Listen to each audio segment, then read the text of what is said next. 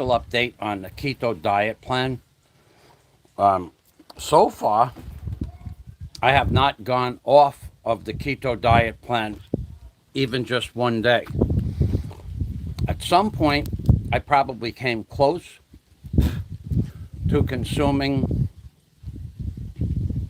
25 calories of carbohydrates on probably 3 or 4 days, but that was just that was 10 days ago. So right now I'm down to about 600 calories per day, all total. That includes meat and vegetables.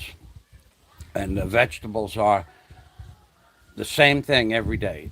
Chinese cabbage, or what is known as Chinese pitchai, which has like a gram of nothing in it per serving. So, and then the rest of it is consisted of lean meat, a lean pork. So I don't know at which I need to go weigh myself. That's what I really need to do. But I have not gone off the diet at all. So in 19 days, I know I lost at least 20 pounds. So that part of the diet is working out well. And I have no desire at all for a piece of bread or a cake or a candy. That stopped when I decided to do the diet. My mind was set that I won't eat any carbohydrates. So my only carbohydrate intake is with the Chinese cabbage with dinner. I bought these carrots. They're about an inch, a little over an inch in diameter, and I have chunks 3/4 of an inch long. And I cooked those up in garlic and fried them in. I fried up garlic, put the carrots in there with the fried garlic, and then I added a little water. And then when they were almost cooked, then I added the Chinese pitchai for about a minute with the burner on, and then I shut the burner off, and then I just let that set for an hour. And that semi cooks the vegetables. So I still taste green pitchai and the fresh taste of carrots, but the carrots are about 75% cooked. And I've had that same meal once a day at 5 o'clock to 6 o'clock for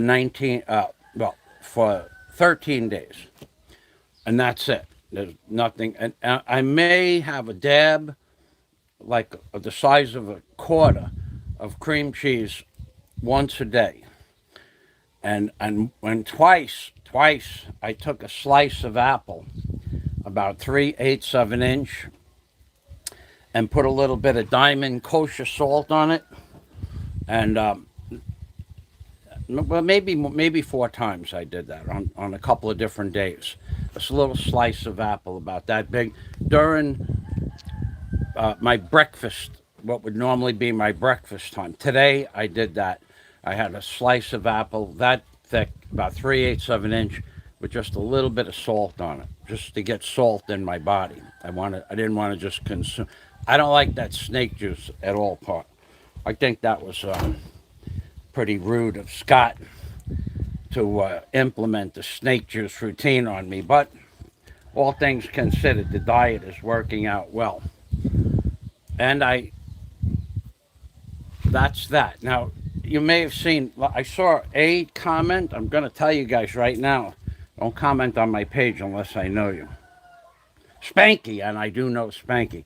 Can I post heartfelt comment? And you are the most welcome person in the world. One of probably 10 people, Spanky. Yes. So Spanky and we don't talk enough. I keep in touch with Spanky sporadically, although I would, if I knew a schedule that you had, or if you have a time, I would love to share what's going on in my life.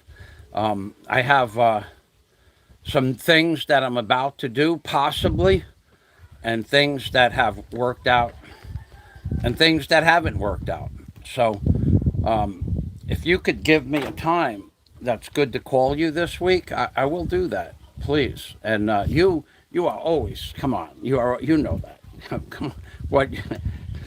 That goes. That was a redundant question.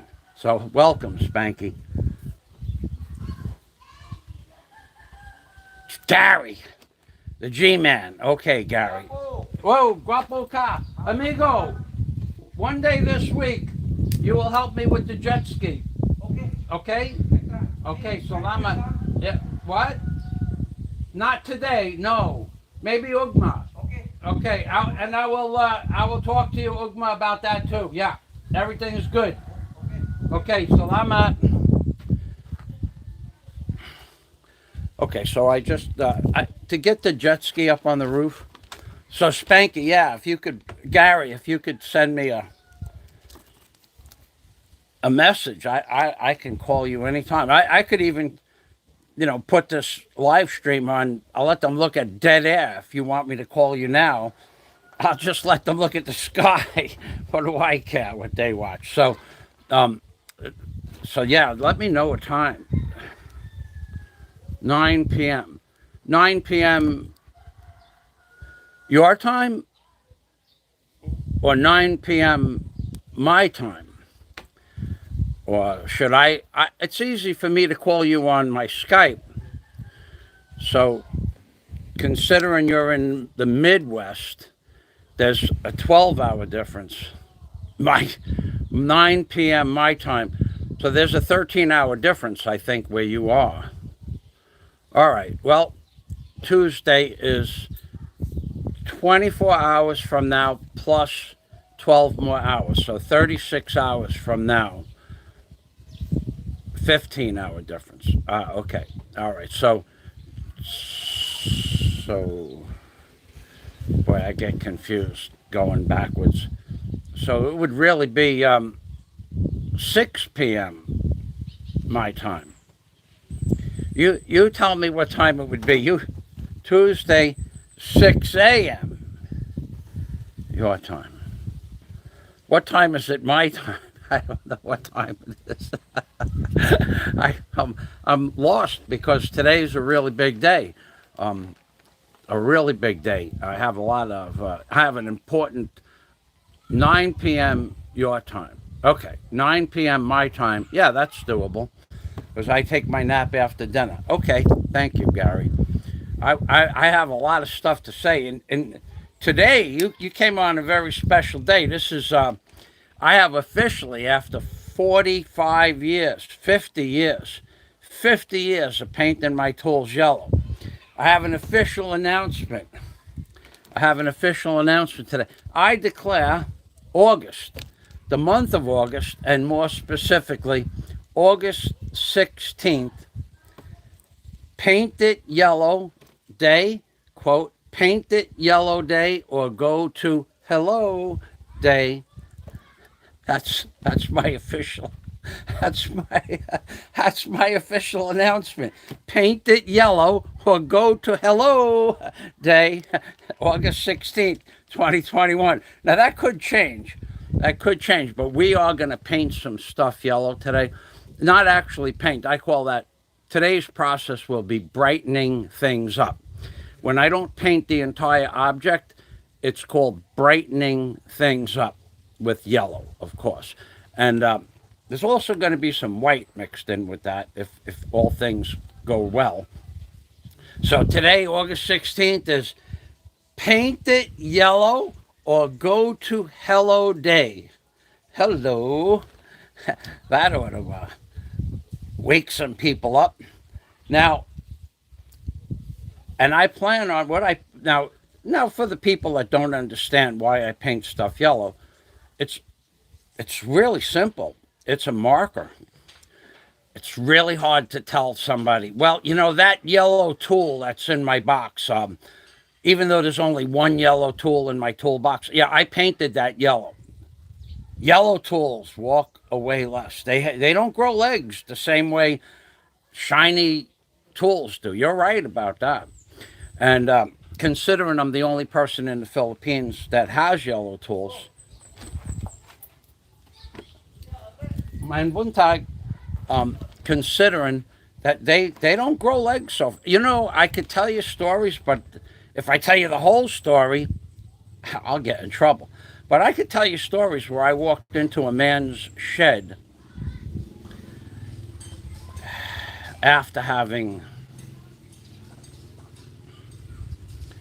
well, I walked into his shed and it was probably, well, I remember the day the broom and the shovel got but stolen off my job. A broom and a shovel just disappeared when I went to lunch. And I had 11 men working for me, and I had no idea where it went. And I wasn't going to fire 11 men, which I normally would have, no problem. But I had a deadline on the White House job on 95th Street. So a broom and a shovel. Now, I had several brooms and several shovels on the job. I had a broom in front of the house to keep it neat because we had wood deliveries, rock deliveries, and dirt deliveries being brought into the backyard for a $150,000 plus deck that I was building. Then I had men that were digging posts with post hole diggers and men that were keeping stuff. I had one man just doing general maintenance, just keeping everything clean and helping doing labor. But anyway, a broom and a shovel was missing around 1982, I guess that was. It was before I had my barge. And then, years later, 5 years later, I went to a guy's house to see his wife, actually. And his wife said, Mikey's home. He's in the back. I said, okay. So I went in the back and I'm looking around and he wasn't like around. And there was a shed in the back of his house, a little shed. And I walked into the shed and Mikey was doing something during the day that he should have been saving for the nighttime. But he wasn't working for me. I just went to see him about his mother wanted a deck built on the second floor of her house, Cookie. And at that time, Mikey and I were really not talking to each other because I had let him go because he didn't show up for work. I let him go. So we were not like best of friends. But I went to talk to him about, even though we didn't talk, and even though he was mad at me for letting him go when he needed a job, his mother and him still wanted me to build a deck for them. So, because I was the best deck builder around, and certainly the best price for the best deck. I walked into the shed, and there is my broom and my shovel hanging on his hooks in his shed. My broom and my shovel.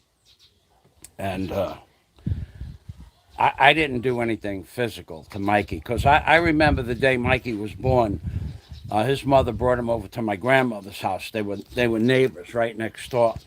And I remember when they took him home from the hospital. And him and I had been friends ever since then. We played together as children. I was about 5 and he was just born. But I did charge his mother a considerable amount more money, unbeknownst to them why, to build their second floor deck. And to this day, there is still a little sign. It's hard to read with the name Zola Craft and my telephone number on that deck. The deck still stands. 84, 94, 104, 27 years later, the deck is still standing proud. But Mikey paid for that. He paid for it in multiple ways. But my tools are my tools. I don't like people stealing my tools. And because I liked Mikey, I kind of let him get away with it physically, not monetarily. Monetarily, he bought me 100 brooms. So today is officially Paint It Yellow or Go to Hello Day. Hello.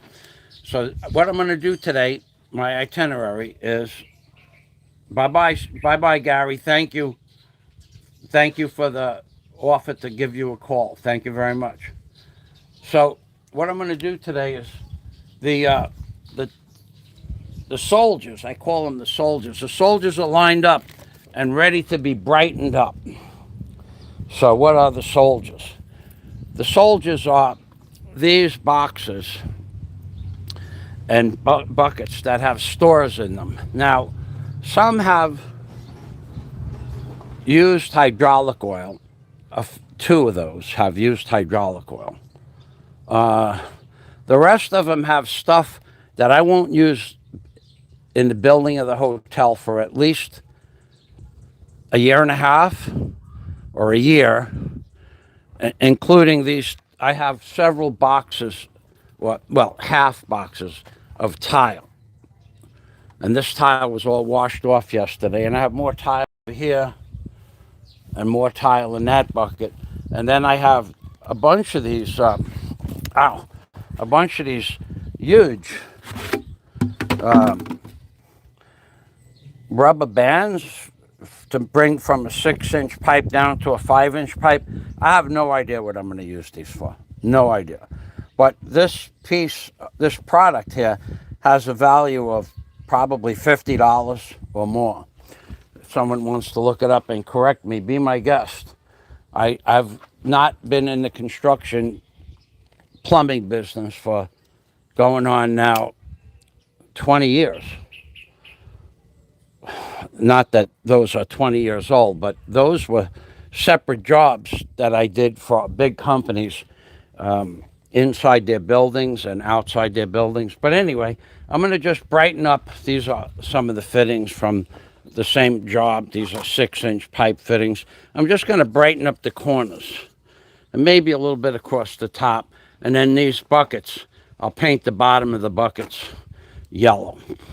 This way, you know, it's hard to deny that where those buckets came from if they end up in somebody's backyard. And before the live stream, I already prepared for paint it yellow or go to hello day. Well, there's the yellow paint. There's water.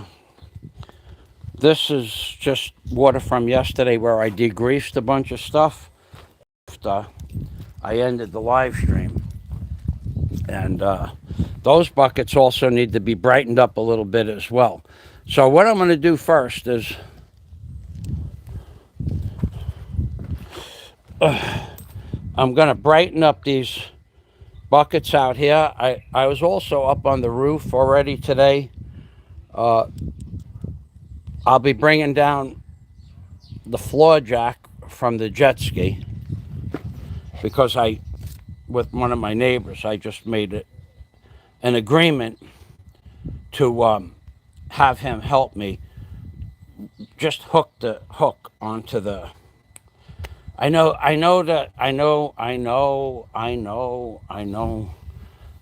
that it's a big day, and paint it yellow or go to hello is. I stopped talking about that for a minute. I know you guys are out there loving it, but things just have to go on. So I'm going to bring down the floor jack. I don't need that up there anymore. I have a huge wrecking bar up there, a 40-pound, 35-pound wrecking bar, 30 pounds. I don't know how much it weighs, but I don't need that up there.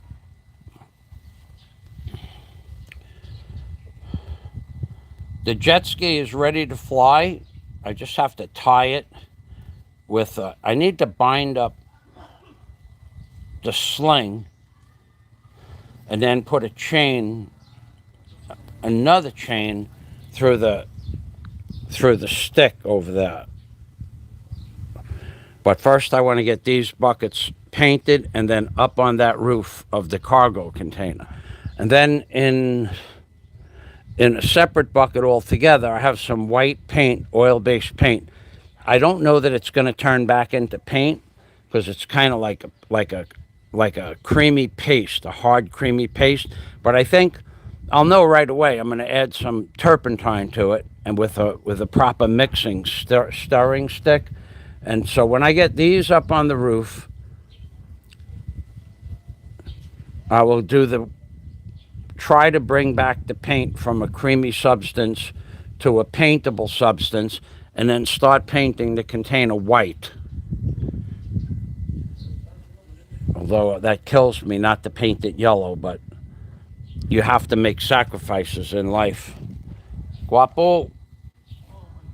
May buntag pod.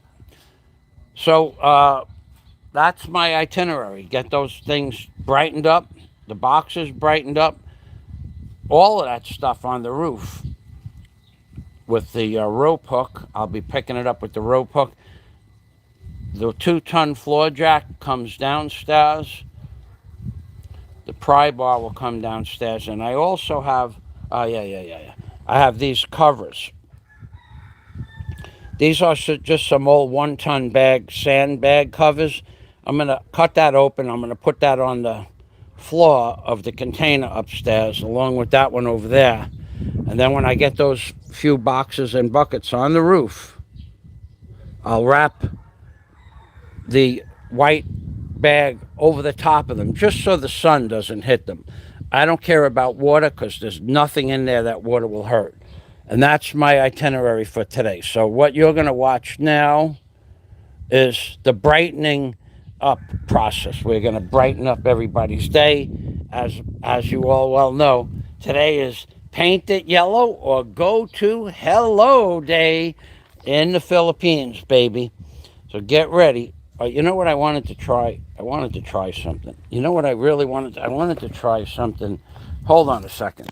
I read an article last night on how to take a picture with this camera while I was live streaming. So you turn the volume key down and you take it. It didn't work. Yeah. You're supposed to be able to push the volume key down, and then it's supposed to flash. It didn't do that. Okay, I guess I have to turn something else on. Gadgets. I ought to paint the damn thing yellow, but maybe it'll work better. Okay, that's it. So get ready. Get ready. The paint is about to, the yellow paint is about to flow. No, we'll have to do it this way.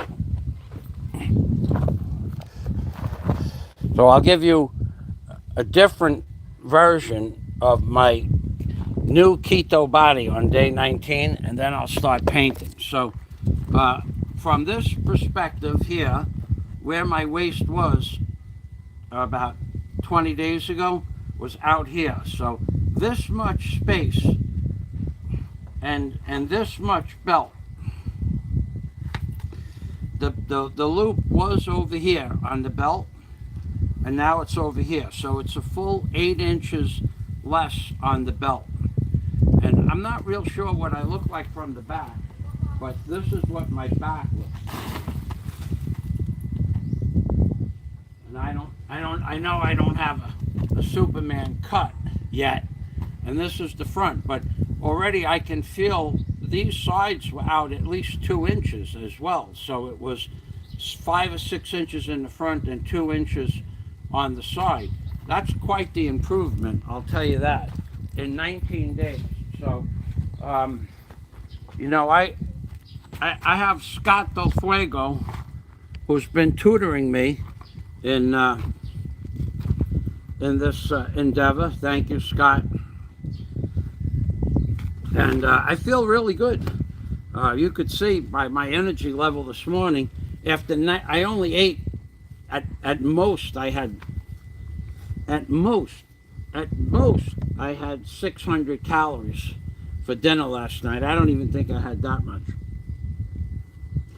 I did find out that the keto diet plan is mushroom friendly. When I went to the city about 2 weeks ago, there wasn't a mushroom in the entire building. Not even, no one, because they're too delicate. And Filipinos are not going to pay 250 pesos a pound for bruised mushrooms. So if I want mushrooms, I think I might send away they have mushroom kits for $3 in Lazada. So anybody that wants to grow mushrooms here in the Philippines, that's how to do it. You can buy mushroom kits from Lazada. So let's get this show on the road here.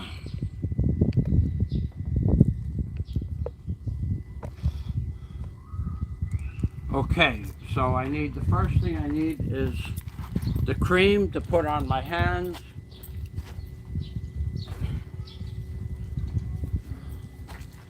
And then I need to put the yellow paint on top of a set of milk crates.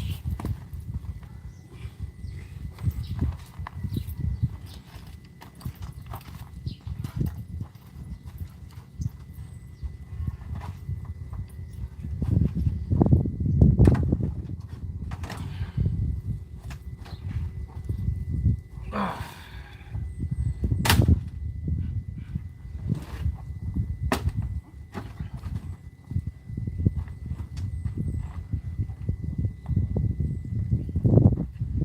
not sure what you can see. I have to adjust this a little bit. I don't want you to miss any of the yellow painting process.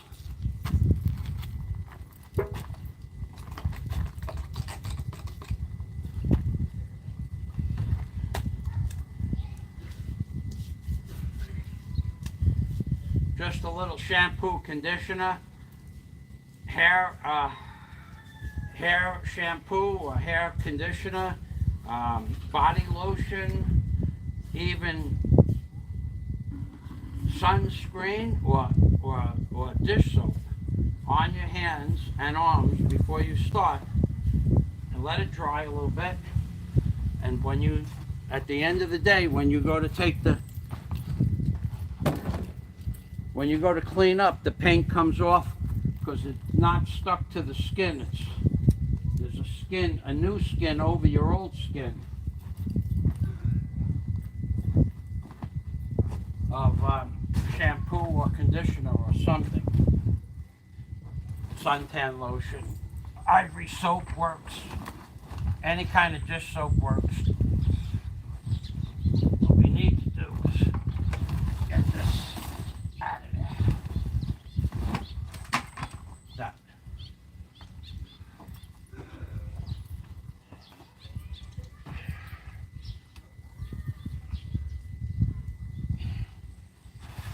Oh, you guys should go check out the pinned comment on my page from yesterday, day 18.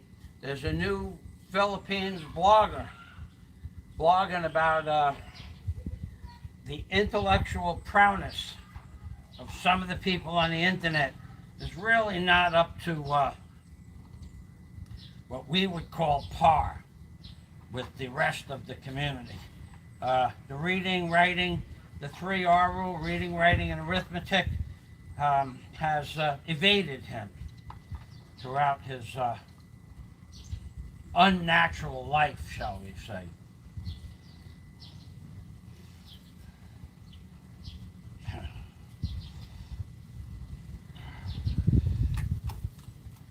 All right, there's not going to be a lot of paint on this stuff. We're just brightening it up. We're not painting.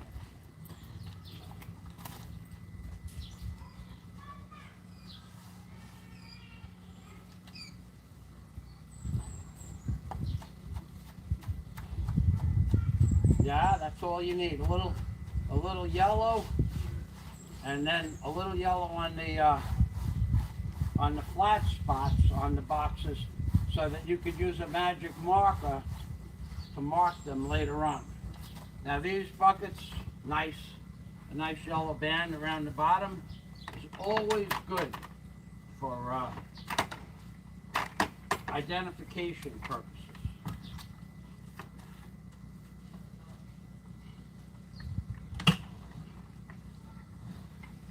And then you could use a magic marker on here to mark off what's in the buckets as well. So,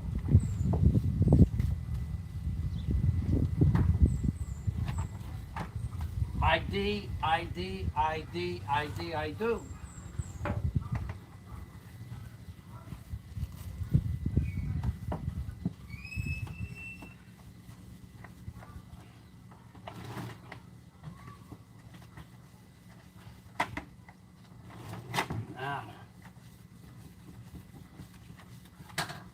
Now some people would say, what, why?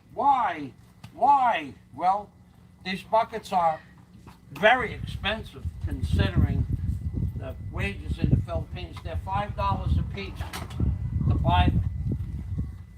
And I don't need them walking off the job when I'm doing work. So they'll probably get numbered as well.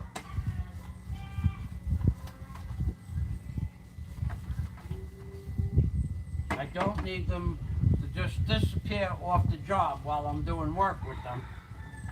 And it would be easy enough to happen because, who can keep track of buckets? So if the buckets are yellow and each one has a number on the bucket, I won't be losing my sand or rock or cement bucket measuring device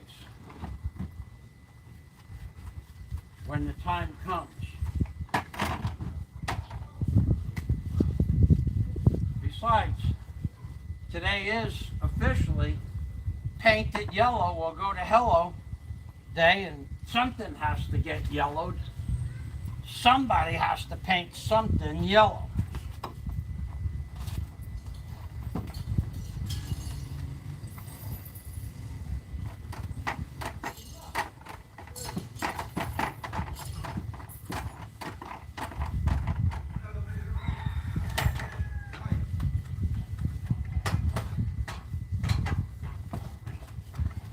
Paint it yellow or go to Hello Day. Today's the day. Today's the day. Paint it yellow or go to Hello Day. Yeah, baby.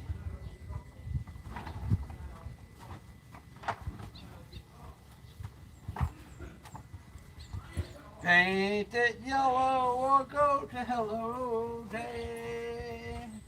Today's the day to paint it yellow day.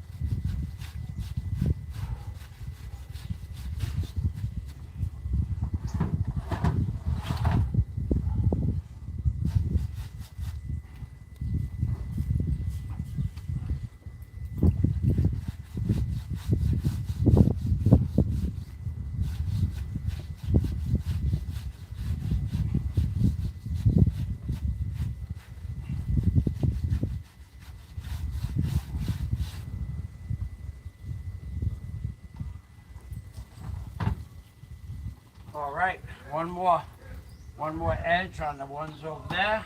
Turn them around, and then we'll go to the empties.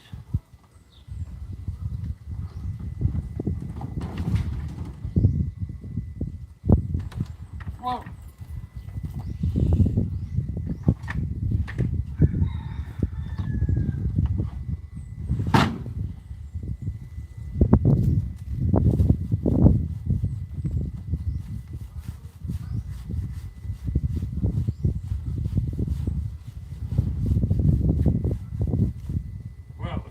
had Pelican arms, that probably would have dropped. 2 hands on this one. This has got to be 70 pounds of tile. Or even if I had Pelican Plus arms.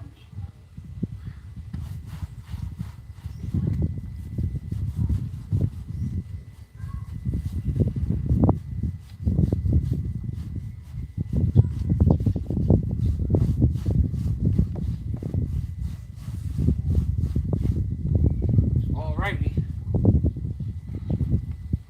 Now I have some empty boxes. Well, I have empty boxes.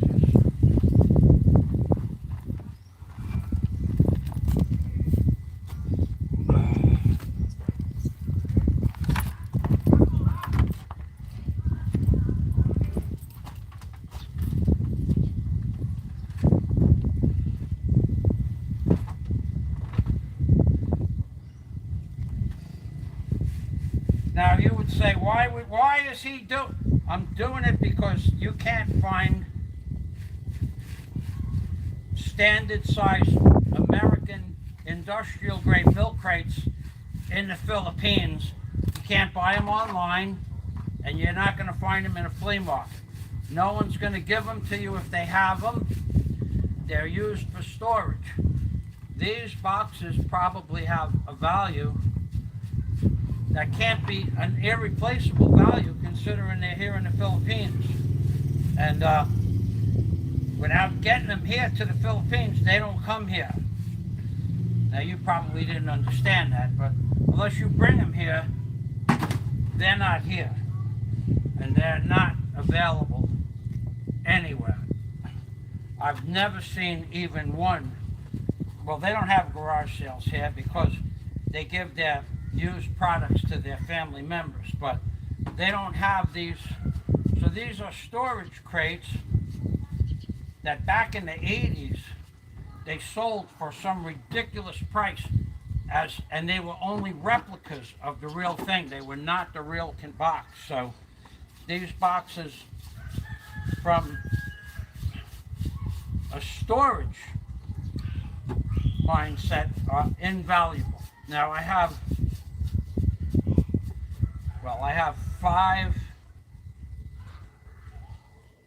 4 empties now, and I'll have these filled up by the end of the day.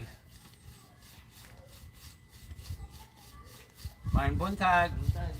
Salamat.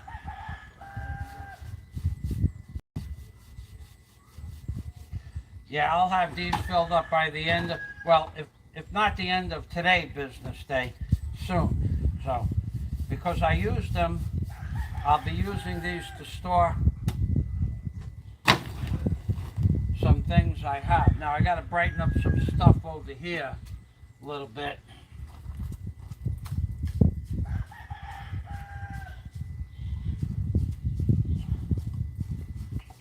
Then as soon as I'm done brightening up on paint it yellow or go to hello day, as soon as I'm done with this, I'm going to go get the ladder, open up the ladder so that I could get up on top of the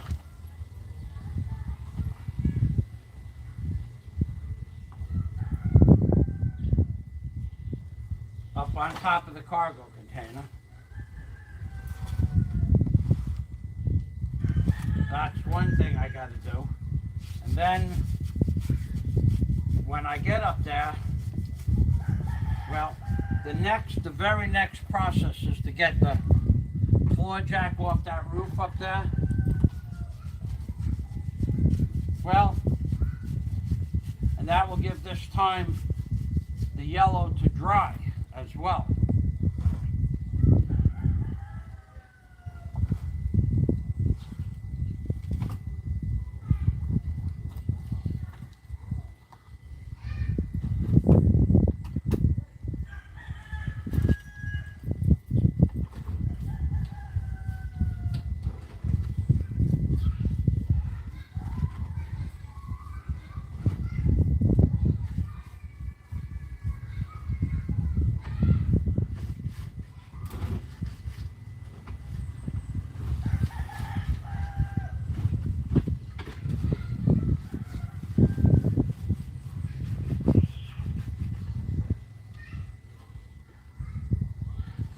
Ha, ha, ha, ha, ha, ha, ha, ha, ah, ah.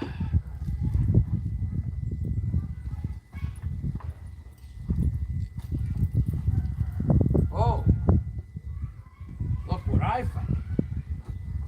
Ha, a hideout, a hideaway, a stowaway bucket. A stowaway bucket. Oh, we can't have that. Let's get this bad boy. We'll give him an extra yellowing. Yep.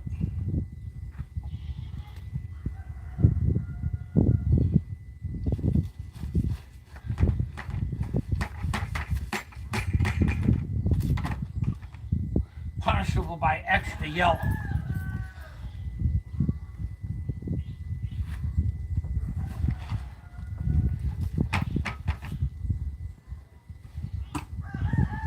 So this all took about 20 minutes to brighten everything up, but I also marked my goods.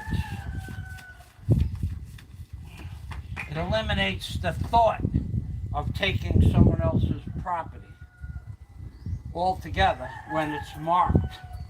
When it's not marked, well, maybe we could put that in my closet and no one will notice. But when it's marked, it's a different animal.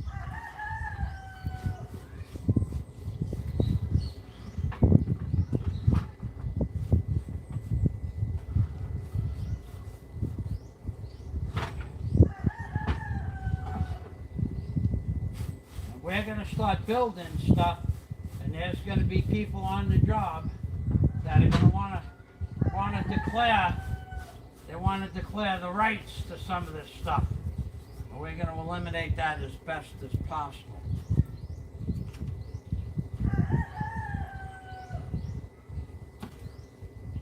Okay, so 2 more crates on the bottom here, and this is done. Now, I don't know that I'm going to put, I'm not real sure if I'm going to put this up on the roof. Okay. That really don't belong on the roof.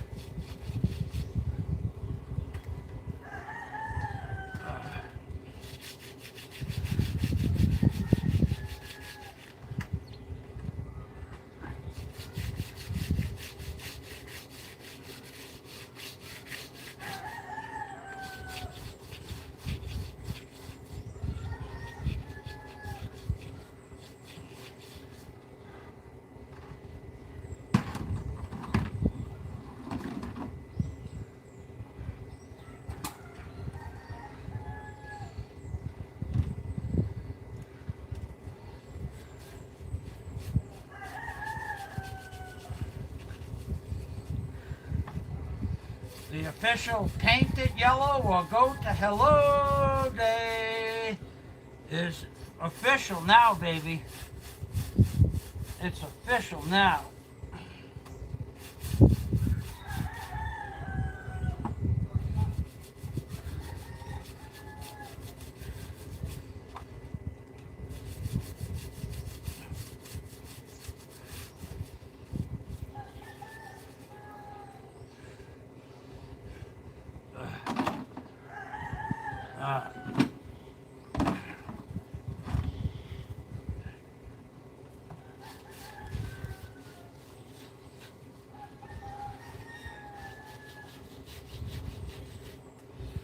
Okay. I don't see anything else that needs my immediate attention.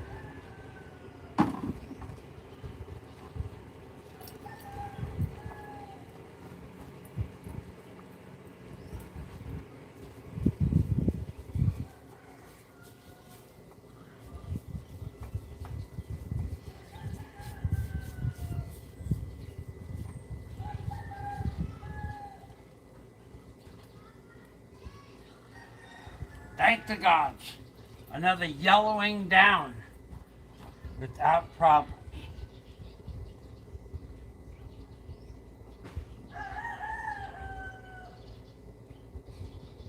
Dun, dun, dun, dun. Oh, I do. I do see. I see more. I see things that need a little yellow. I see things that will be yellow soon. Today is yellow. Paint it yellow or go to hello day.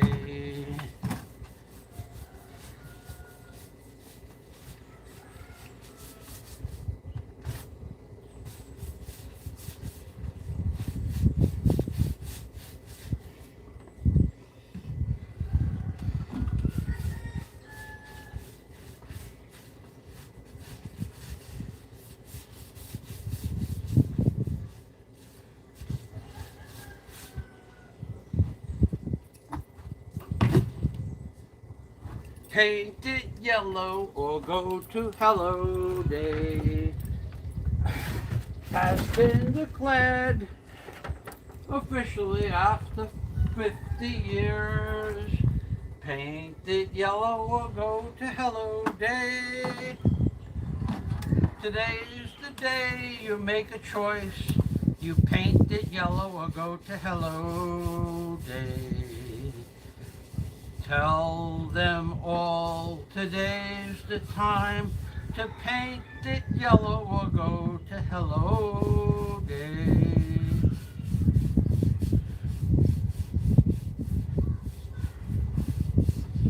Paint it yellow or go to hello day.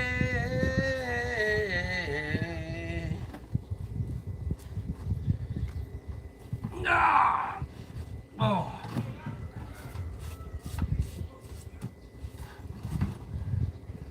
Paint it yellow or go to hello. Hello, hello, hello, hello. Paint it yellow or go to hello day, day, day, day, day, day, day, day, day, day, day, day, day, day.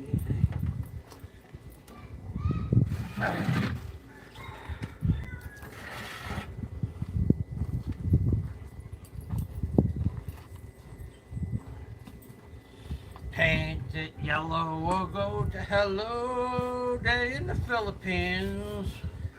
Officially declared on August 16th of 2021.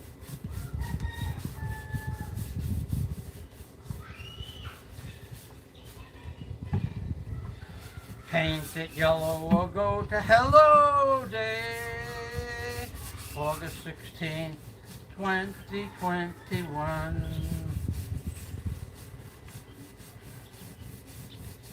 Hey, there's a volcano erupting in, no matter how many times I watch that channel, I don't remember where the volcano is, but it's been erupting since January. They estimate 20 cubic meters per second is coming out of it, but on some days, I think that number goes up to 50 cubic meters per second. So that would be the equivalent of that cargo container 2.5 times every second coming out of a volcano.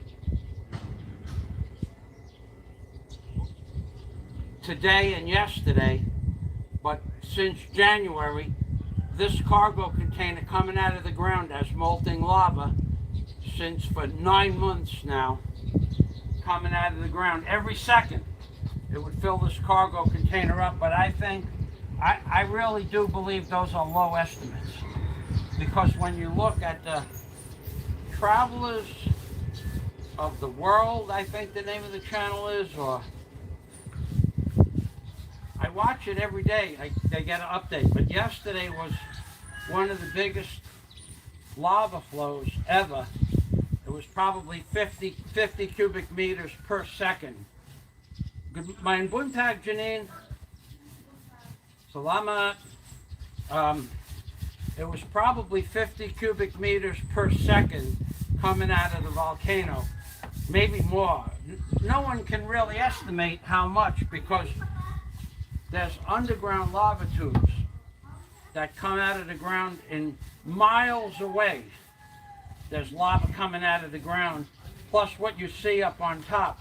And every day the guy flies some kind of drone over the top of the volcano and gives you a bird's eye view, 360 degrees around there. It's pretty cool. And what I'm wondering is cubic miles, not cubic yards or cubic meters, cubic miles of lava flow has literally come out of the ground, which has to be forming a void in the ground somewhere, right? Well, where is it going to collapse? Is it going to collapse under the ocean someplace? Is it going to interfere with Yellowstone National Park, and which is one of the biggest dormant volcanoes in the world? Is it going to interfere with that? Where is the void? Where and when is the void going to make an impact up on our side of the earth, considering cubic miles have come out of the ground? It's spreading. It fills up entire valley, mountain ranges, valleys that are hundreds of feet deep and thousands of feet wide. They're full, right? They're actually full. They're filled up, and it goes on for, I don't know how many miles, 3, 4, 5 miles in several directions. So if you guys haven't seen that volcano erupting, the last 2 days is a big lava flow, a big one.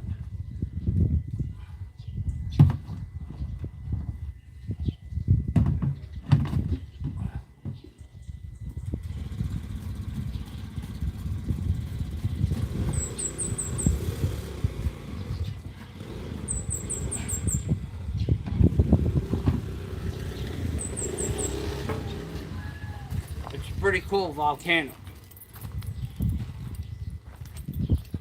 But what up on the top side of Earth, the top side of the flat Earth, what is it going to affect? What is it going to, where is there going to be a cubic miles of depression?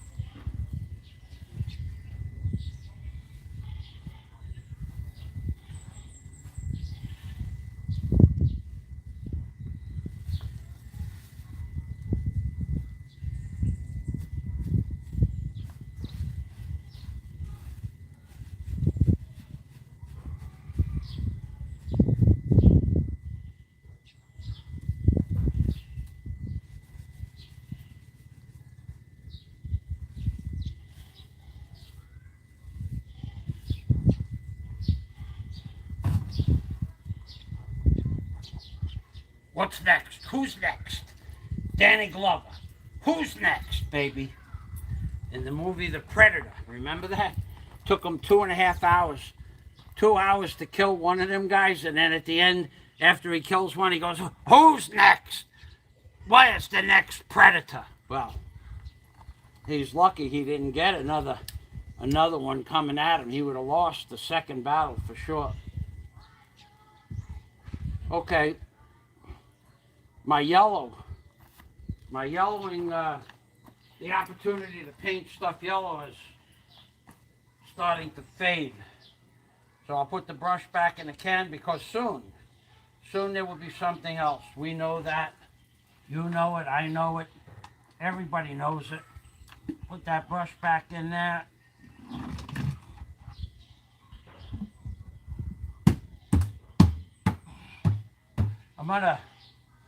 I'm gonna check the comments actually. See if any of my friends showed up. I was gonna declare a no comment day today, but I forgot to push those buttons. So I'll just have to block you. We have audience participation day today. No comments except from a very good friend of mine, Gary, who is Spanky9067. Alrighty. I'm actually thirsty. You know, I did not drink water today, actually. Only for my pills. So, I need to lower down the jack.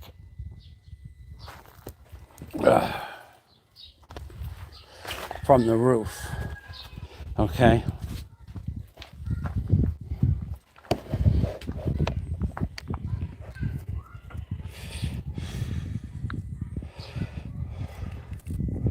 So right there, up on top there,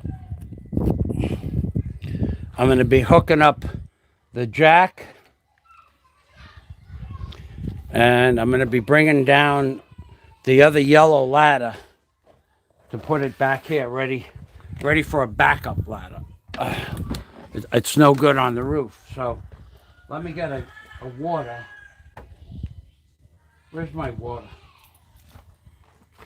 Oh boy. I don't have water out here. I have water upstairs. I'll be back in a minute. I gotta get water.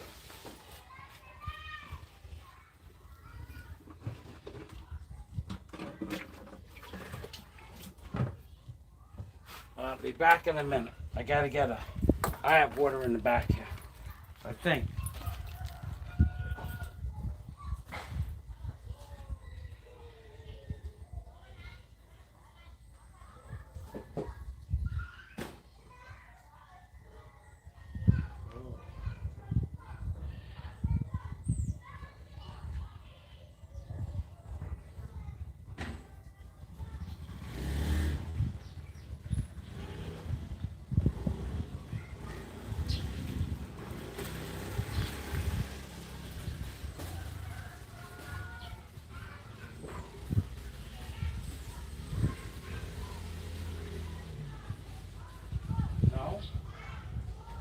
Don't.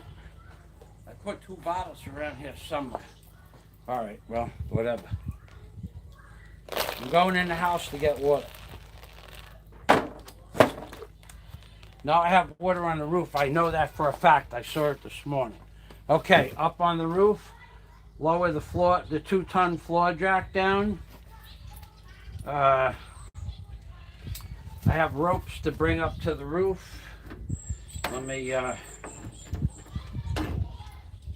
Let me get them out of there.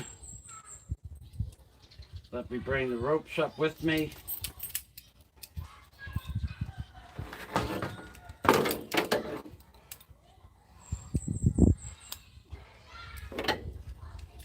Okay.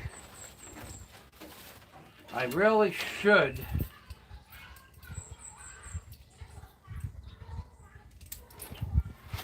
boy. I really should be covering up the jet ski. It's been open and exposed for going on a month now.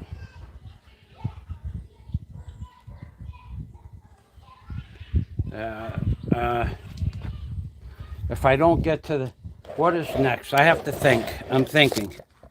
I had such an exciting morning. In Paint It Yellow, we'll go to Hello Day opening ceremony. I got so excited. I forgot my itinerary.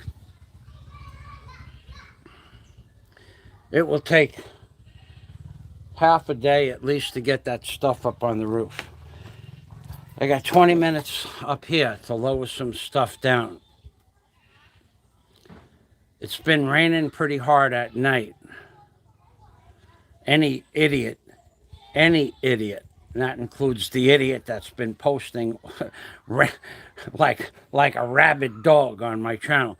Any idiot can look up that this is coming into the rainy season in Bohol, and it's been raining every day, a little bit here and there, every day. But we have the intellectual giants on my channel that can't look up Bohol weather report and then the date, and they can't look that up because it's beyond their comprehension. These are the illiterates of YouTube. And if you read the comments, they justify what I just said in and of themselves. The ignorance is just phenomenal. So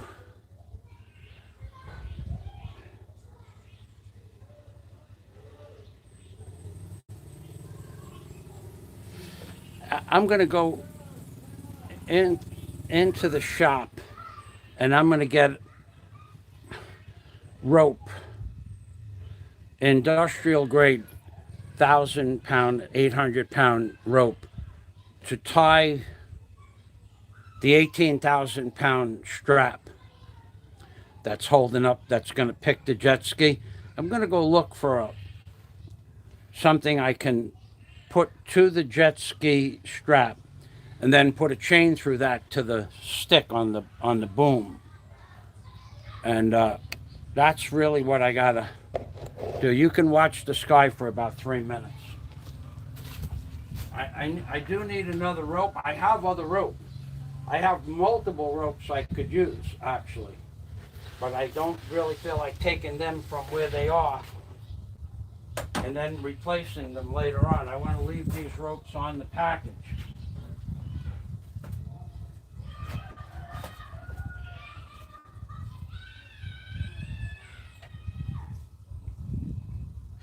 I'll be right out.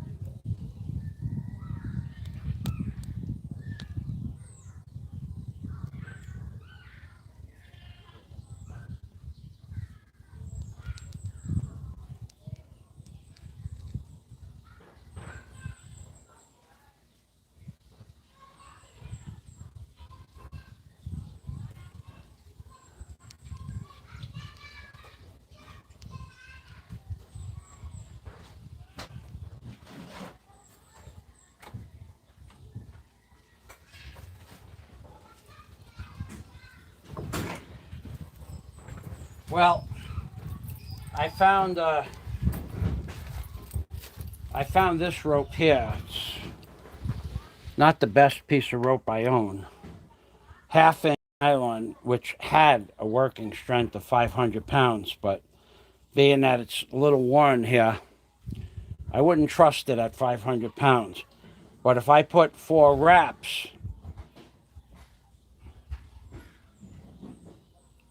on here, double, 4 times double, that should hold up 1,500 pounds, which is more than what the jet ski weighs. And then I have another piece of rope here that probably has a workload of 200 pounds. And if I put 5 or 6 wraps of this, I'll be good for 2,000 pounds to pick up for the pick on the jet ski. I'll be well within safety limits for the pick itself. Well, let's go up on the roof. I need water. I need to get water. I'm thirsty.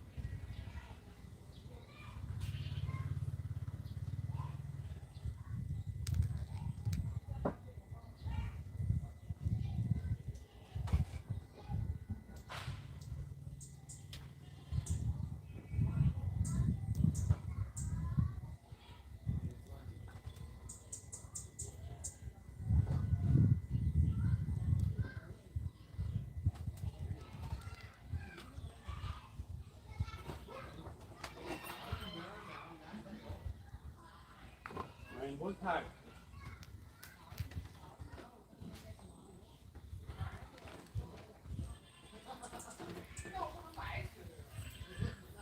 Ryan, what's that? Ryan, the bee put. Did you catch anything? Any fish? A lot? A lot, not. Oh, yeah. Oh, you're working with the tank, not allowed. Yeah. Keto. Okay. You have a nice day. Mayan buntag. Mayan gabi. That's right. Mayan gabi pod.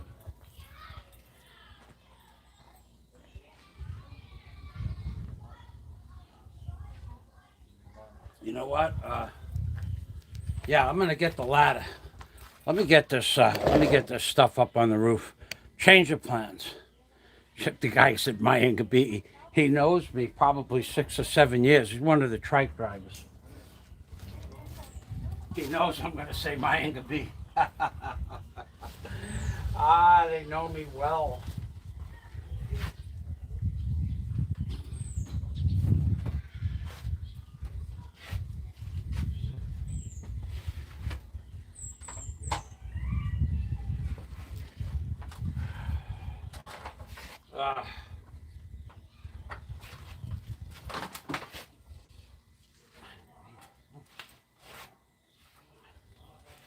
They know me well.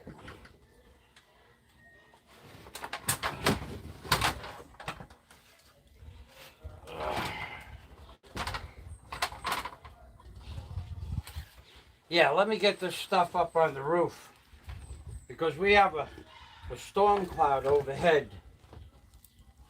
Might as well finish getting this crap off ground level.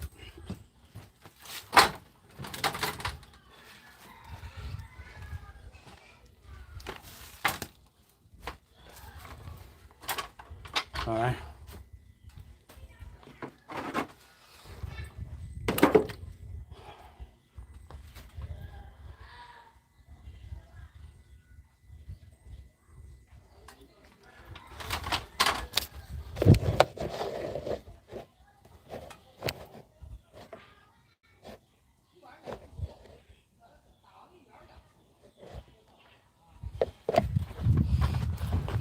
Huh.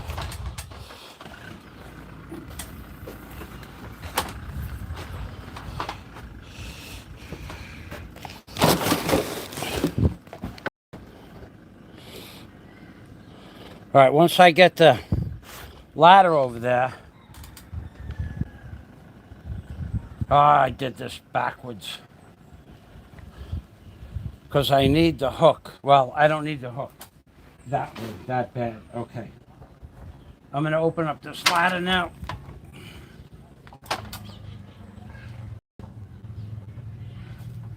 Yeah. I'm going to open up the ladder.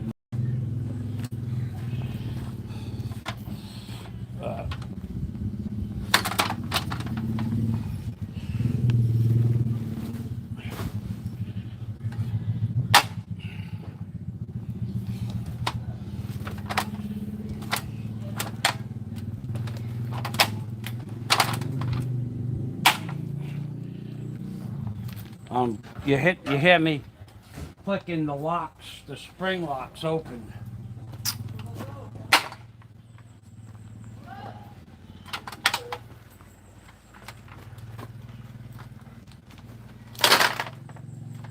Now, the locks, one lock closed and one lock, all right, both locks closed. The other day, I did this and only one lock closed.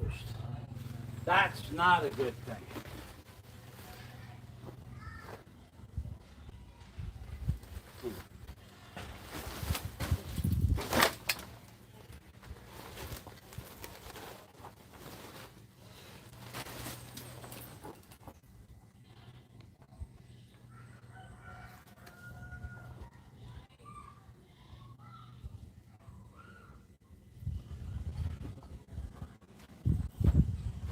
Ah.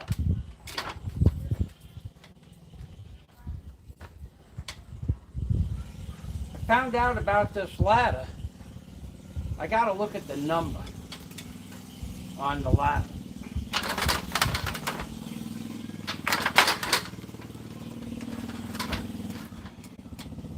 What number is this?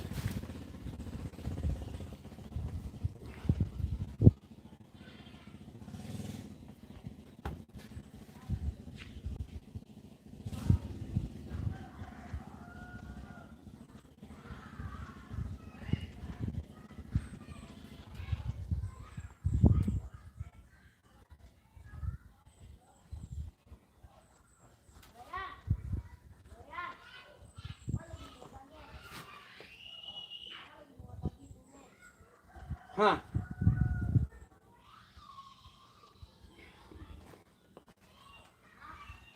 It's an M26, just as I thought.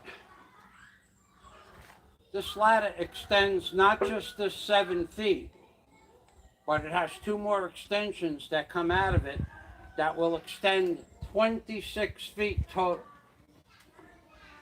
Now, I would go up and extend it at 26 feet. I would go up it no problem at all. But you'd have to figure out a way to secure it before you went to the top of 26 feet. Pretty much on any ladder.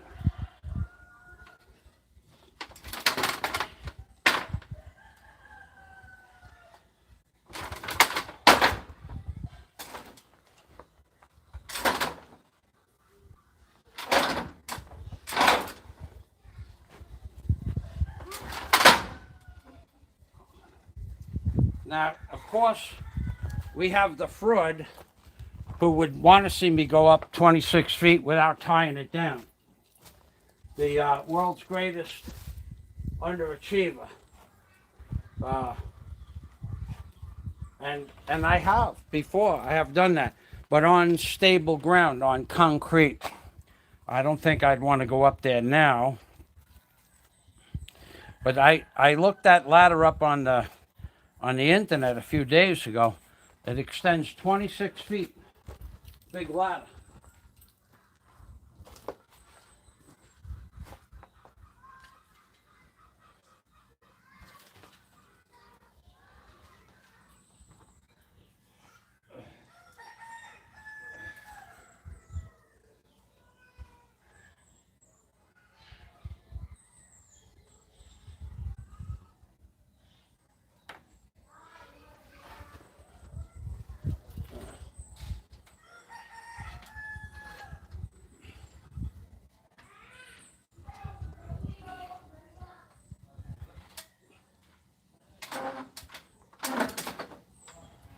Okay, that side can't fall that way. Impossible for it to slide that to the left, to the right. Now let's make it impossible for it to slide to the left.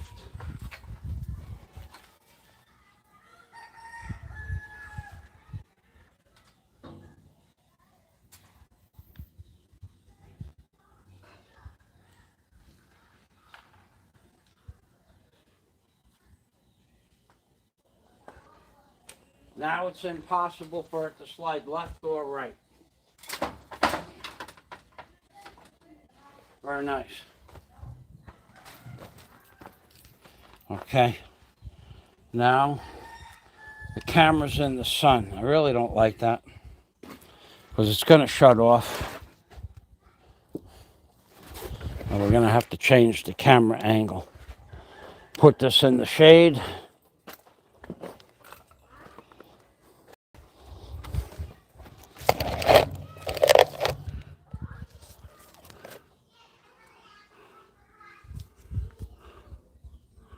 Huh. Let's turn this around.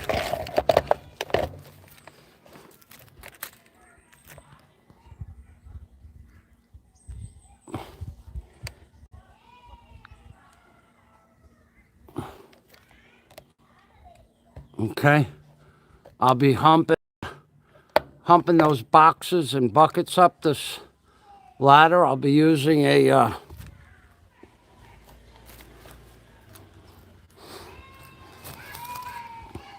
hook to hook some of the buckets, and I'll just be grabbing some of the other ones.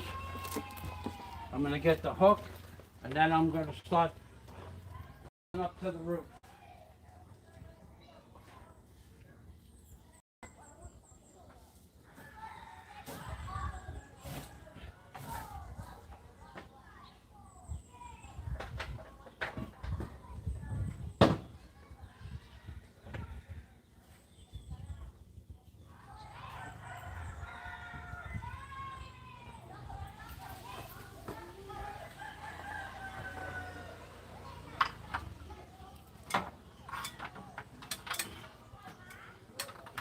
Oh, the creep got his hand in his. Take your hands out of your pockets, creep.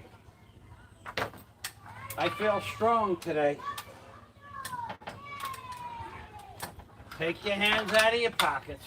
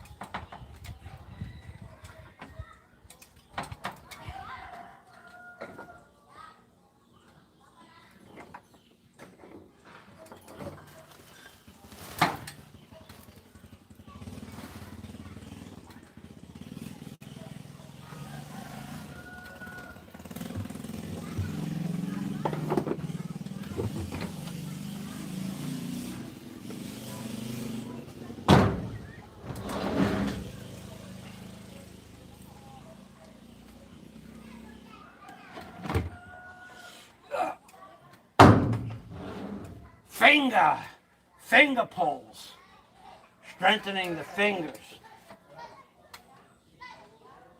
You know what always amazed me? Those people that climb the mountains and they stick their fingers in a little crack and then they hang their whole body weight on 3 fingers or 2 fingers. That amazes me. That just freaking amazes me. I don't care how thin they are and how strong they are.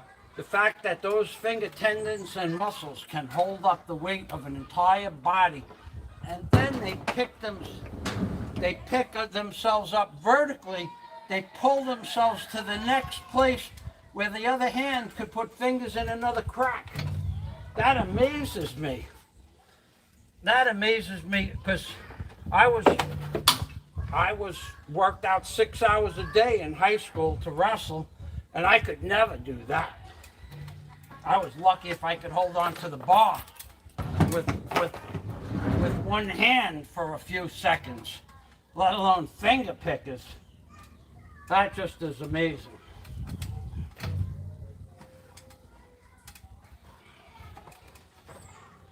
But then again, most of you don't watch any real life videos.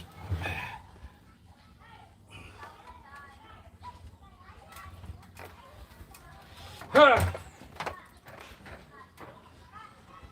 Huh.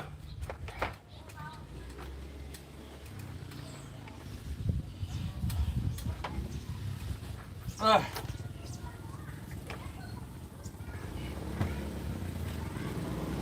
ah!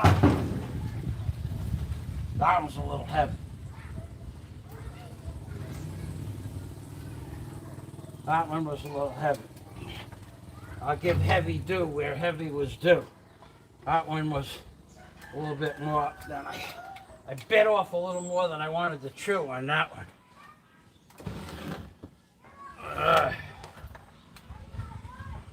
This one is right up there with that one. I think I'll go up another rung. It worked last time. It worked this time too.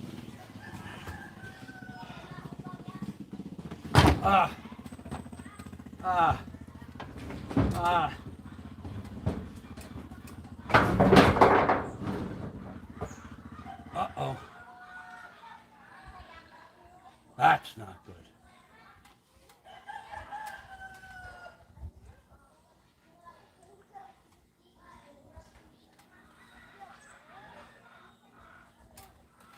Well, it is what it is. One of the buckets tipped over, but not a fluid bucket. A bucket with spray cans.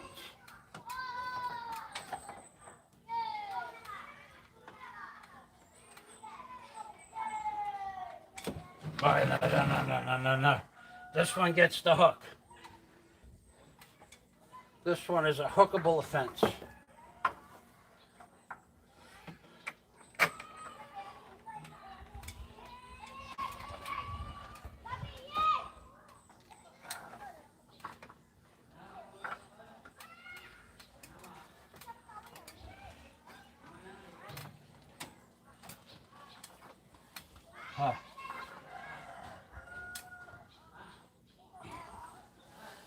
All right, we have a turn on the top of the ladder. We're going up an extra notch here. And we're going to take a little and we're going to bind it a little. So take a little and lock it. Take a little and lock it. Take a little and lock it. Take a little and lock it. I'm going up on the roof to lay down the floor cover for the back of the container. As soon as I get this up on the roof. Now, I should be able to pick this up. Oh yeah, baby. I'm going to go put the cover down on the floor back there. And I'll be right back. And then I'll come down and start bringing up the tile.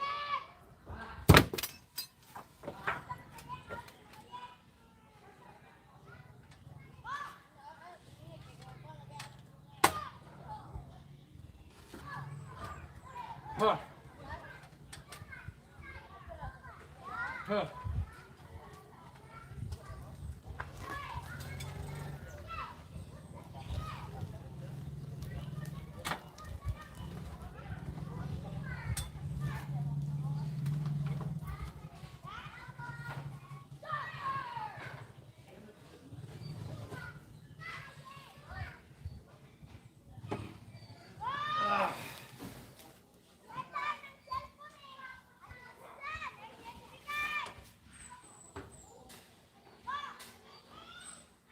Huh.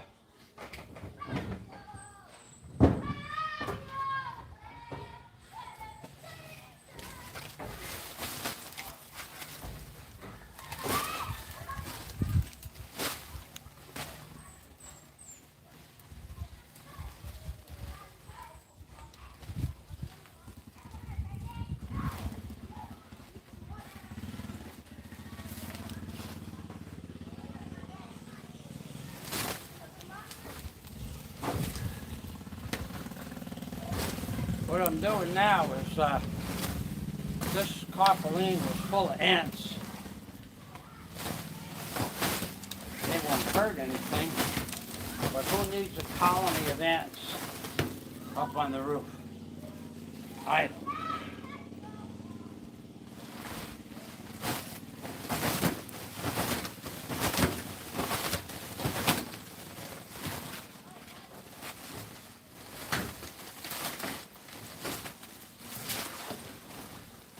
Okay.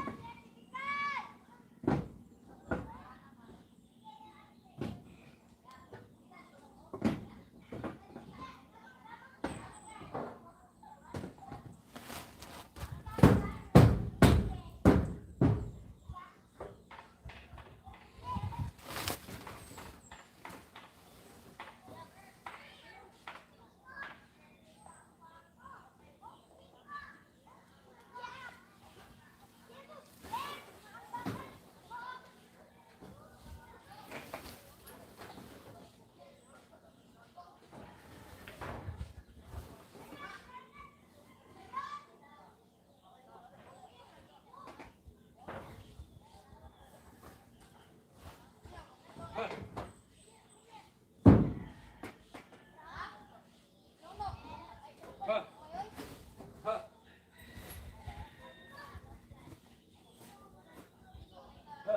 Huh.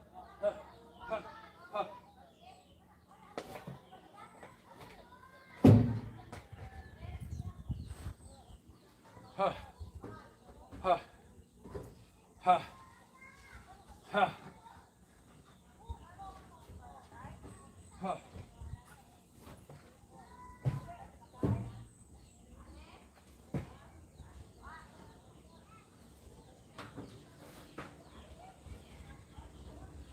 Huh.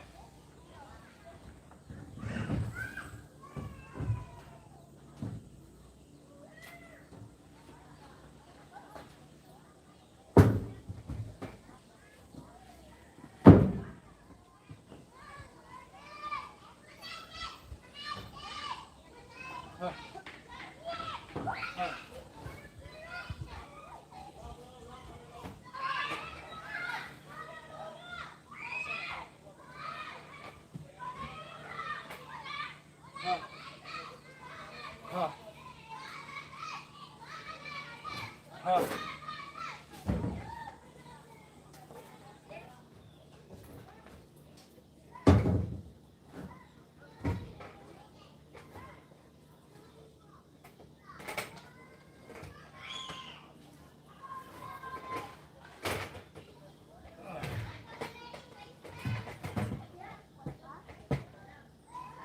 Huh.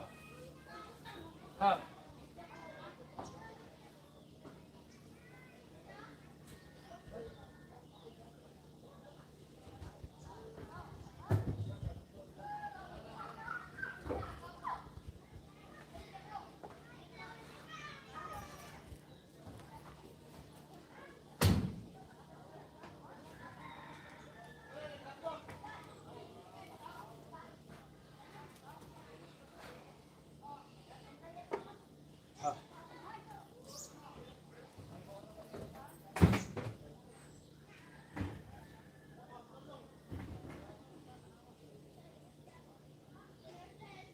All right.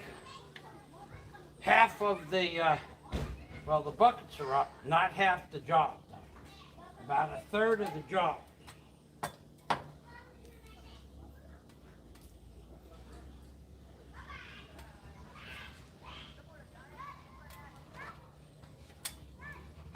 Take your hands out of your pockets.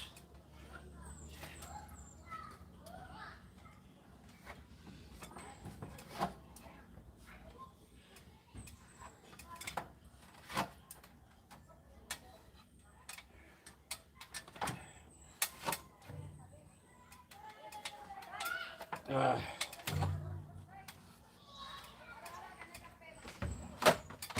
uh,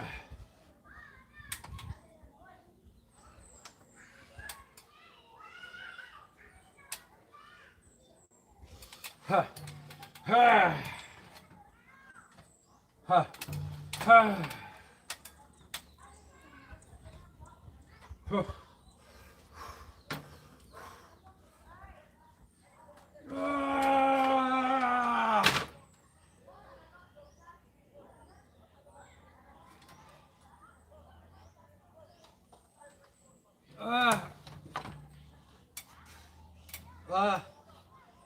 Oh no. Ah.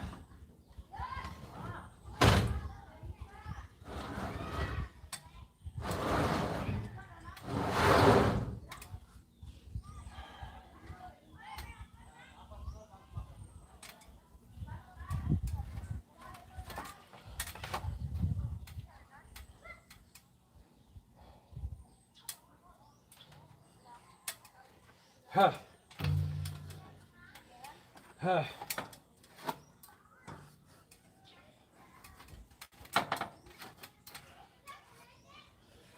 Huh.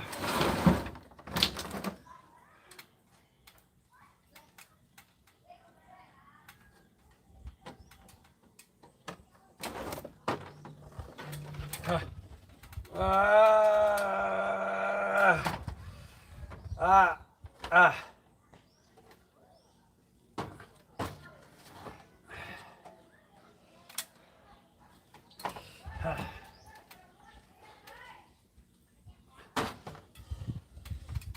Ah. And now to the roof. To the roof.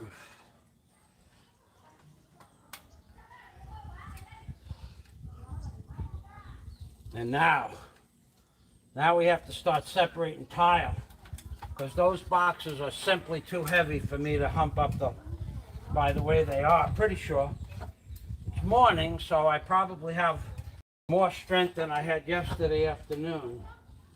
But no, main buntag. Salamat. Wapo ka. Salamat. Oh. Right.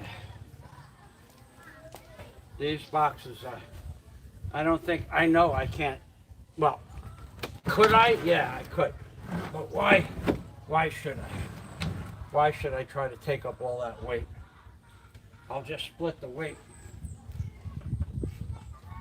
And then when I get it up to the roof, I'll fill the boxes up solid, one end to the other. And then I'll have, for every 2 boxes I bring up, I'll have an empty box.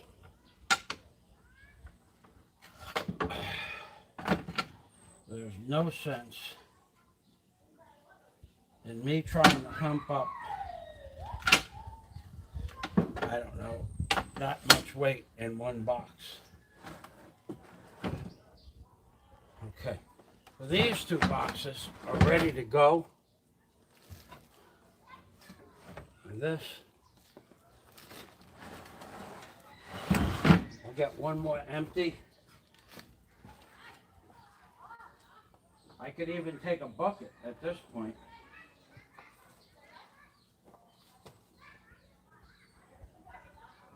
Yeah, I could use a bucket.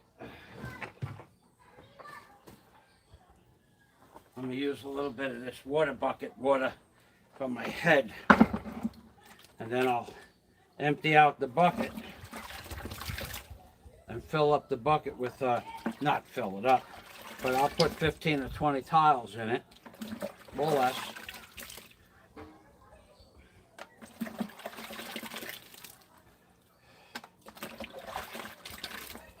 Huh.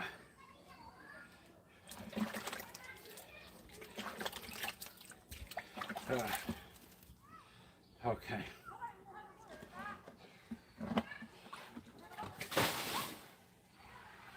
Yeah, baby. Buckets are easier to hump up anyway. They have finger grips.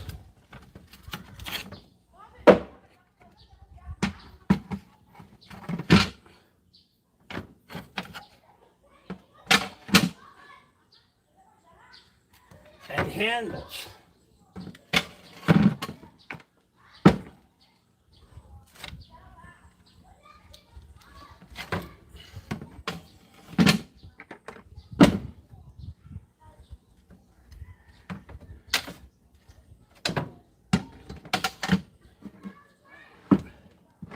right, I'll get these.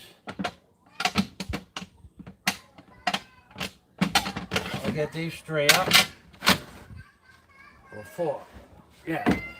I'll get these 4 up. And then I just have to come back down for 2 more boxes, 1 with tile, 1 without.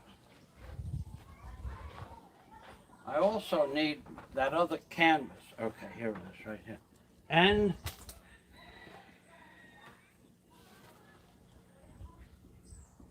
I need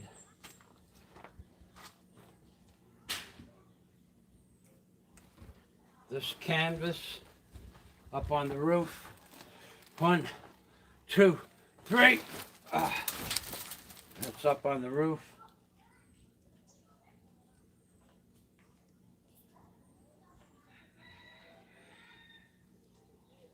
And then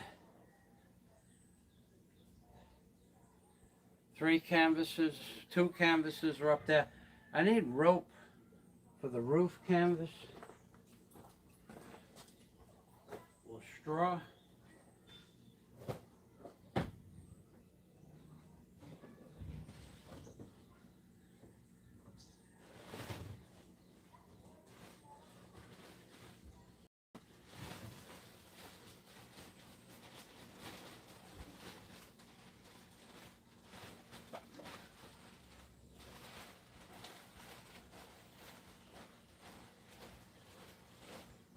I don't have it.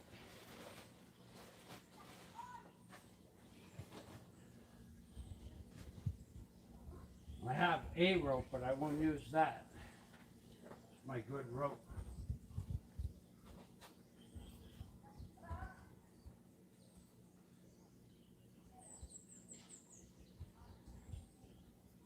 I'm gonna have to leave that. I'm gonna have to leave that for last. I'm gonna have to leave it for last. Oh, there's another box of tile. Yeah, what I could do is just take, literally, well, I could literally take a box of tile, 2 boxes of tile, and just put it up on top of the tarpaulin, or I could take this huge piece of lumber I have over here that's doing nothing,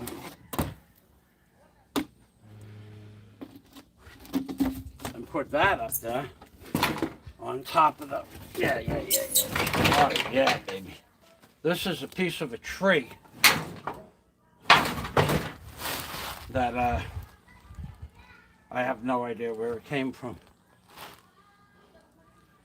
I have no idea. Probably found it on the beach because it's not termites, and there's no termites in it, and it's been laying here for years, which means it had salt water impregnated into it. So termites will not go in wood that's been soaked in salt water. Not that I know of. So that had to come from the beach. I'm gonna check the comments now. I'm gonna check see if any of my friends came. Friends only. You guys better get that through your head. It's a friends only channel. And you know what means friends. Nothing says friends better than a Benjamin's. Hawaii Flaccid Fool. Now, he's not a long-term friend. However, he is a YouTube vlogger with videos on his channel. So I allow him to make comments. And he's actually posting some older videos, and some video he posted where I flew the cement mixer up to the roof. I asked somebody to cut it from the 3-hour on mark, and he was kind enough to do that. So that in and of itself, an act of kindness towards the man who paints everything yellow, is worth a lot more than Oh, what's going on? How you doing? You're looking good. No, do something for me, and I'll do something for you. Hello, Hawaiian. Johnny Adriel. Rabbi, you should tie those buckets up to a rope and haul them up.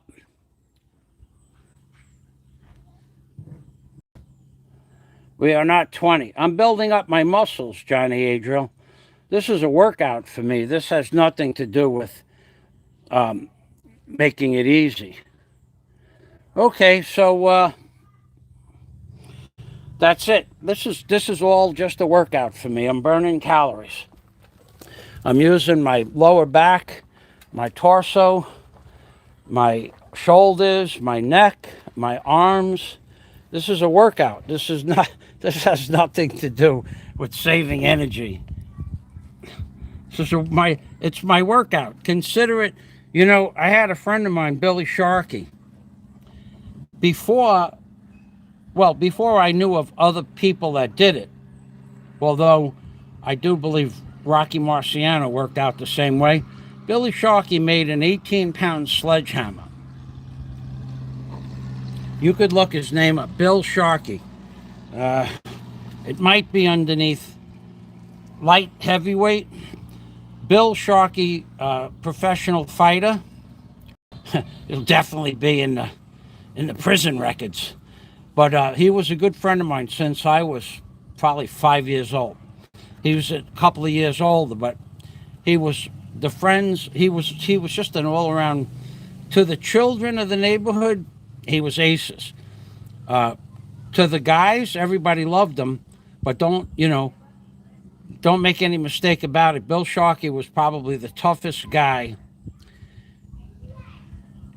coming up when I grew up. Well, he was the toughest guy. Anyway, he went on to fight, I think it was Mike Weaver, or just before the heavyweight title, and he lost by a decision. He didn't lose by a knockout, but he gave Mike Weaver, I think it was Mike Weaver, 11 pounds. So he gave Mike Weaver 11 pounds and got in the ring with him, and Weaver couldn't knock him out, or whoever it was that he fought. But anyway, he had an 18-pound sledgehammer, and he would go into the forest, because we all used to hang out upstate, or he would find an abandoned automobile locally where we lived, in an empty field, and he would beat that car flat. He would just beat the car flat with the sledgehammer. One day he'd beat the trunk lid in, and then the sides of the car, and the next day he'd beat the hood lid. The next day he'd destroy the motor. The next day he'd destroy the roof and bring it down to the chassis, and he would beat the car into shrapnel. It was a workout. It's just a workout. It's just a different kind of workout where you feel like you've accomplished something rather than pumping iron. So when I grab this stuff from these weird angles, it builds up muscles.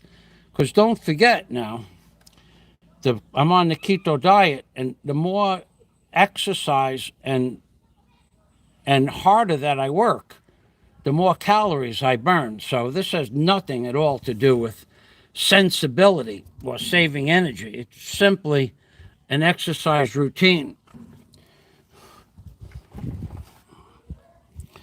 And I feel very comfortable doing this, so I'm not worried about it at all.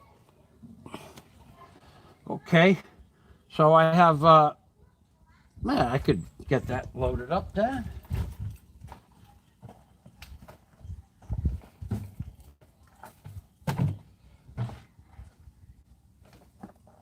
I could load up this box of tile right now. I got a few tiles in this box, too many. Oh, quite a bit more. Take five out. Take 6 out, leave 6 in. Now I have 2 easy buckets instead of 1 hard one. Although I could have done either one. No problem for me. Okay, so I have 2 more boxes on the ground. I'll bring up that wood for the canvas cover.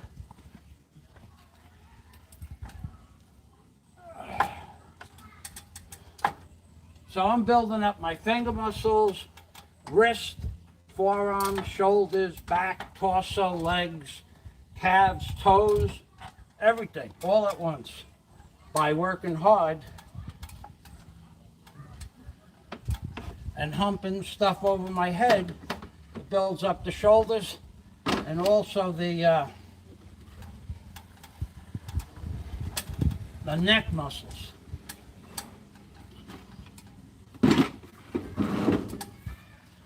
You know, the ones that Michelle Obama has, them giant neck muscles.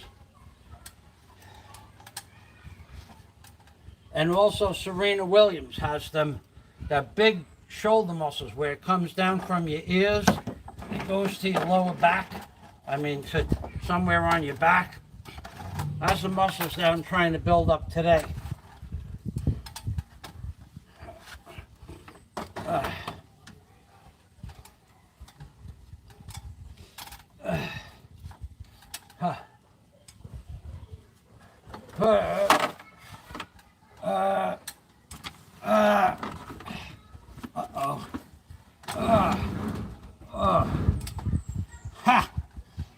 We almost didn't get that push.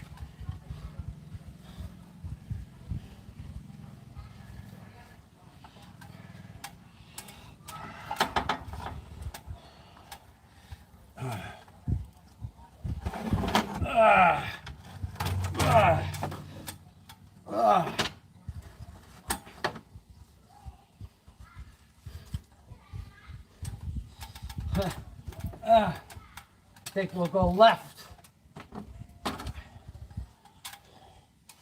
with this box here.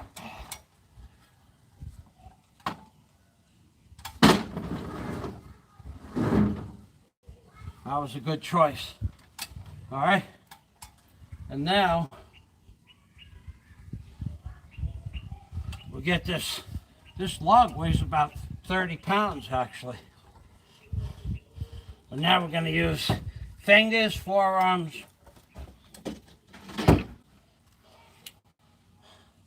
shoulders.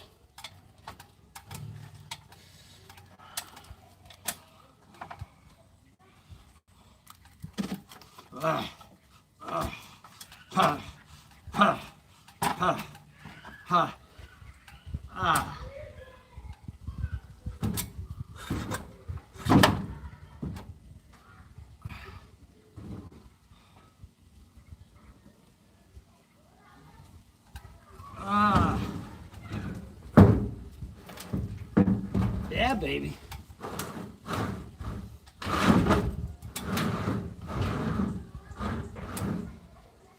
Yeah, baby. All right. Time to load another set of boxes or buckets. If I can't grab that bucket, I'm going to have to come down and walk 3 boxes over from the right to the left. But I think I can grab that bucket. I can.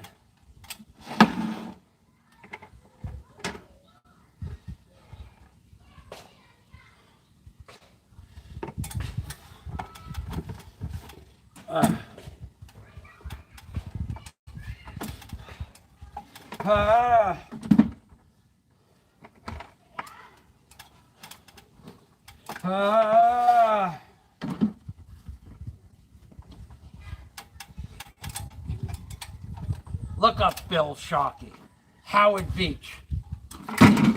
You could probably even look him up under Bill Sharkey, Irish Italian, bred to fight. That's the shirt that I have from his match at Madison Square Garden.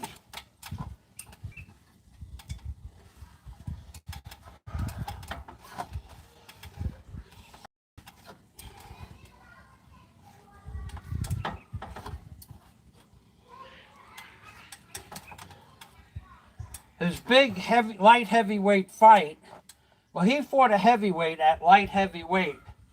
But I think the guy who he fought, I'm pretty sure he went on, I don't know if he won the title, you know, heavyweight boxing title.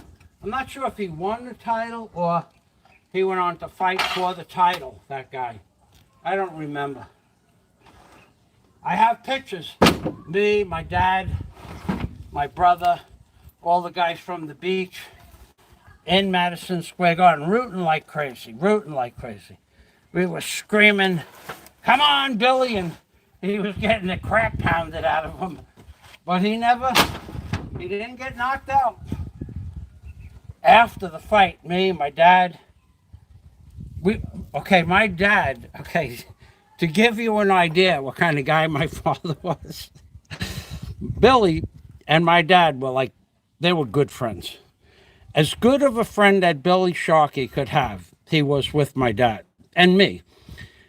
He knew me since I was like 5 years old, from the guy across the street. The criminal that lived across the street was also like my best friend and Billy's best friend. Billy only had a few people he called friend, but my dad was one of them. Billy, I have pictures of Bill Sharkey in my driveway walking his motorcycle into my driveway where he stored his motorcycle on my property for a while because he had to he was going on vacation. So, but anyway, I have video of my dad and Billy and myself and a guy named Ronnie Call in the driveway. But after that fight, we all hung out outside Madison Square Garden. And my dad told them, now, being that you lost, you're going to have to fight me. And Billy said, Mr. Fazio, if there's one person in Howard Beach I would not fight, it would be you, because you're my friend. And I remember that. He called my dad Mr. Fazio from the time we were little children to the time he no longer existed. He liked my dad.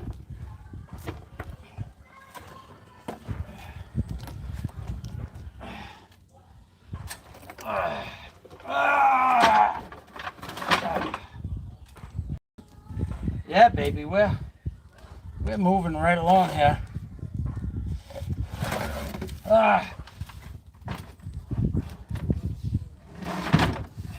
Okay, so 1, 2, 3, 4, 5 more. 5 more picks, and I go up on the roof, cover it up, and we're done.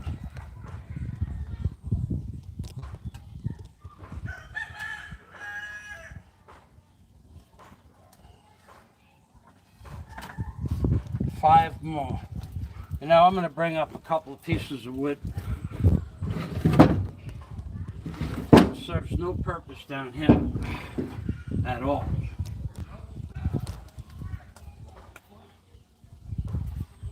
That's one.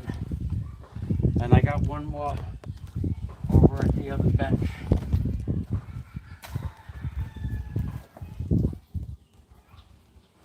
Thing I had disappeared, gone. Where did he go? Oh my. Oh no, where did he go? Huh.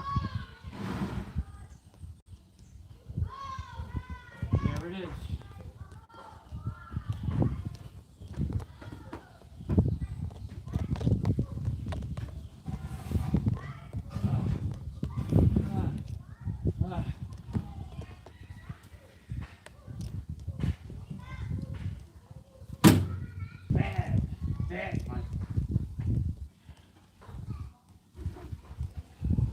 Bad. I did a bad thing. Well, I did not do a bad thing. I thought I did a bad thing. I was wrong. Okay, so we have the wood and we have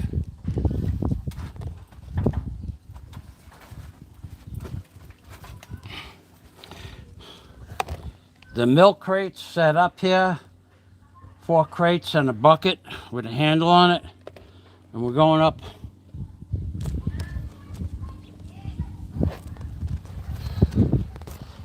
I want to get this out of the sun. This camera just doesn't work well in the sun. Okay, there we are. Should be okay there. Okay, so we have the buckets and boxes there. We have the ladder set up there, and here we go.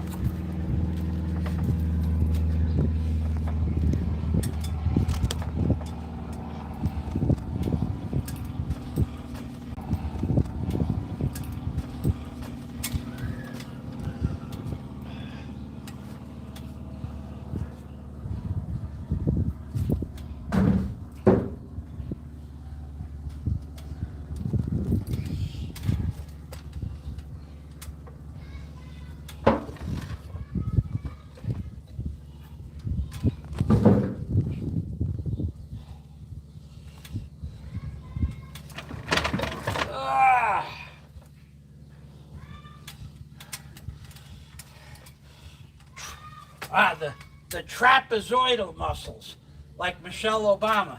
Those are today's muscle groups that I'm working. Trapezoids.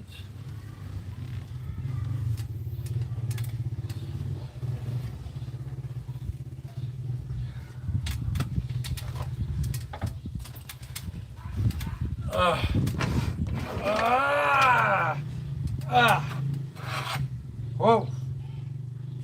Oh, bit off a little more. Bit off a little more than we could chew on those trapezoidals.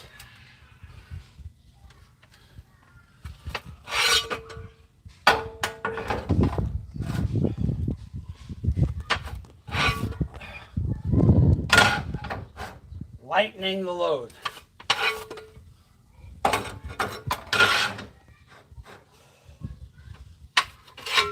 Lightening the load. Oh, that's much better. Is it cheating? Or did I just work out less hard? Not cheating, that's for sure. Could be worse.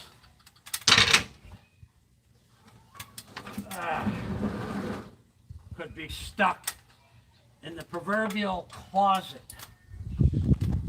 watching Michael Fazio do real things.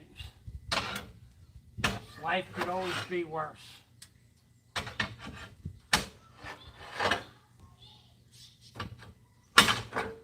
Reload the box. Boy, we just got away with that one. The traps were ready to give out. They were ready to go south.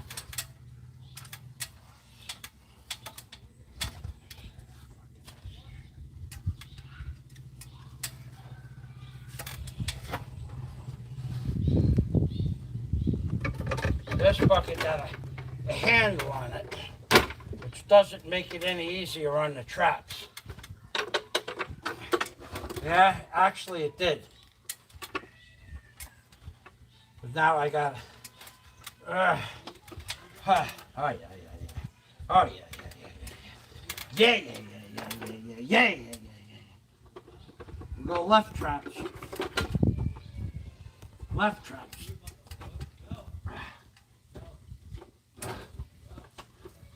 All right. All right.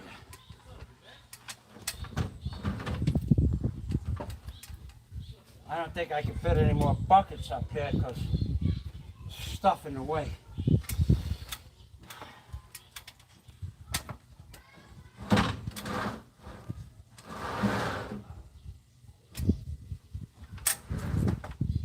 Okay, I can fit two more. I have two more. Burning up calories, burning them up on the legs, on the feet, on the toes, on the back, on the trapezoids, on the fingers, on the forearms, burning calories. Don't forget, today's a special day. Today is Paint It Yellow or Go to Hello Day.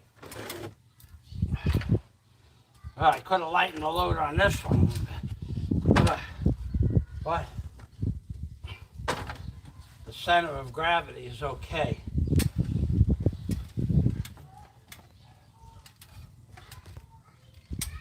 Ah, ah. Huh. Huh. Huh. Paint it yellow or go to hello, Philippines.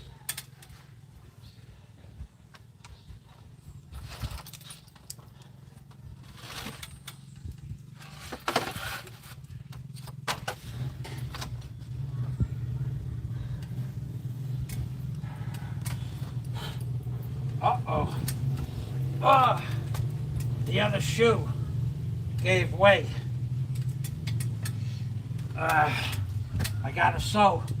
Gonna have to fix that when I come down.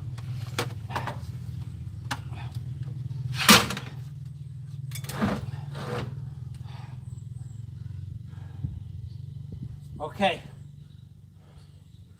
I'm going up to stack and cover. Take about 5 minutes. You guys take a break. I know you must be tired, especially the creep. Watching me work gets him all frustrated.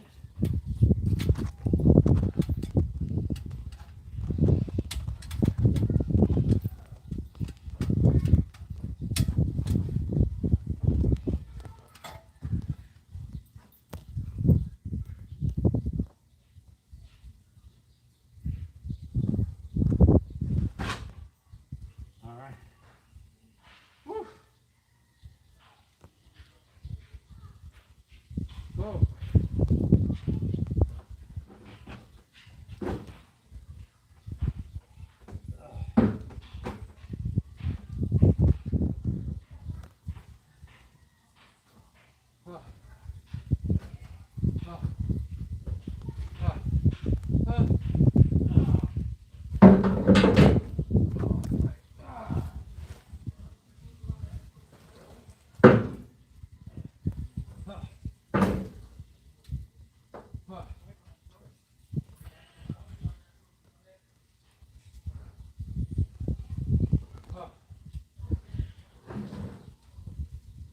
Ah.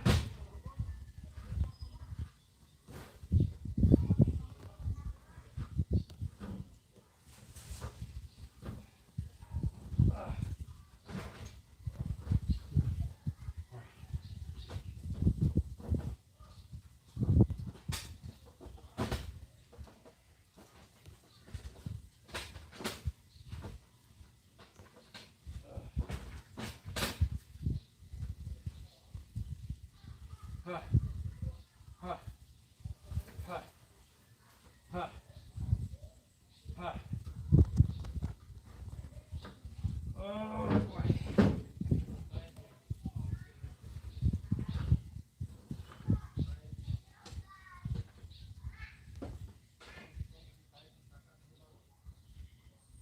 Huh.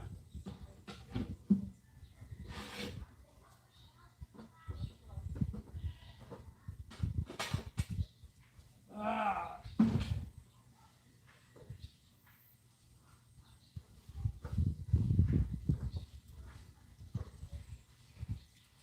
All right. We're done with that.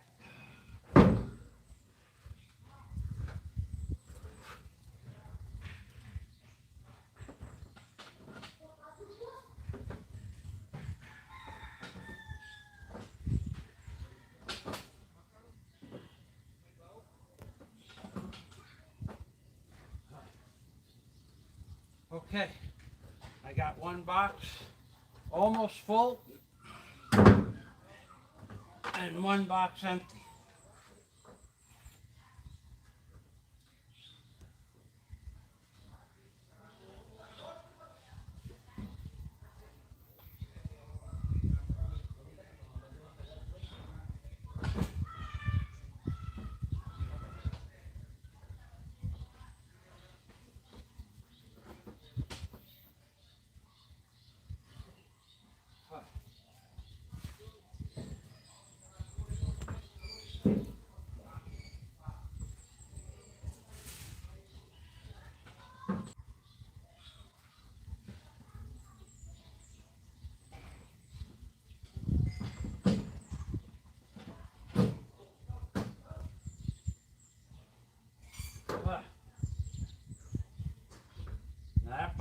full. One of those milk crates would be full. There won't be any more weight put in that box. Ugh.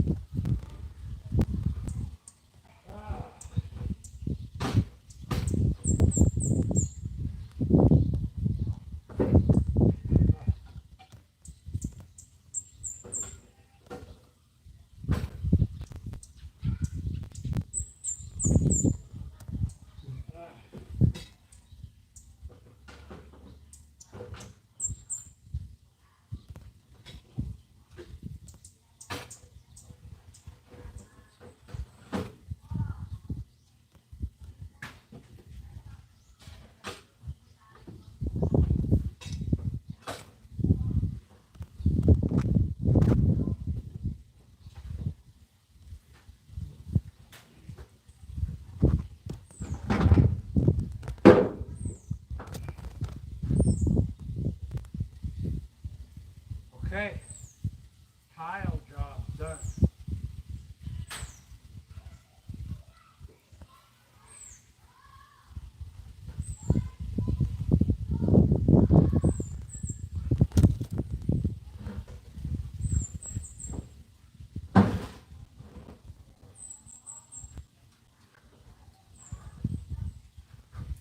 Tile job done. Plastic fitting done.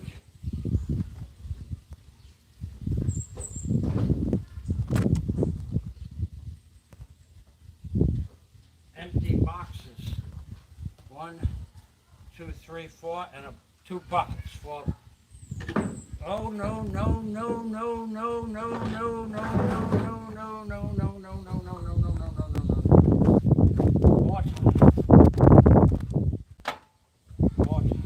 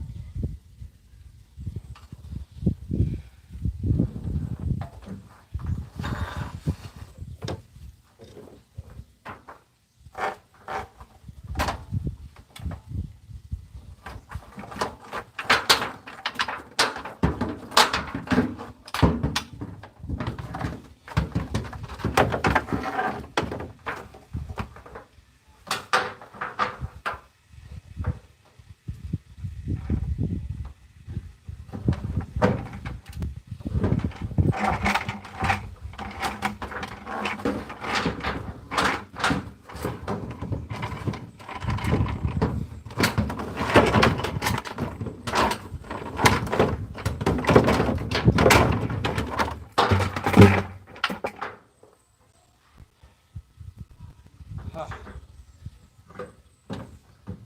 Huh.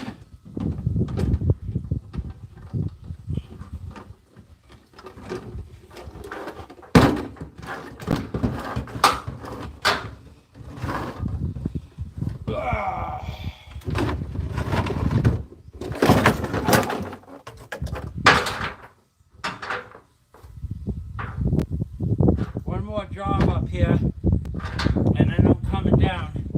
I got to put the cover and the wood on top of the cover that I brought just temporarily. Because that won't stop the typhoon.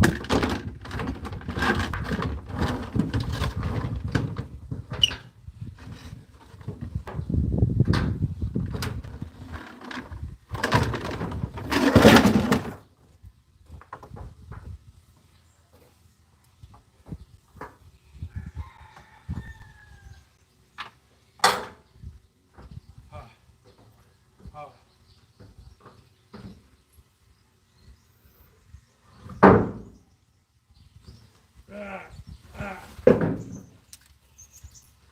Ha. Ha. Ha.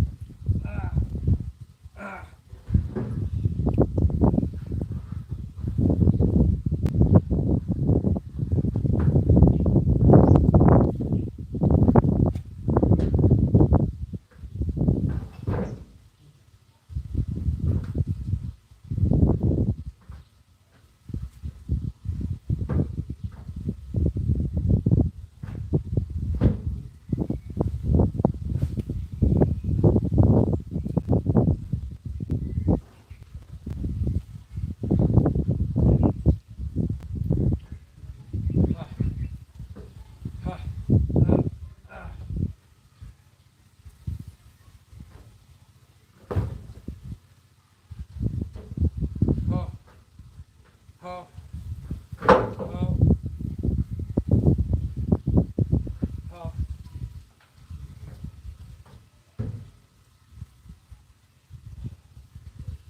Oh. Oh. Oh. All right.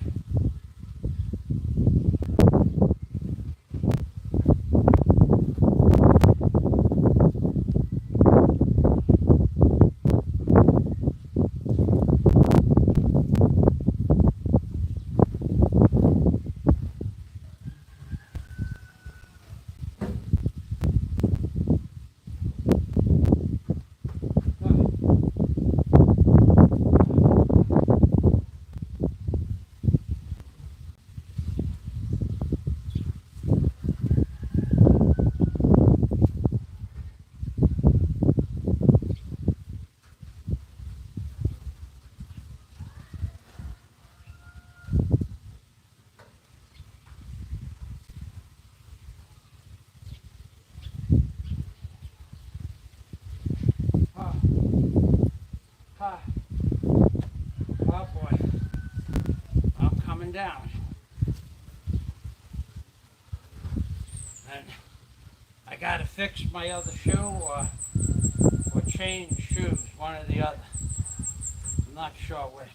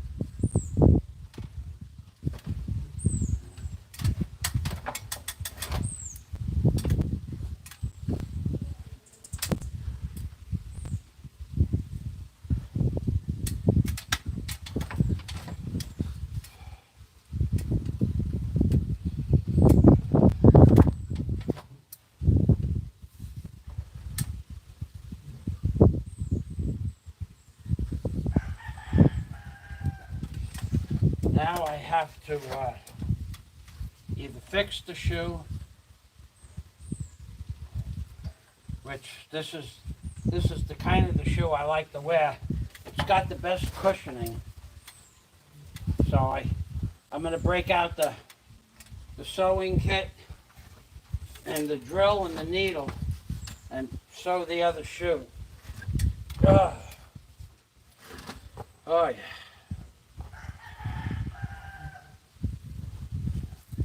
Oh yeah.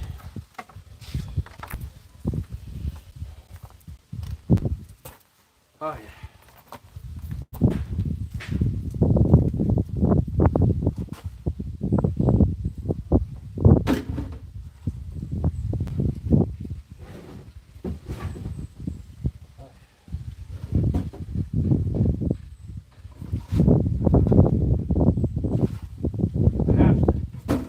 I have to do one more thing first.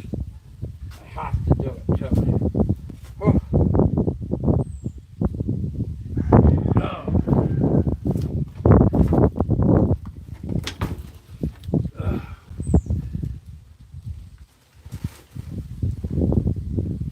Oh.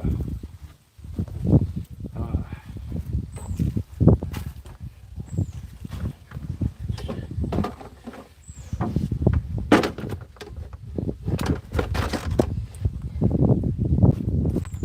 Huh.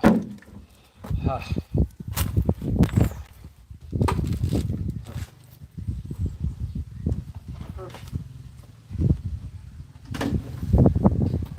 Oh. Oh boy. I need drinking water.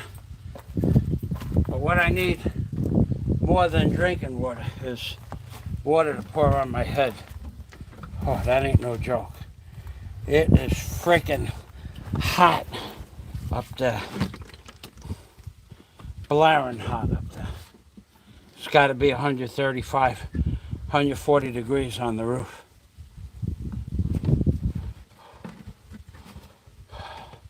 Because the sun is, the heat's reflecting off the wall and off the container and on me at the same time. So it's magnifying off the roof, magnifying off the wall, and hitting me directly. Like this water. Hitting me directly. Oh.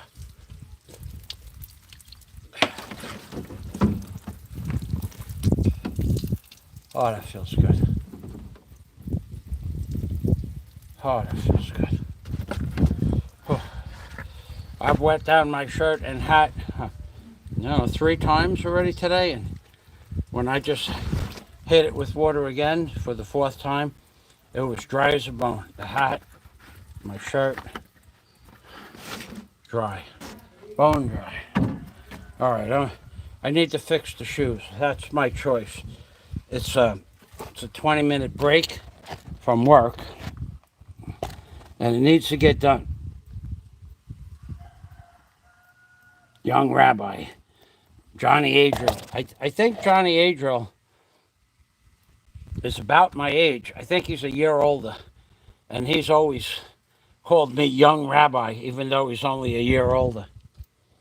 Okay, so I'm going to get the drill bit, and the sewing kit, and sew my left shoe up, because I should have did it the other day, but I was in a hurry, and I didn't want to bore you people with sewing up a shoe. But it's got a complete flat. I'll show that to you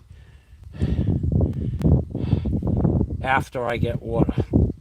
Yeah, I'm gonna go in the house and get some cold water. Well, water, cold or not, I'm gonna go get it. Be back in about 2 minutes.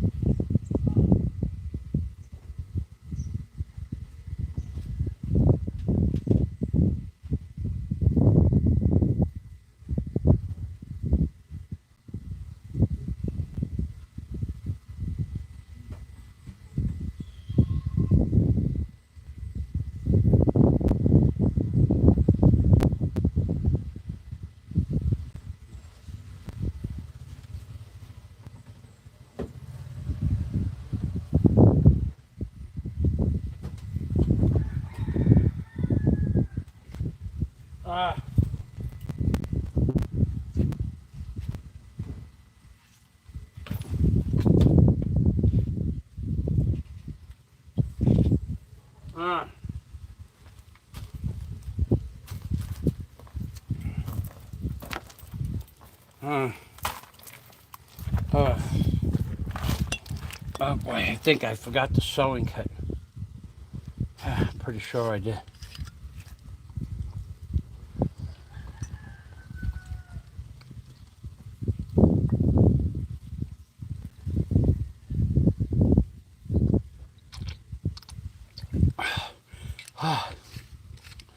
The water temperature in my refrigerator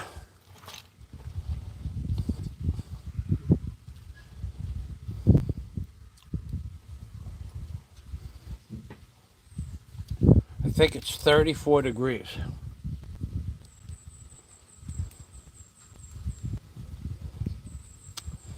It's just above freezing. But my freezer is 20 below zero. I don't know how that is. I don't know how a piece of garbage $400 refrigerator could bring the temperature to 20 below zero. I have no idea. But that's what the gauge says, 20 below.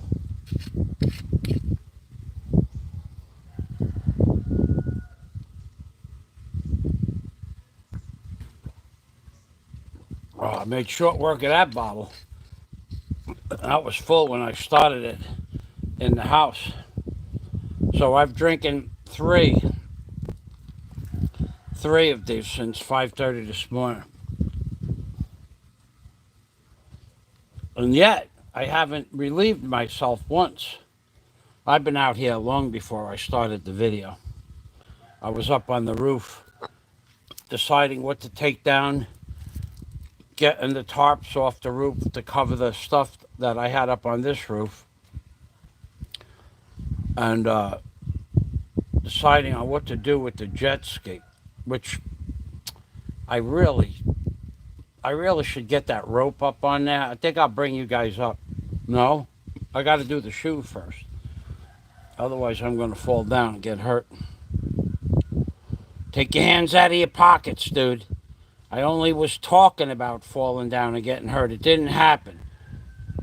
As soon as I mention where I might be in danger or in jeopardy or something like that, there's a guy, he puts his hands in his pocket.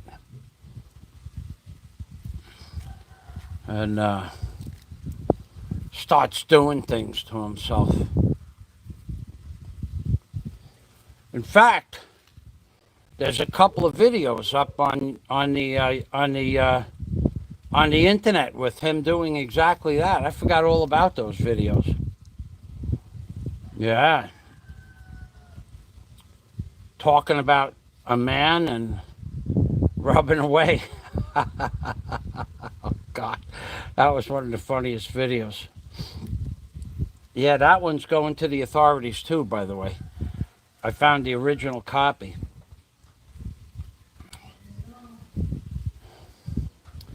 That one is going to the authorities. You know, the one with the...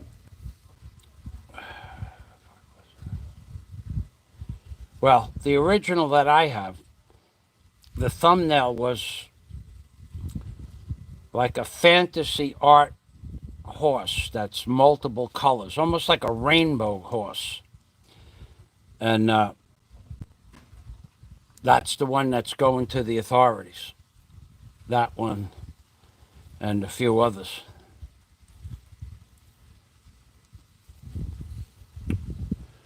Okay, my 3-minute break is up.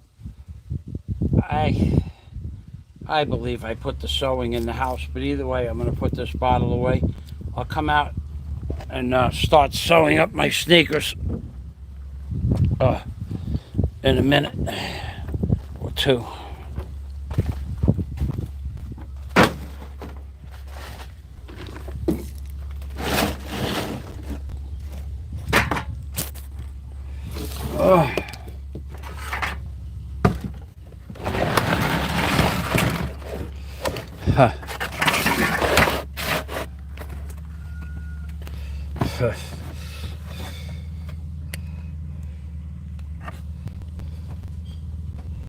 Okay, I move this out of the way. And I move these bottles, empty bottles out of the way. Like the 10th time.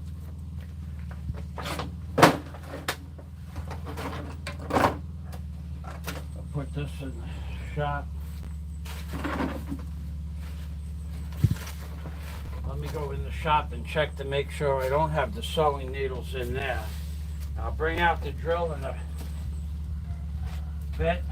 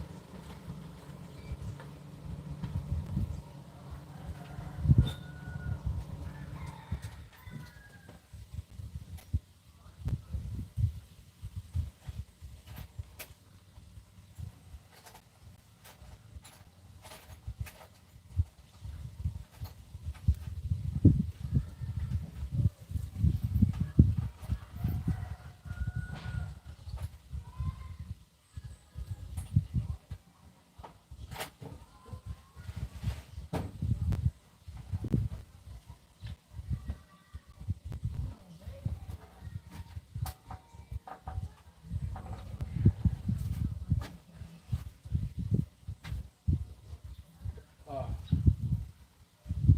Huh. Huh. Huh. Huh. Huh.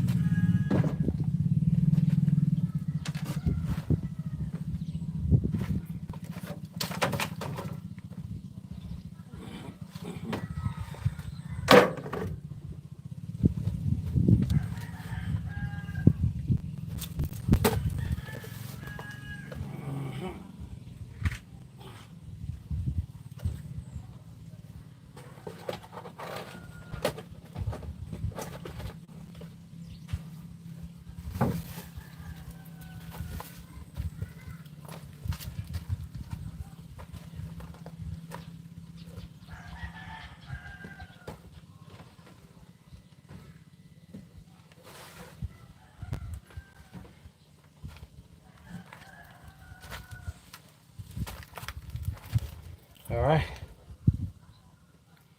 Check the comments. There is something else I want to get up on the roof up there. I want to get my wheelbarrows up there.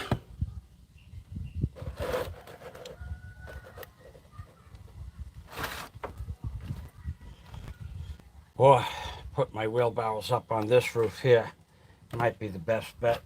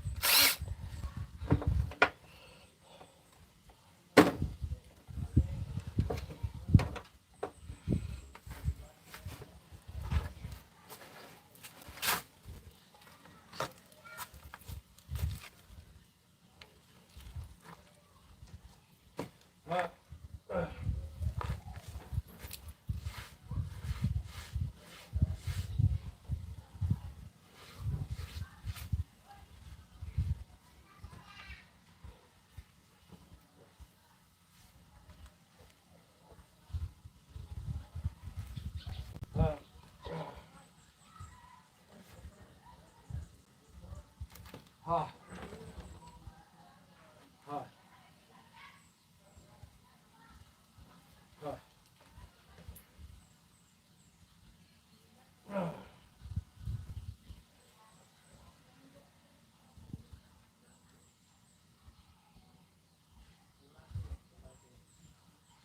Oh. Oh. Ah. Ah. Ah.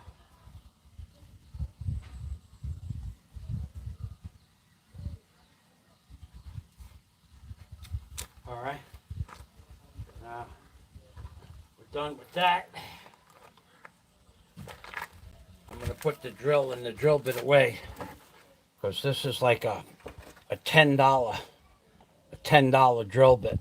This is from the when I worked on the first 36 ships of the A10A.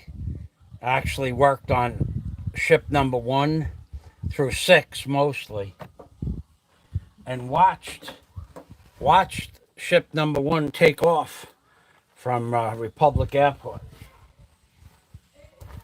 A10A, the Warthog. That's where that drill bit came from. From that warehouse.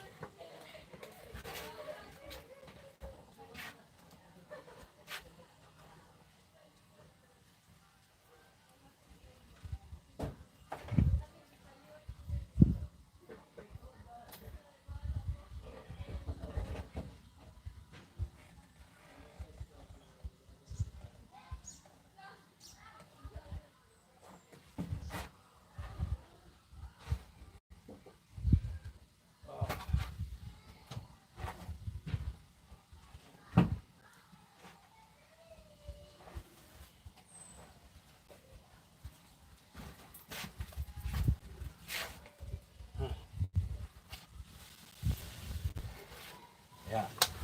So the ropes to tie up the tarpaulin over the jet ski are on the roof now. I need the hook to lower down the 2-ton jack. It's over there.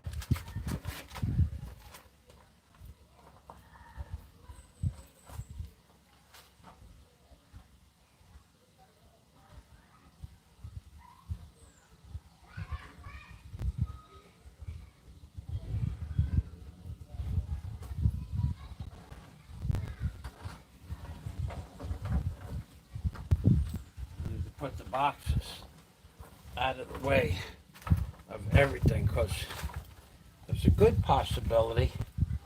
I was giving it some serious thought. That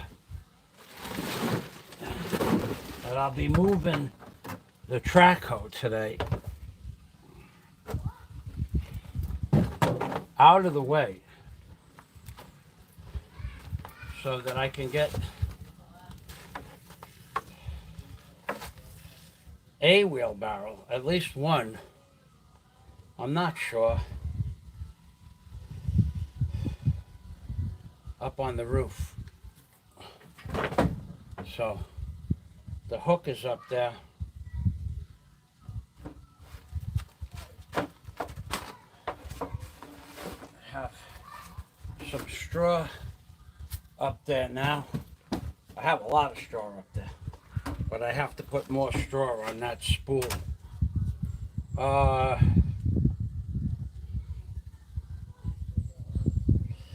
How long has it been? How long has it been? Oh wow, we're at 3 hours already, yeah?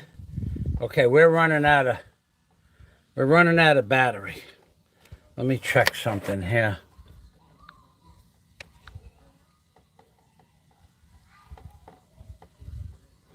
Okay, we're running out of battery. I need to get the battery charger.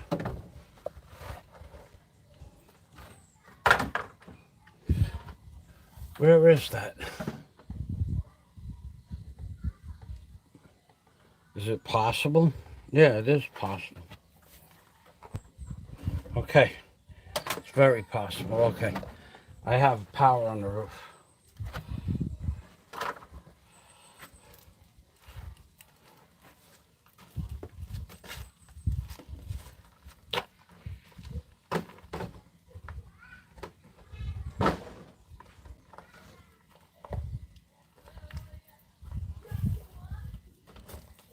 Uh,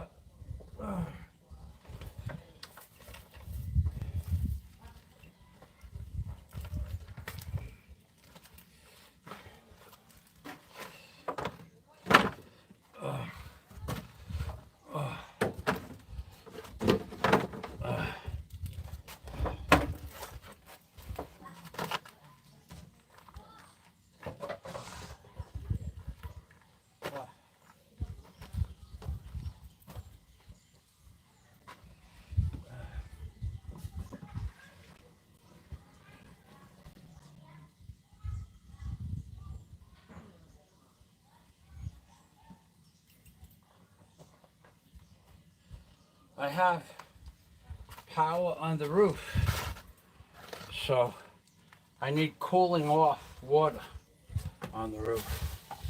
Let's get that going. I'm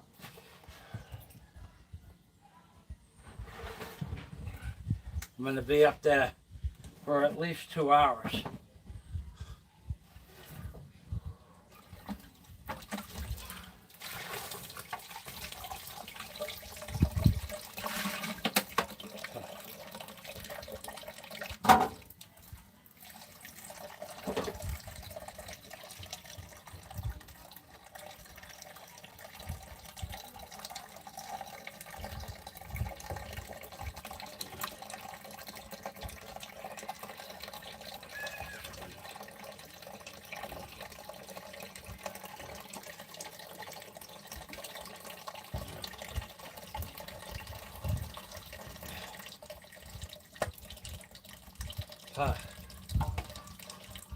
Oh boy, that was the wrong thing to do there.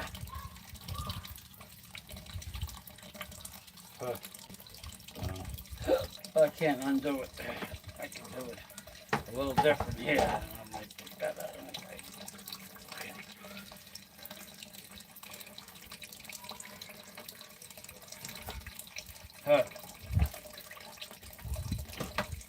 Oh yeah, that's much better. Okay, I gotta fill up my water jug for the roof for the cooling off water.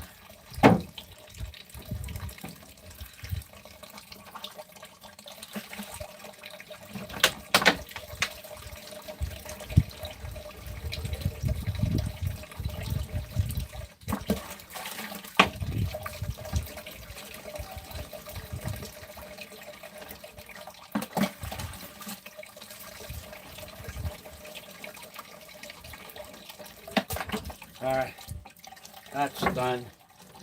12 o'clock. I need to go get the charger.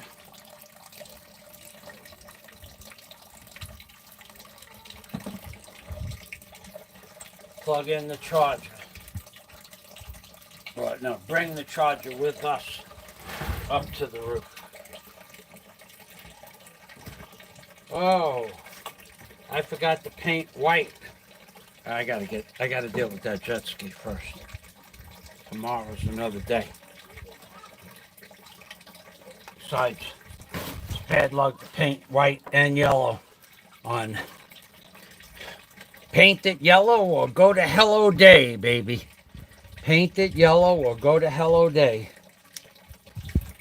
Okay, so that water's filling up. I need a little bit more cold water. What else did I want? I wanted...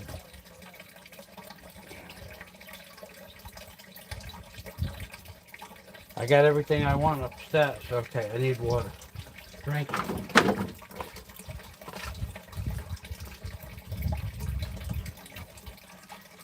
Oh, I hear thunder booming.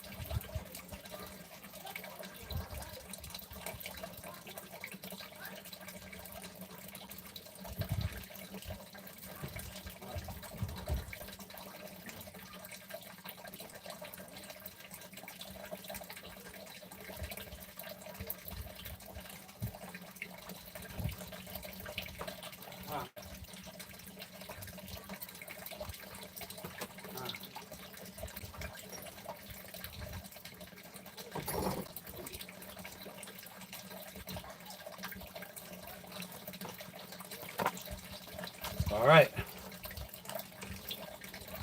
To the roof we go.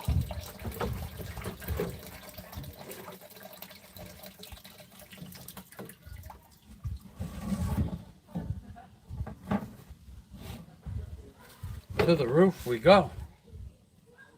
Ah, look at that. Look at this.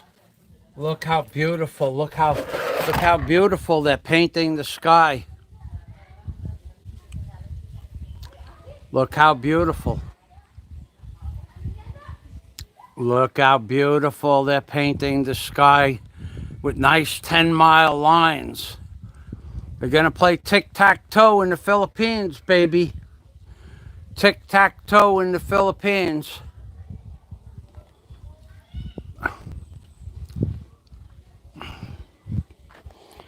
You'll see it coming back in about 6 minutes. All right. Oh, freaking hot today. Way hot. Okay. Gonna have to go one step at a time.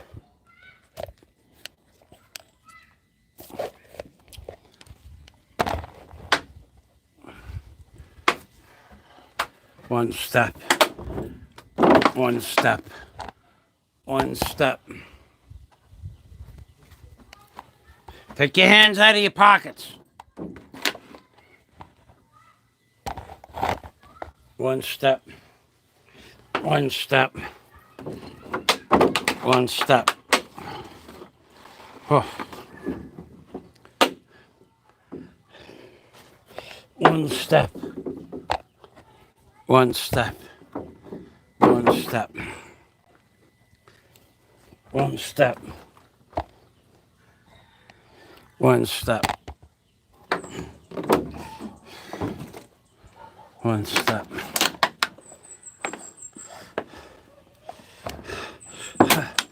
One step.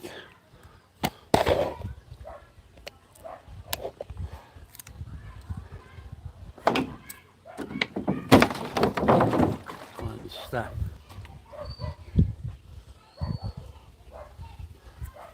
One step. Yeah, they're gonna make it rain, baby. Those lines are not put up there for nothing. Those are rain-making lines. Yeah, the rainmakers are up there today. For all we know, there have been rainmakers for 1,000 years. And we're in a petri dish.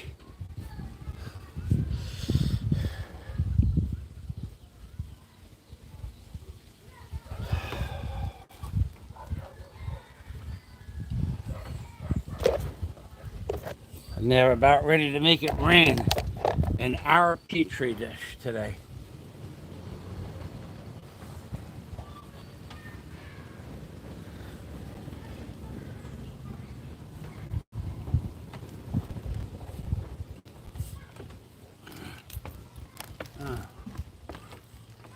Oh boy.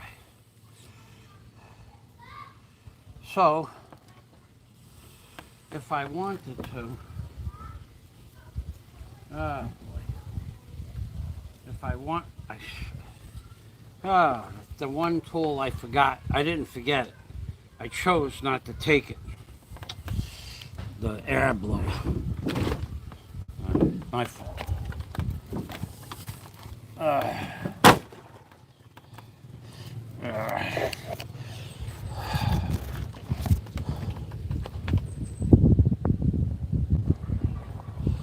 All right. I don't really care about that much. I'm gonna put the ropes to make the jet ski pick. I'm gonna put those ropes on right now. I don't know that I could set the camera up over there so you could watch, but I'll show you.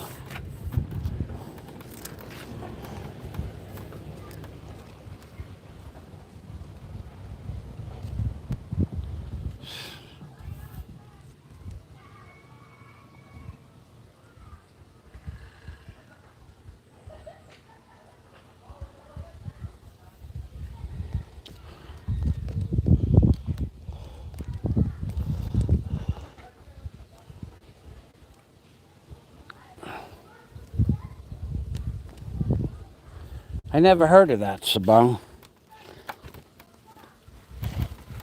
But no, I see the lines, remnants of the lines all over the sky.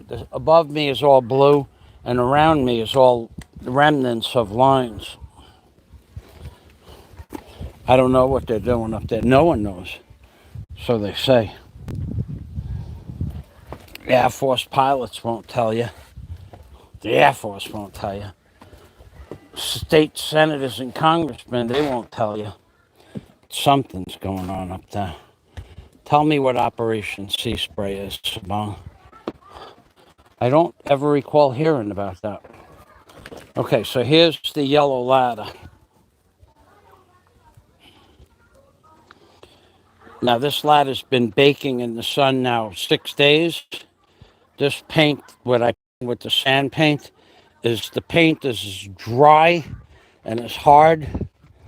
It's like a factory epoxy. Now, of course, some of the sand is going to come off of it.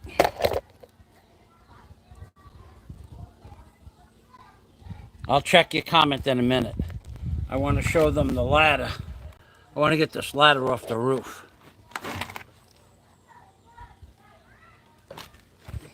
It's in my way.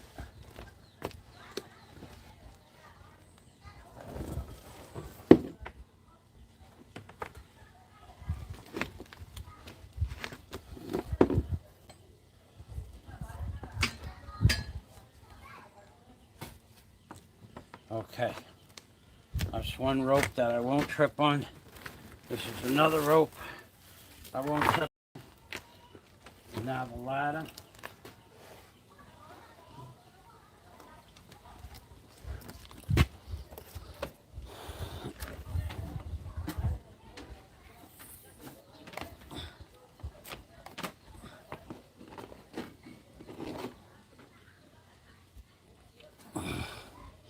Okay, I'm gonna plug the power in right now because it's already 3 hours. I only get, well, 3.5 hours out of the battery maximum. So, let's see what we got here. How many? It's probably around 18%. 29%. Woo, that was a lot left. Okay. We could have waited another half an hour. But why wait? Okay.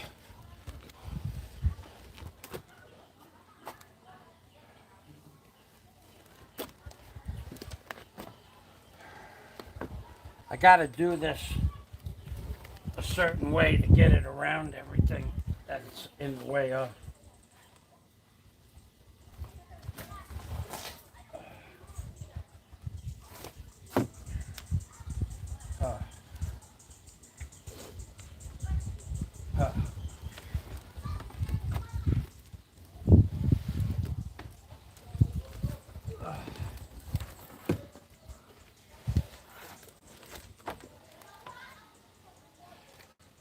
Nice, beautiful yellow ladder to celebrate.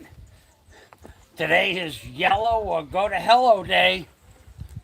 There's nothing like a good celebration with a ceremonial yellow ladder being lowered down into place. You know what? I'm going to go the other way.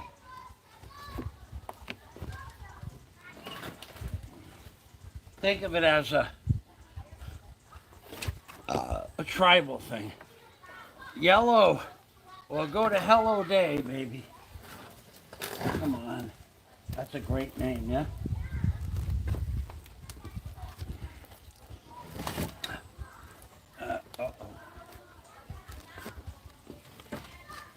Oh, tell you what, that ladder gained 5 pounds with the paint. Probably was a pound, and the sand was 1.5 pounds. Probably gained 3 pounds, but I'm tired, so I just feel it moving it around. Let me show you the texture of the yellow. how well this worked out. With this camera, you should be able to see a nice.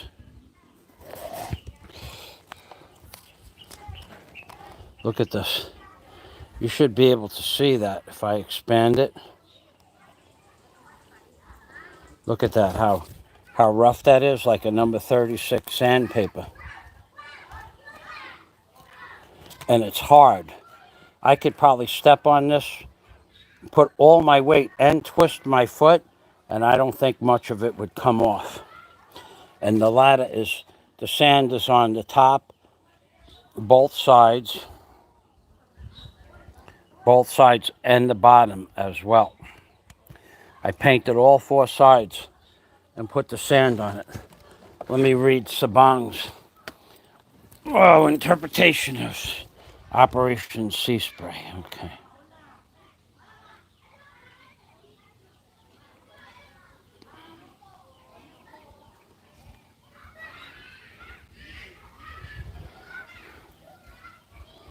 The project was called Operation Sea Spray, and its aim was to determine the susceptibility of a big city like San Francisco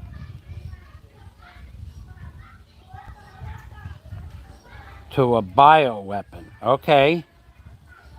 Well, isn't that what they're for, those spray lines? Aren't they pumping stuff into us on a molecular level? In the following days, the military took samples at 48 sites to track the bacteria spread, found that it quickly infested not only the city, but the surrounding areas, I guess. I can't read all the thing. During the test, residents of these areas would have inhaled millions of bacterial spores. I've been saying that for 10 years, 11 years, 12 years.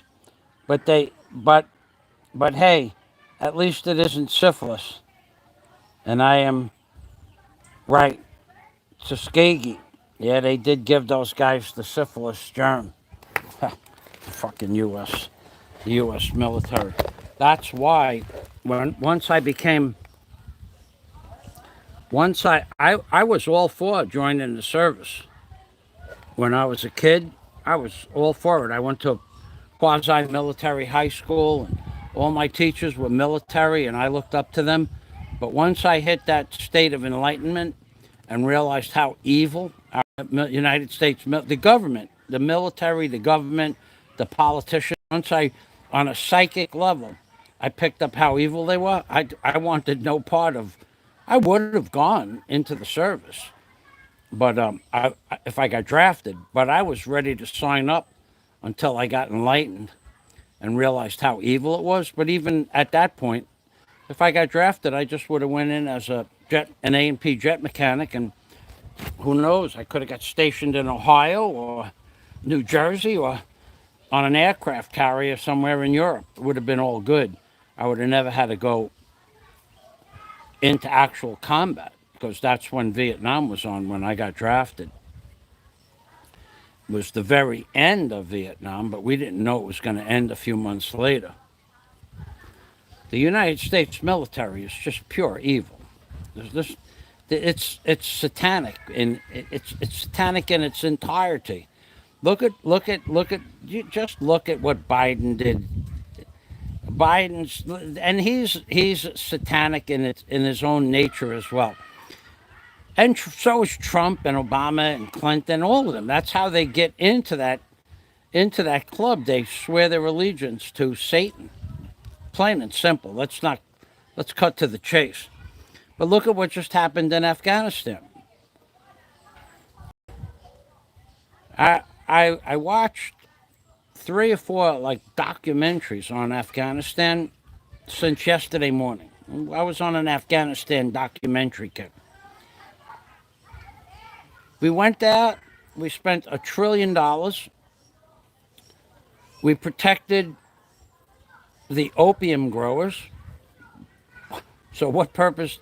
And there were other people that were growing coffee and stuff like that, but the opium produced a lot more money for the tribes. So the United States government protected the opium growers. Now, what is opium? what does opium do? Opium makes opium makes opium. That's for sure. Black opium, especially with the little white strands going through it. But I mean, but I mean, it makes heroin, right? Well, why would the United States protect people that are making opium that makes heroin, unless they were making a profit from it? So that in and of itself. So for 20 years we controlled the opium and or heroin trade, and then and there was just the area of Afghanistan throughout history. It's never been conquered by an outside country for more than just a few years. It's just one of those places. Those guys, the people in that native land, they don't give up. They just don't give up.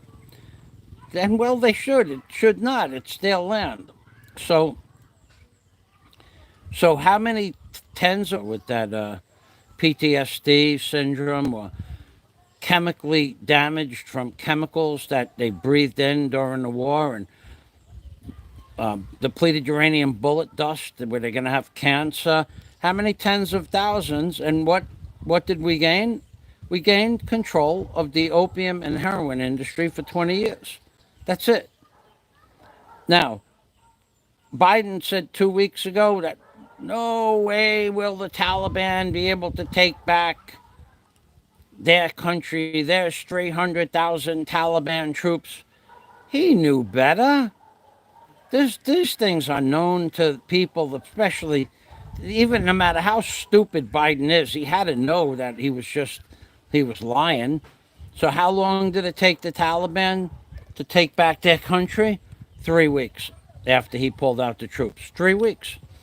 And now, in case any of you aren't following this, Kabul, the president of Kabul, one of the biggest cities, or the biggest city, Kabul,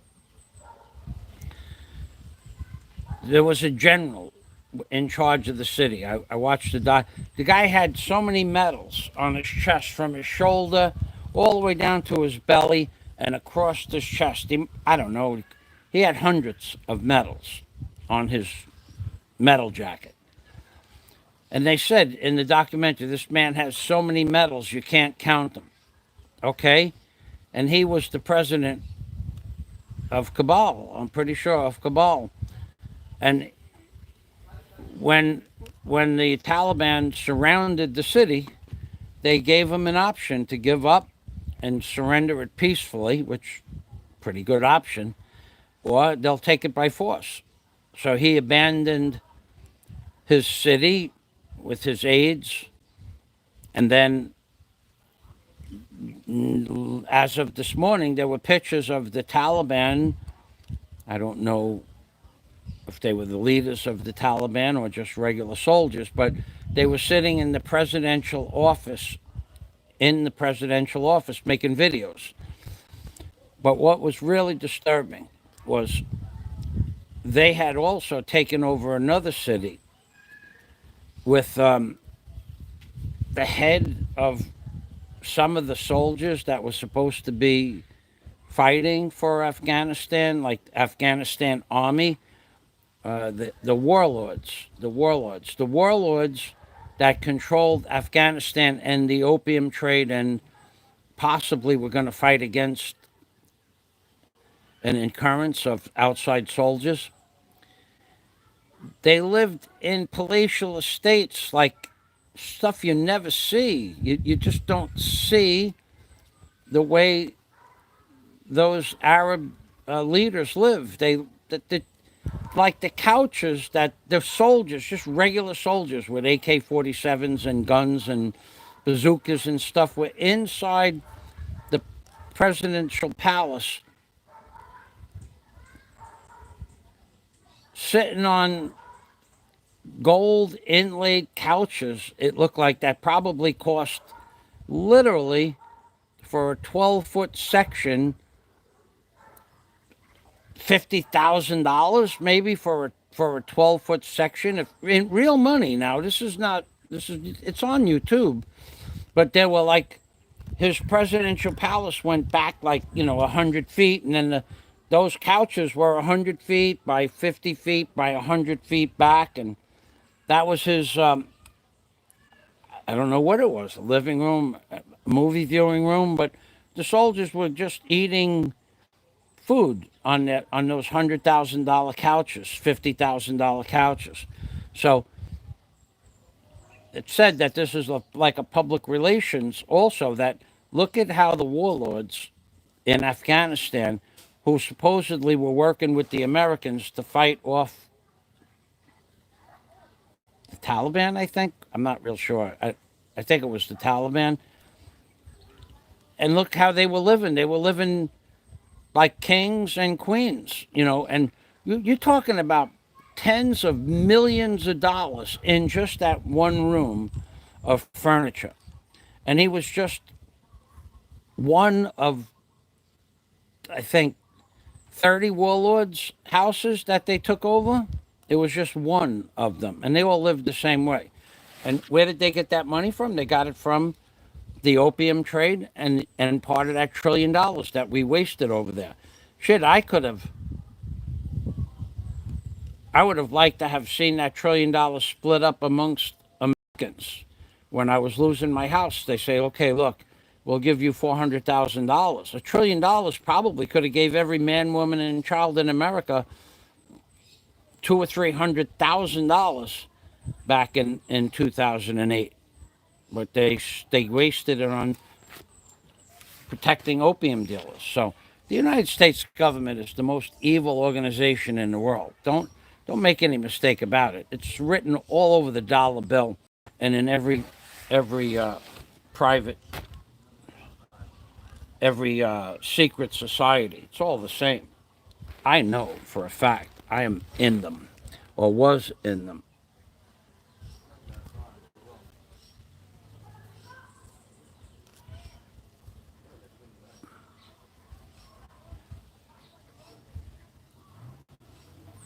Okay, so yeah, I saw that. The United States government is giving loans to its citizens. Instead of letting the citizens come out first, they just screwed everybody again. They should have said, look, in 6 weeks, we're going to give the country back. Get out today. But they didn't do that. So now there are tens of thousands of U.S. citizens in that country that may not be able to get out. And then it gives the United States an option to go back to war. What, you don't think they planned this whole thing out? They did. So let me read. I'm going to be done with my break in a minute.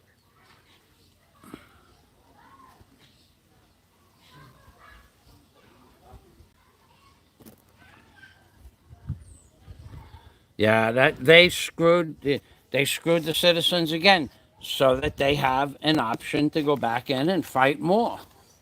Bring this military back in. They were never. Listen, United States government, don't get me started on the government. I have yellow. Today is paint it yellow or go to hello day. Don't get me upset.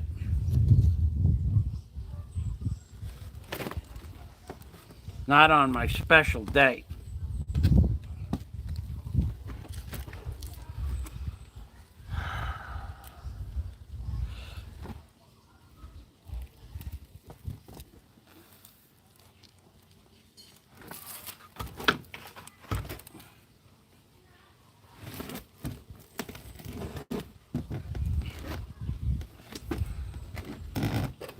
Huh.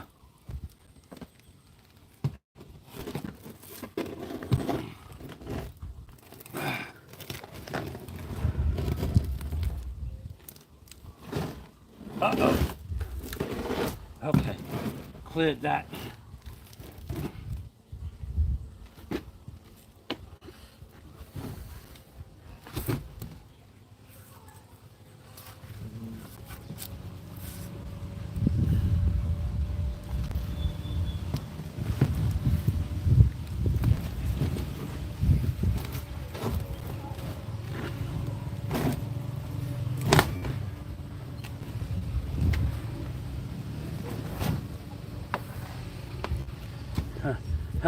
Ah!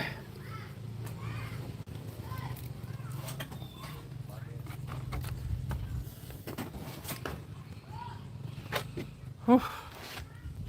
Done. Now I'll show you the where the 18,000 pound strap is.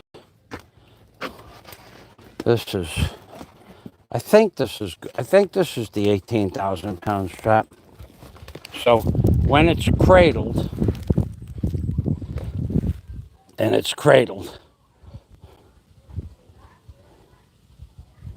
this strap here is going to connect to this strap over here.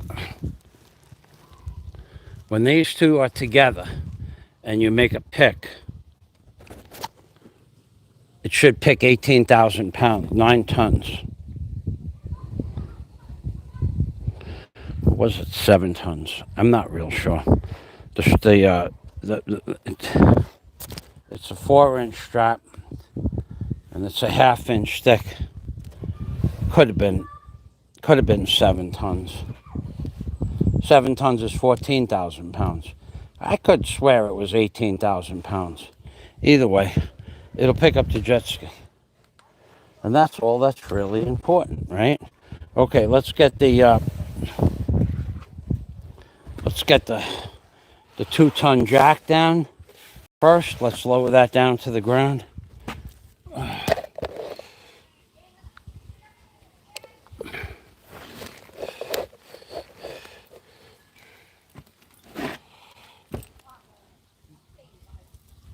Blue, I see blue. Not supposed to see blue, okay.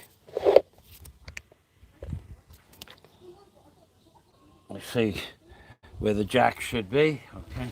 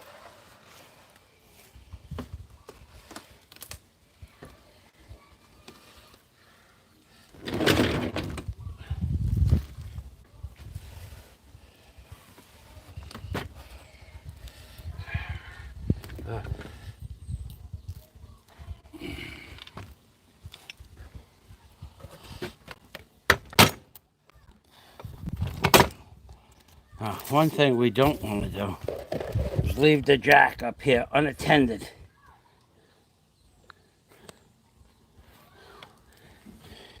We want to lower that down right away so it can't fall down. So I need the hook.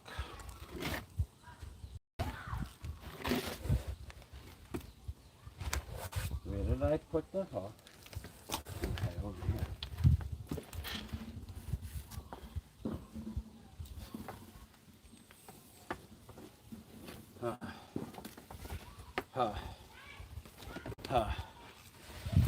Alright. I have the lowering hook in my left hand. I'm going to put the camera back on plug in. I'm going over to the far side over there.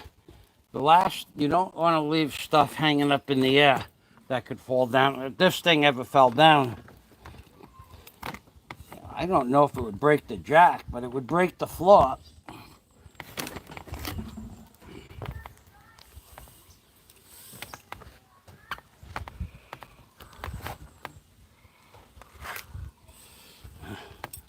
Okay.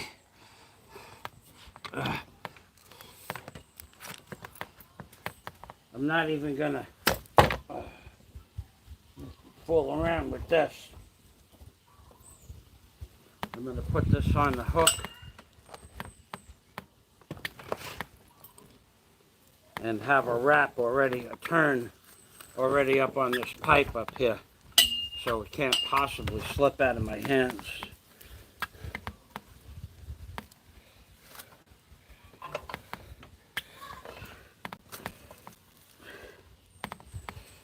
Okay.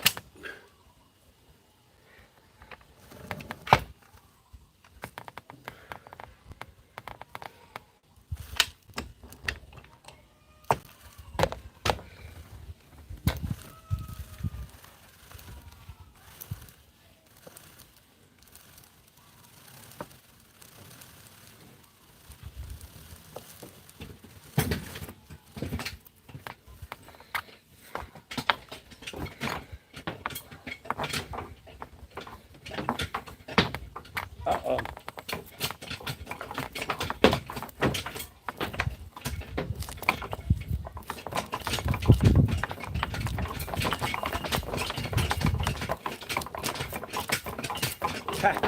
Not only would the hook not come off by accident, it won't come off on purpose, but we don't care about that because I don't have anything else to lower down, so it don't matter.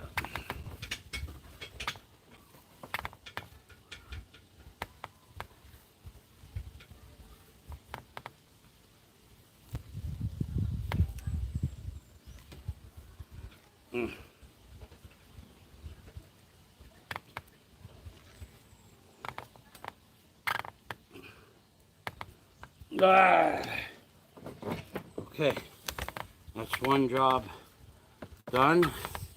Now I have to bring the ends of both of those straps, the sling together and bind them up with enough rope so I can put a chain on them and pick up the jet ski. So it's going to be done with wraps.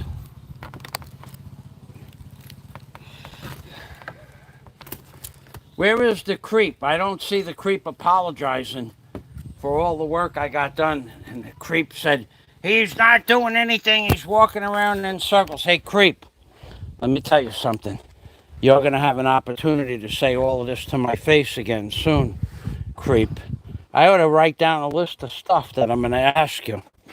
And then we'll see what you're made out of testing your metal. Your spiritual metal, because you have no backbone. That's for sure.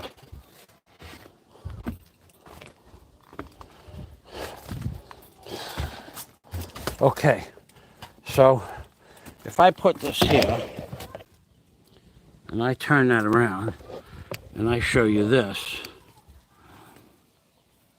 there's the jet ski right there, baby. I'll take this lineage out of here.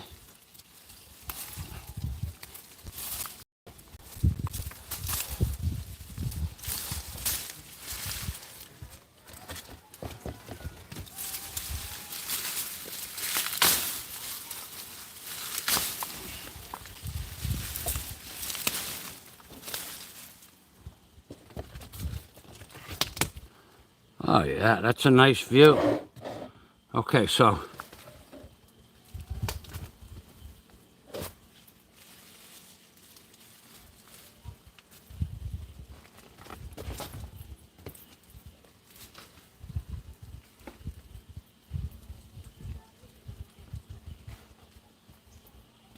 all right.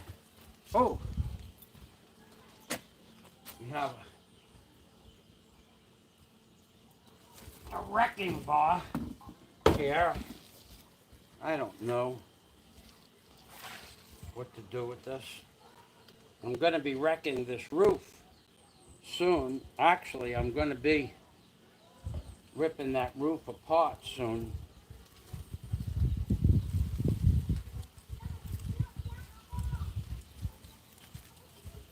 I could leave this up here till I rip the roof off, because I have basically nothing under the roof anymore. As I promised, I was going to remove that in preparation to move the house. and the cargo container. Hey, creep, where's the apology? Fucking garbage, man. The garbage blogger of YouTube. The liar. The liar and thief of people's time and energy. But that's all coming to an end. When you get back here, it's all over for you.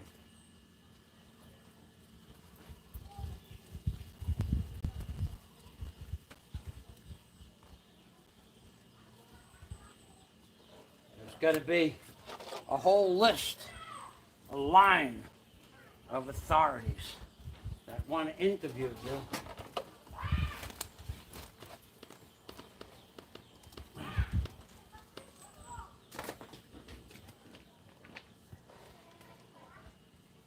Okay, so if I went only with the yellow rope, each strand held 300 pounds. I could do 900, 1800. I could do a ton with just this rope.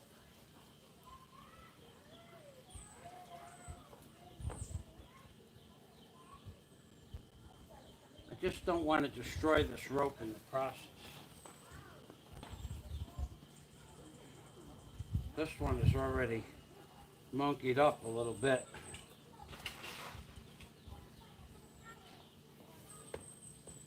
Not so, no, this one is not so bad actually.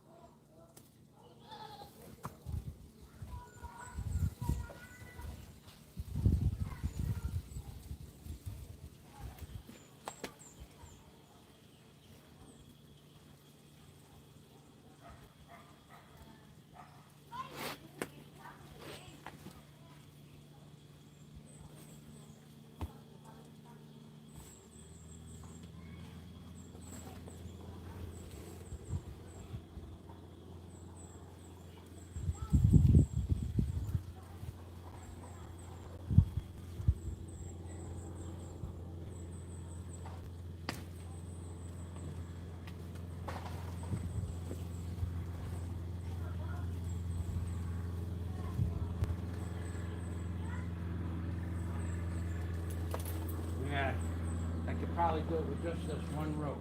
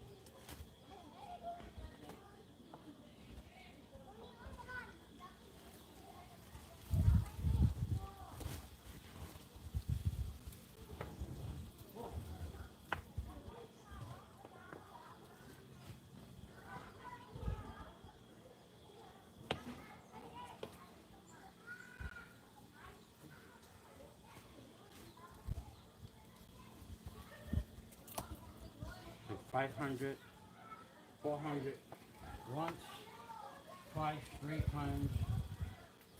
That's 1,200 pounds right there.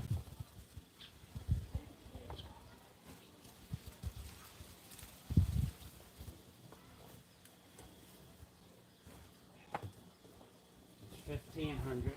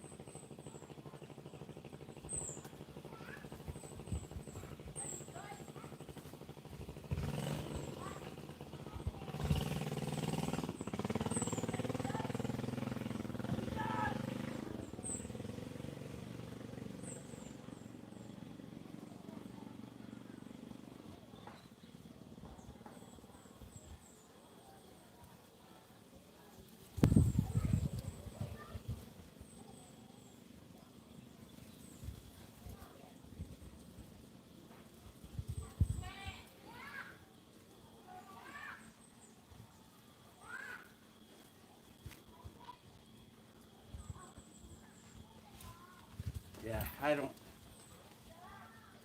don't need any other rope than that. I got how many wraps? 1, 2, 3, 4, 5 wraps. Even at 200 pounds a wrap, that's 1,000 pounds. I don't think the jet ski weighs much more than that anyway.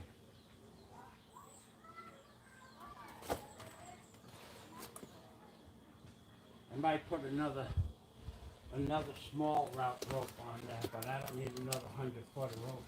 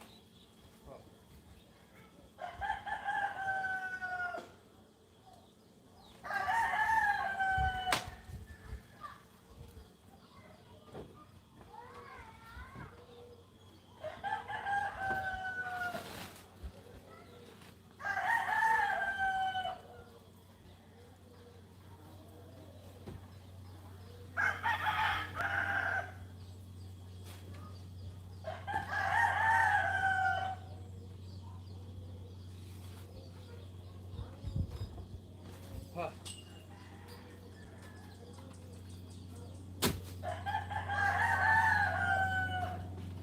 Huh.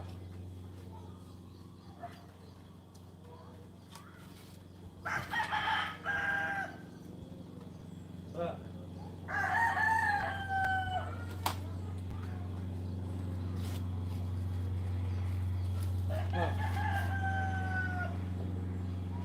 Huh.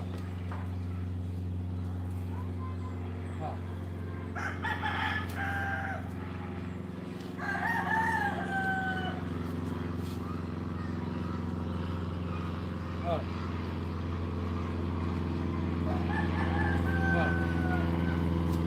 Huh. Huh. Huh.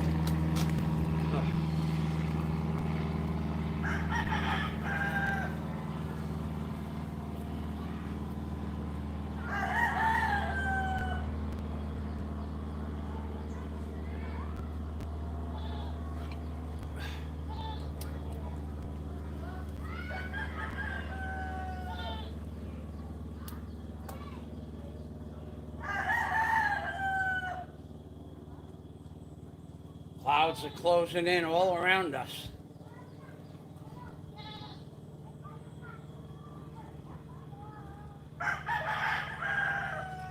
All around us, they're closing in a big circle.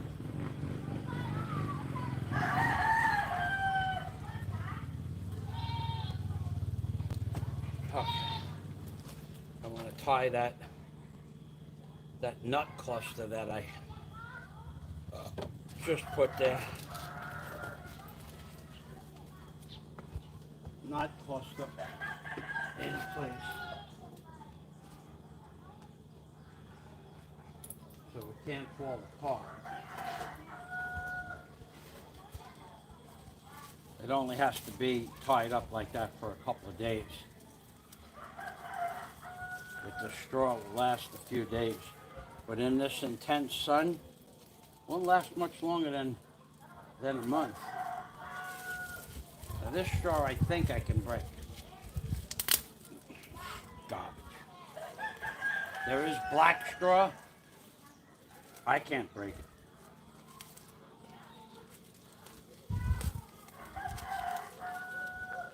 I had a piece the other day.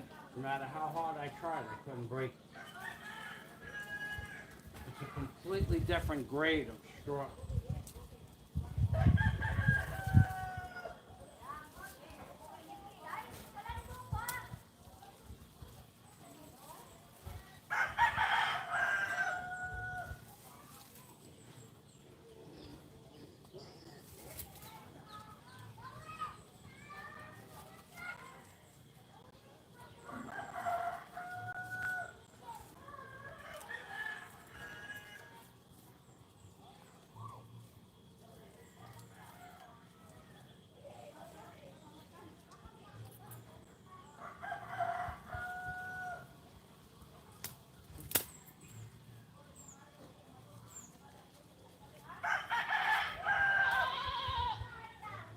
Okay, now that goes there. Now I just want to put a piece of cloth around that and tie that so the chain doesn't cut into the rope.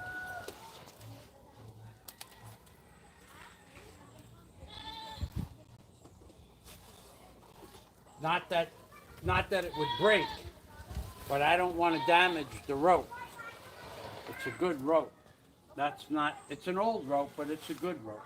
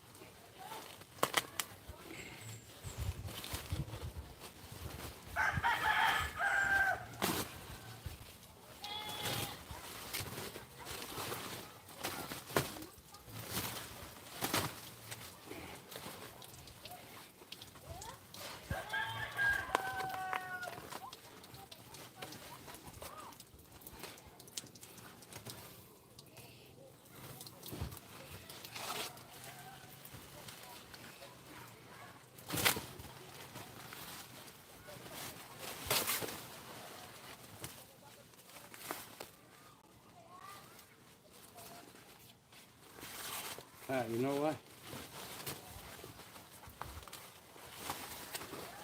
I just cut 10 inches off the end of this.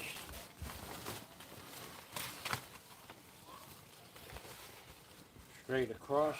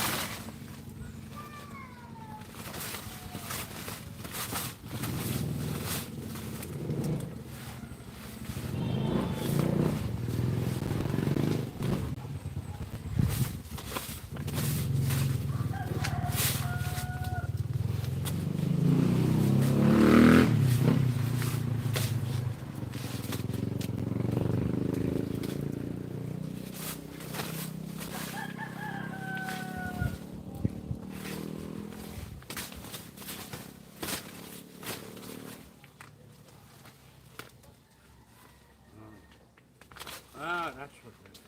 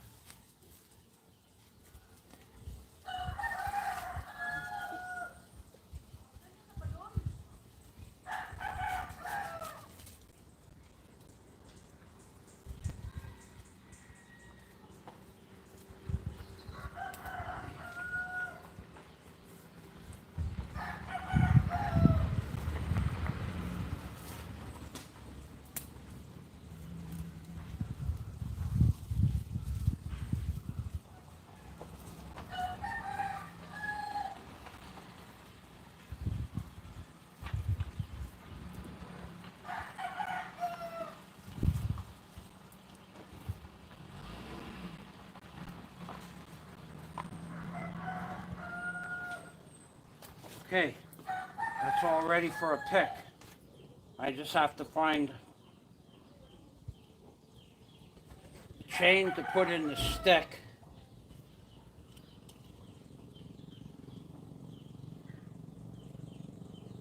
That's long enough to grab this as well, which is about 6 or 7 feet of chain. I don't know that I have that without digging in that other container for it. I'm not real sure about that. I don't remember seeing one downstairs in this container. Well, if I don't have one, I'll buy one. I know where the chain is. The chain is on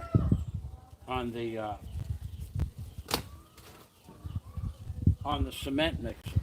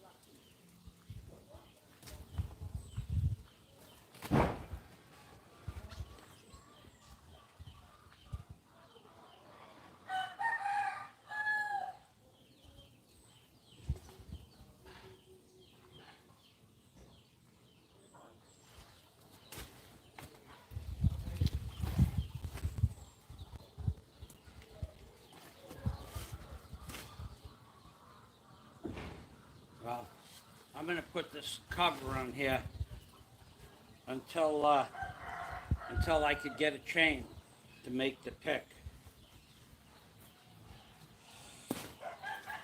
Because the sun is just brutalizing this jet ski.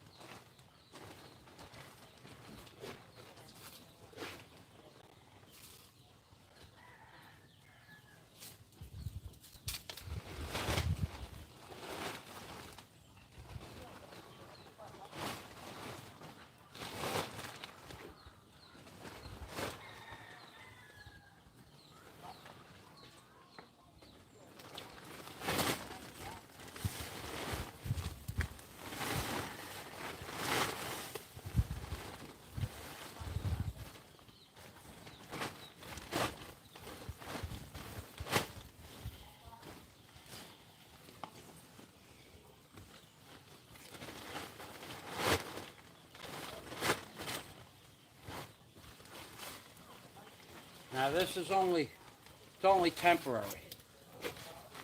Very temporary. Could be, if I find another chain, it could be till tomorrow morning. If I don't find another chain, it could be till I go to the city and buy, I'll just buy 12 feet of chain. Extra 1-ton chain would be okay for me. I'll use it eventually. I'll use it on this. And I won't have to worry about it failing. A 1-ton chain will hold 2,000 pounds forever. For my forever, anyway. For as much as I'm going to need it for.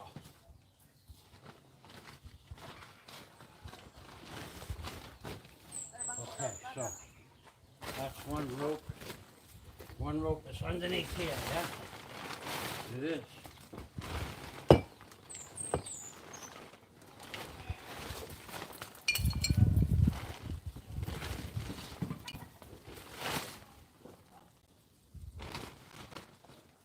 I'll leave that yellow tire exposed because today is paint it yellow or go to hell o' day, baby.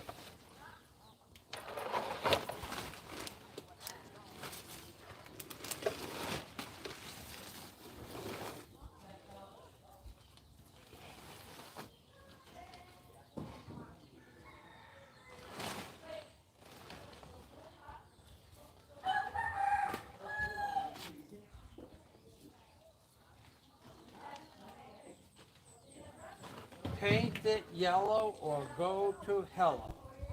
That's my motto.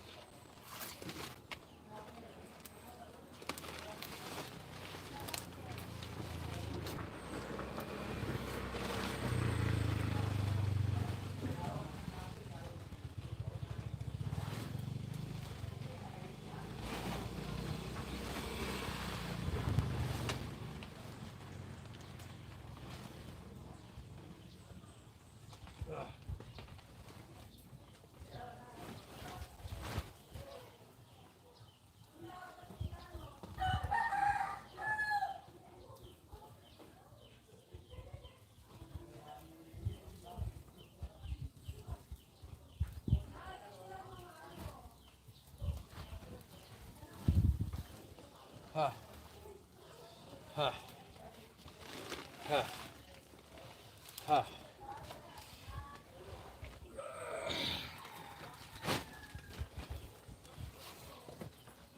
Huh. Huh. Oh.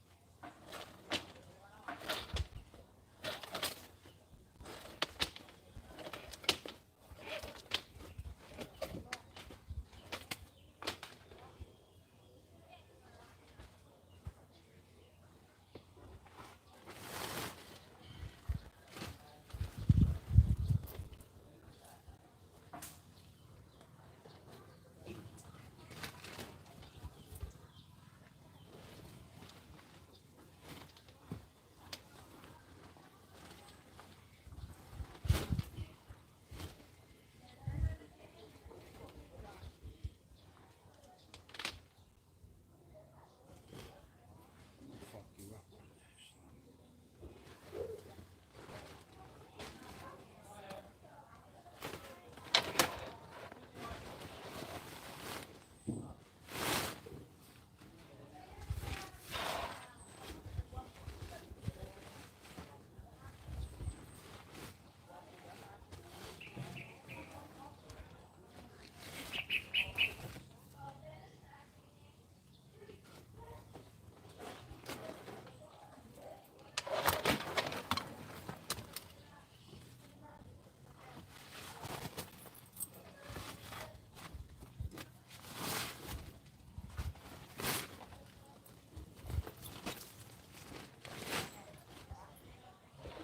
Shit.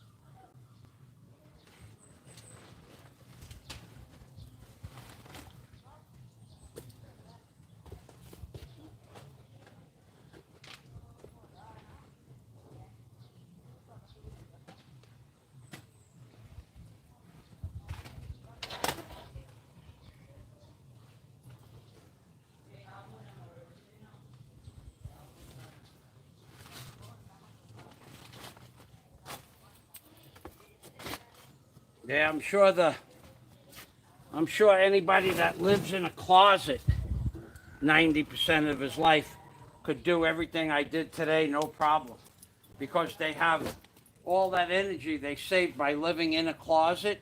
They have all that energy and all that vigor to do everything I did today. So just wanted to share that with you.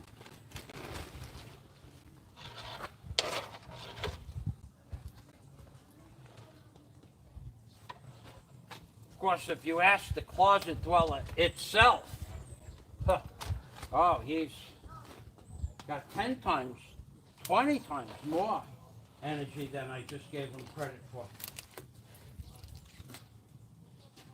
That's why he lives in a closet, so he could save energy. It's an energy conservation thing.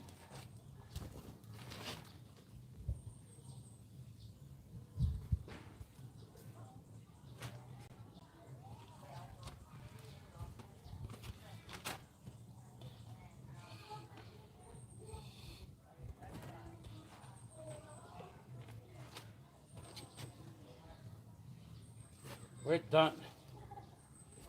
Now, I gotta figure out what time it is and figure out if I want to continue. I do have to find a chain. That could take a minute. Well, it really shouldn't take any more than 10 minutes. Because either I have the chain or I don't have the chain. It's not, it can't be, it can't take more than 5 minutes to find that out. So I'm gonna go up on the veranda. Let me plug this in and see how much power I have left first before I go verandaing around without power. And the live stream will end before the time has come. Verandaing around on Paint It Yellow or go to Hello Day. 13%. Whoa. We were down into the dregs of power. Yeah, Sabang, you're probably right, because they took over the airport. You're right about that. I forgot to mention that. Scott Del Fuego, 3 hours in, hardly any comments. Guess you got your message through. Well, I also, I'm not kidding around about that, Scott. You know, I could start talking about some of the people that have been, if they want to comment on my video after the video's made, you could see one woman, she went sideways on me today. Her name is Millie. I left every one of her comments up and gave them a thumbs up and a star. What did they call that? A star, I guess. Gave her a thumbs up and a star, whatever, the heart, a heart. She went sideways on me today. They can leave comments on my channel, as long as it's not derogatory. Her comments had nothing to do with reality, but they weren't really negative comments. She said that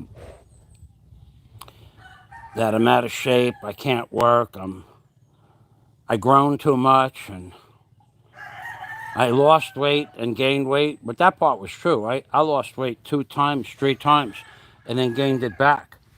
But that's just it's my nature to be 250 pounds. That's my body's nature. Now, and I could eat less food. Well, I could eat less food than a person that weighs 100 pounds and gain weight. Because my body takes the food and sucks it right in and puts it into fat or muscle. That's how my body is. It always was like that. I could eat 10 pounds of Burger King hamburgers and gain 10 pounds. Nobody else could do that. And, even with walking around and exercising, I'm going to gain 10 pounds from 10 pounds of Burger King hamburgers. Why? I don't know.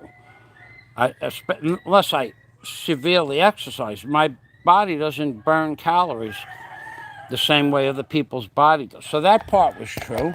I left that up. But if she wants to go through the time to take comments, comment after comment after comment, I'll let her do that. But during my live stream, I don't want to be interrupted. It's just common sense. But not except from people like Scott or Gary or even Sabang is always giving good information, and that new guy, the new blogger. There's 2 new bloggers, but and if they have a channel that I can find, then I let them comment because at least they're YouTubers. But all these people that just want to be commenters on the sidelines, I don't need that shit. Let me show you what's on. Let me show you what I did here. Look. See the cargo container over there?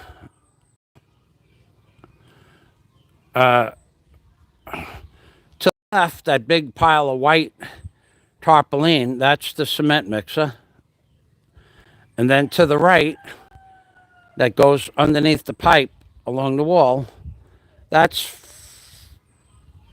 7 buckets of supplies. Everything from commercial grade pipe dope compound at $25 a can.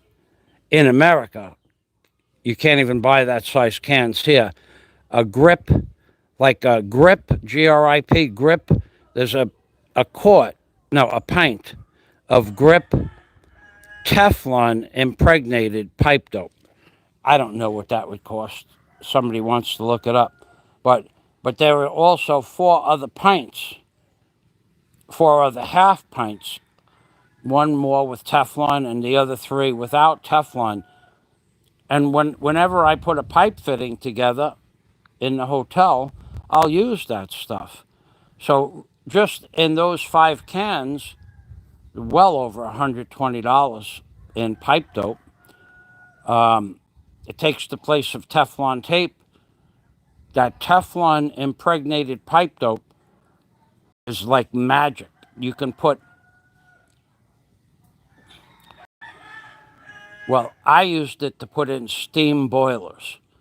Just that on the threads, inside and outside, and a good snug fit on those steam pipes, black pipe into cast iron knuckles. Never gonna leak, never. Without, you don't need Teflon tape. That stuff is, it's like some magical stuff. And I have a lot of other things. I have gallons of oil-based paint, marine, at $75 to $100 a gallon. Some of those cans are. Now, they're in small cans, but some of it's 50 years old and still usable like it was the day it was made. Some of it's 30 years old and still usable. I also have several cans of spray lubricant, corrosion block, it's called. Not corrosion block, corrosion inhibitor. Shit's like $15 a can. And what you do is when you're going to pickle something, what it is, what that corrosion inhibitor is, it's when they pickle something in the service, they spray it with a compound. It's like beeswax, but it's, it doesn't get hard. I forgot the name of it. And I have 2 cans of that. It's like, it was $15 a can 25 years ago. And the cans still work. I tested it. And I have a lot of stuff up there, but I don't need it. And of course, I did that, so I'm going to take out this whole enclosure that's enclosed with this green tarpaulin, green and white striped tarpaulin. Basically, underneath there now is empty. Just basically, I think in one bucket, I have the top lid for the tank for the toilet bowl in the house. Took that off so that I could work on it one day. And then the tank was built so cheaply that the metal bar from the handle that picks the plunger up, the metal bar rusted out. So I left the top off the tank, and the top is in there. That's junk, but it's in there. And one bucket, 1 2-gallon bottle of distilled water, and some stainless steel and chrome plated commercial grade shelving. And that's it. And that's all coming out soon too. I mean, it's not like it's not going to happen a month from now. It could be tomorrow's job. If I don't find that chain, it could be tomorrow's job. Well, I'm doing what I said I was doing. What is the creep doing? Is he doing anything? Is he showing us any work? Oh, yeah, the creep. He's building up his... Boy, that gave me a laugh when I saw that video. I'm building up my cannons. No. His guns. He said his guns are getting bigger. He said he's working out. His guns are getting bigger. So he went from Pelican arms to Pelican Plus arms. He still don't go in the sun, so they're still Pelican white. Creep. Wait till you get back to the Philippines. Boy, do I have an itinerary set up for you.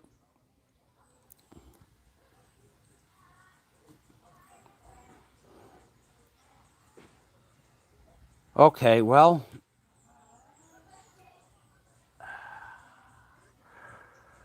how many hours are we into this? 4.5 hours. That would make it 10, 11, 12, 1.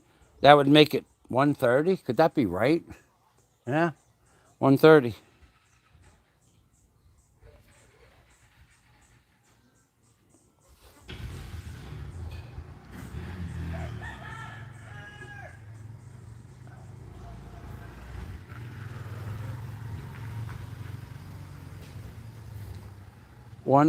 So what else do I have to do up here?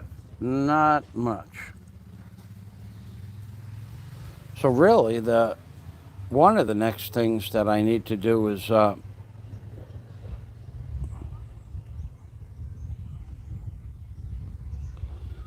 don't think I could do that alone. I don't think I could do it alone. I think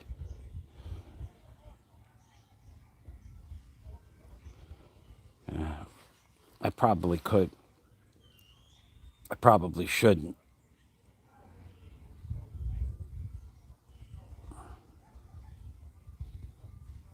I probably will.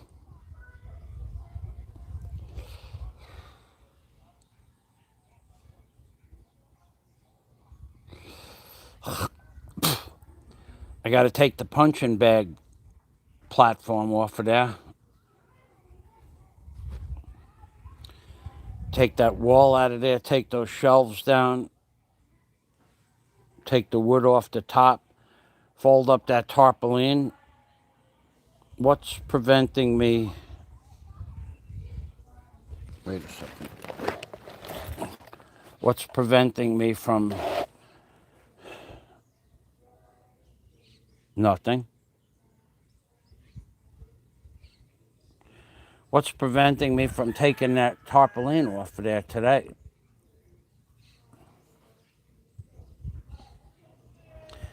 And the wood off of that? Nothing at all, really. Just if I had the blower, that's the only thing I would want to have is the blower up here to blow it off before I fold it up. And then I could pop the roof off of there. That would be a nice job to do today. What else could I do today?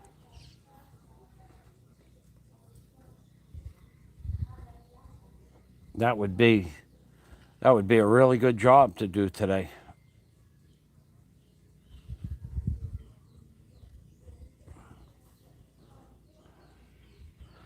can't do that.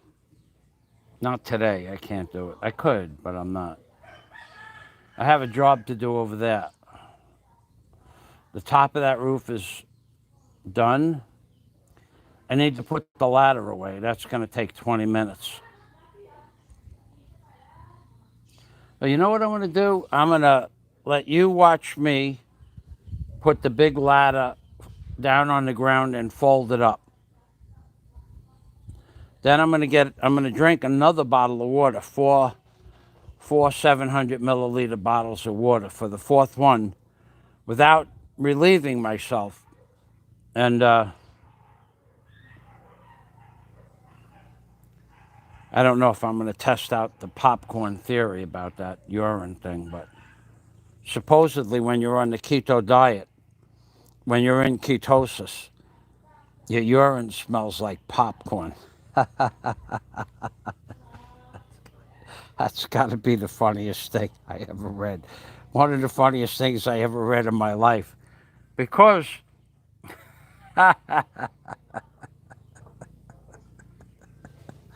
you'd have to smell your urine to see if it smelled like popcorn. Where did they come up with this stuff? Anyway, that's what they say. I mean, is it like movie popcorn, the kind you get in the movie theater that you could smell when you walk into the movie theater, or is it like Jiffy Pop? Or is it like homemade popcorn? Popcorn with butter, with salt? Ah, shit.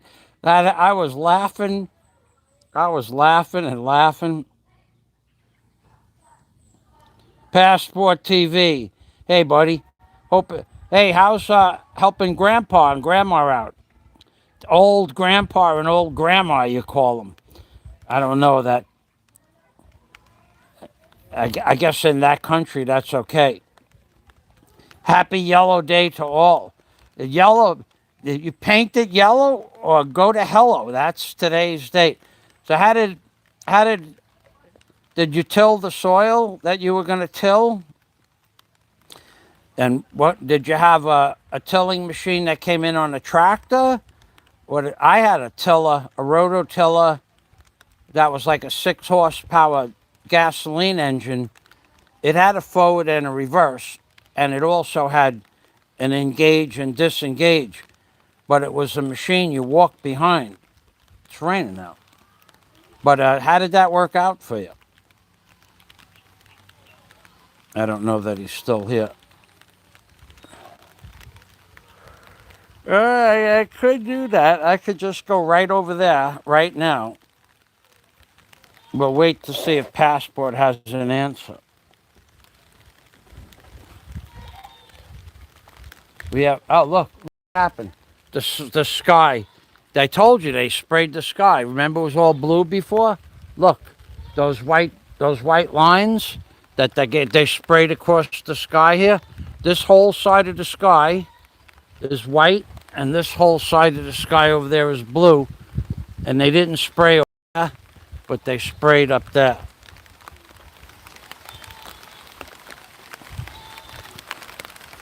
Oh man, it's raining.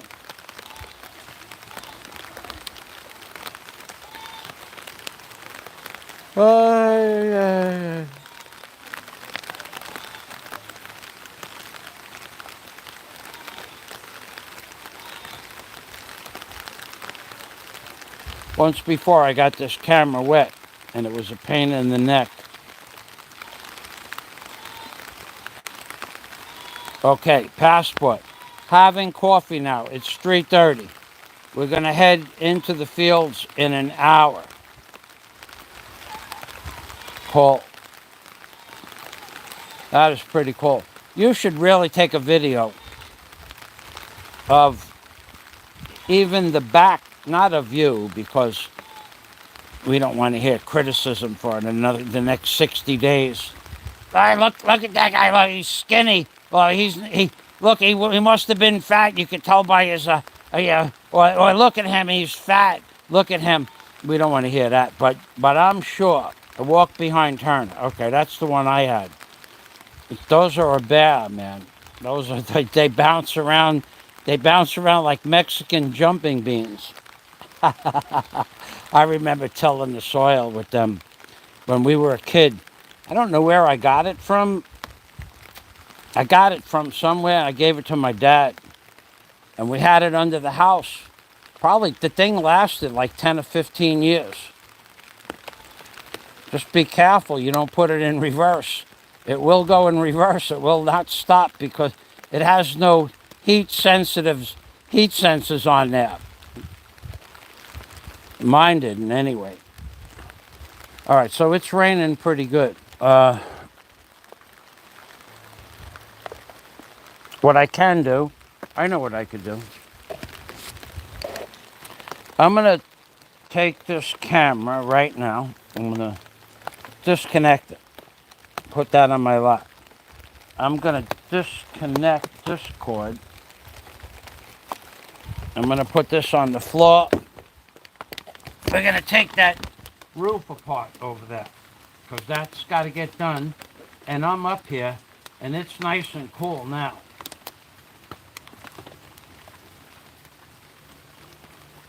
Ah.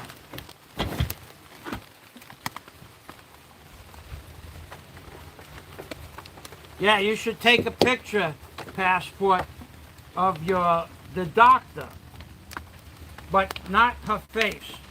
The doctor, even if the machine isn't running, but from the back of the doctor, just so you can see like a woman's silhouette. Everybody's sure she's attractive.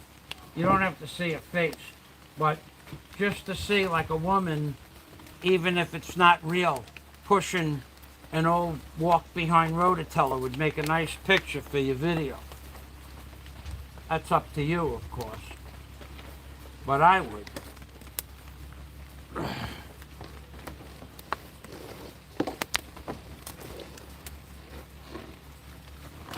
I think that would make an excellent, even if you only took a picture or something like that, it would make an interesting thumbnail.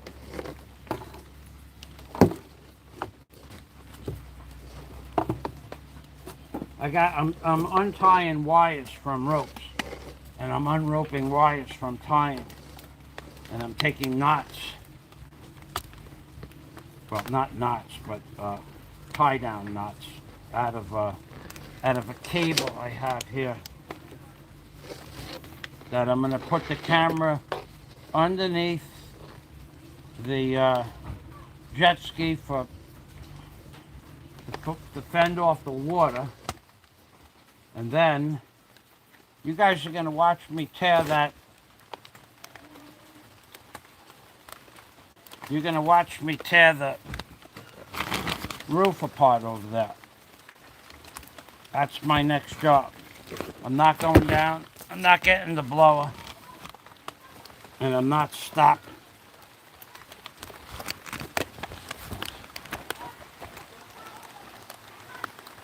Probably going to do video, okay?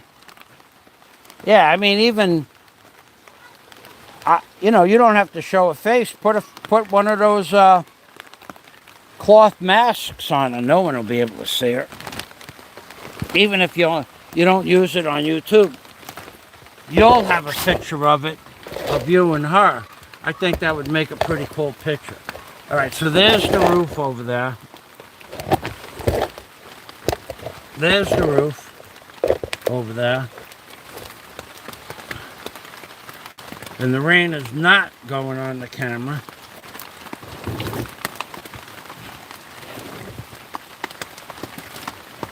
And I'm going on the roof while it's nice and wet and cool.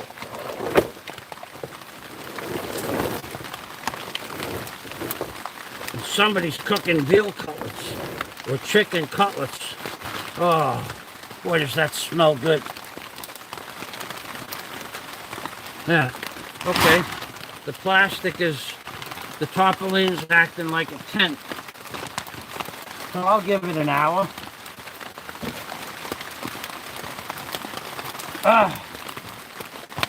Nothing like working in the rain. Real men work in the rain, right, Frank? Show us how you work in the rain, creep. Oh, yeah. Your work in the rain, I understand, is standing outside of people's windows while it's raining, so they don't think anybody's outside.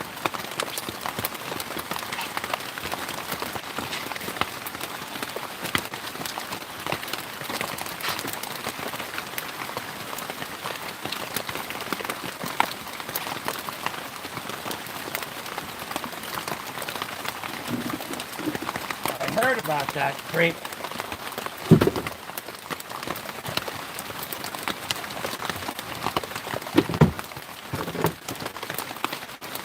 We all heard about it.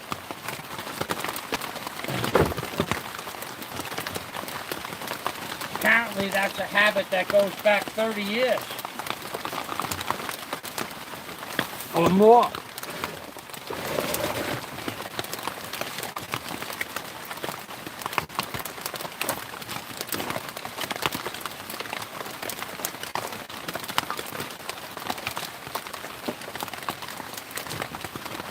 And that's why we call you the creep.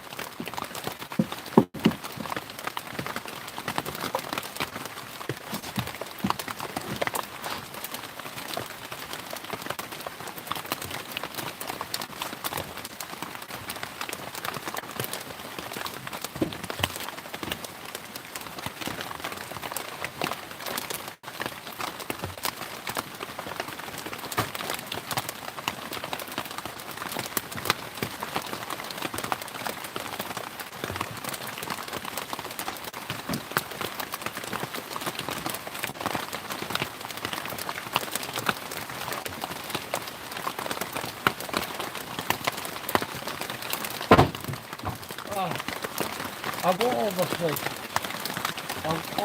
places, back to the floor.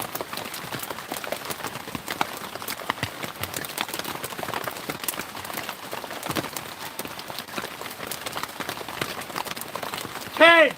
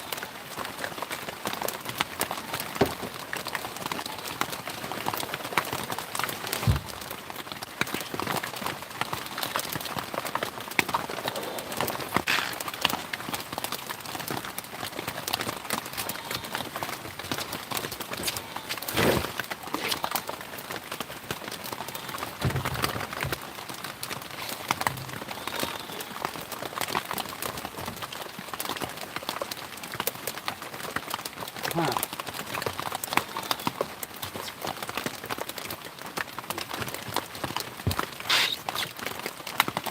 You know what? I'll leave this one up here.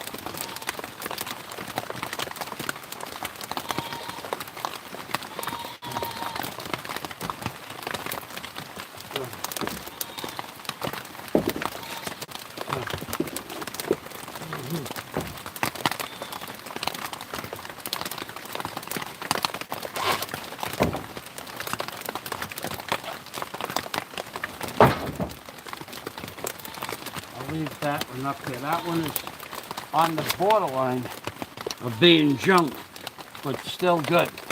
It's almost dry rotted, but not quite.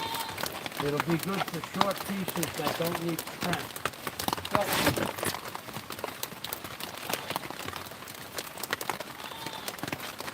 This piece, on the other hand, is garbage, you know? That's a good piece. All right.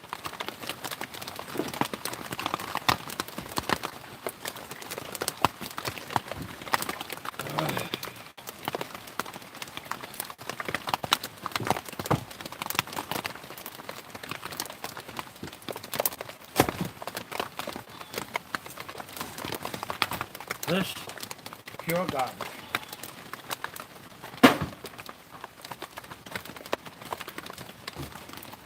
This is a 3-foot piece of pipe.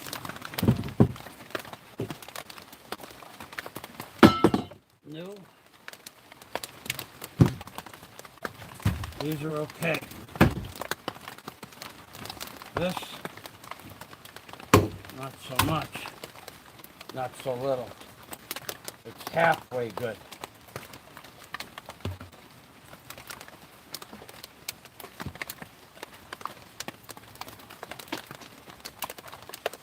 Halfway good is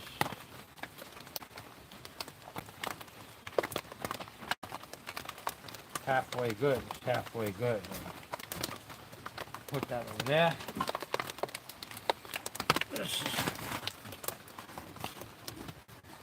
This is a good piece.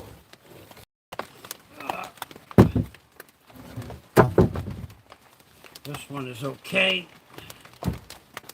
Not so much okay in the middle, but okay on the ends. So we'll chop this up to pieces that we don't need strength in.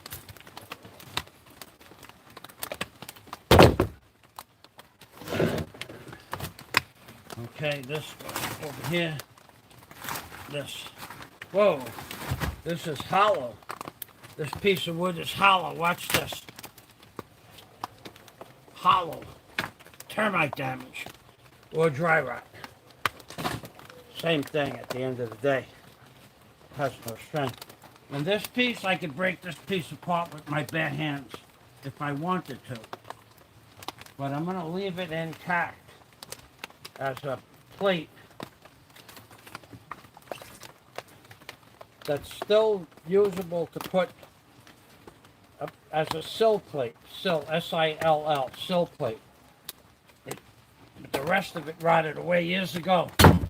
So the sill plate is still good.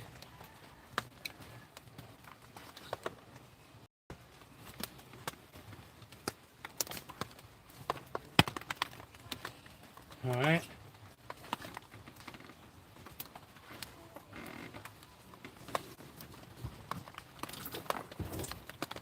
We'll get rid of this drum on the far side of the jet ski.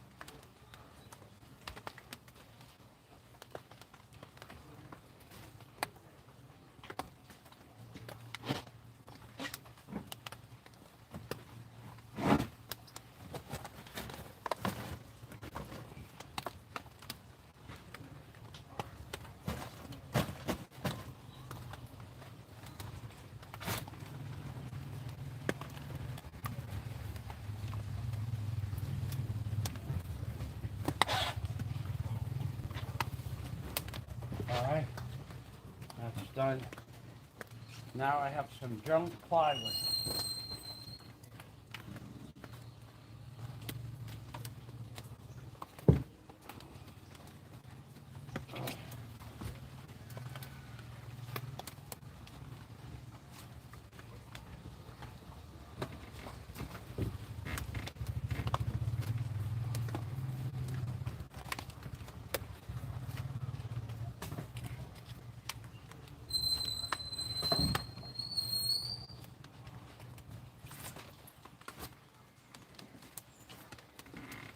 Oh.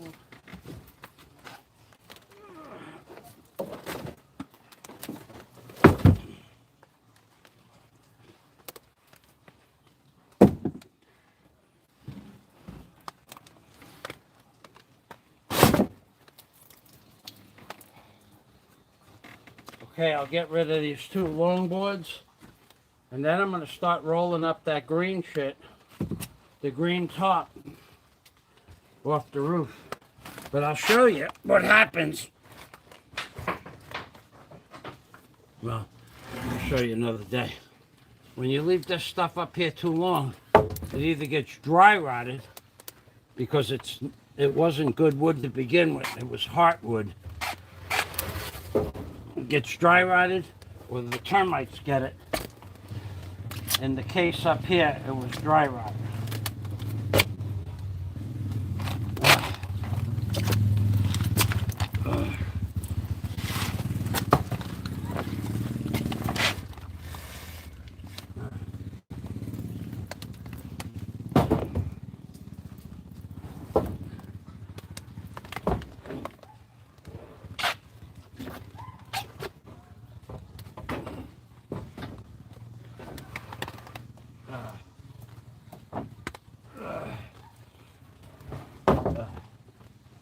All right, so I'm gonna need wood to put underneath the 4x8 sheets of plywood. All right, well I could take the camera out now. Stop breathing.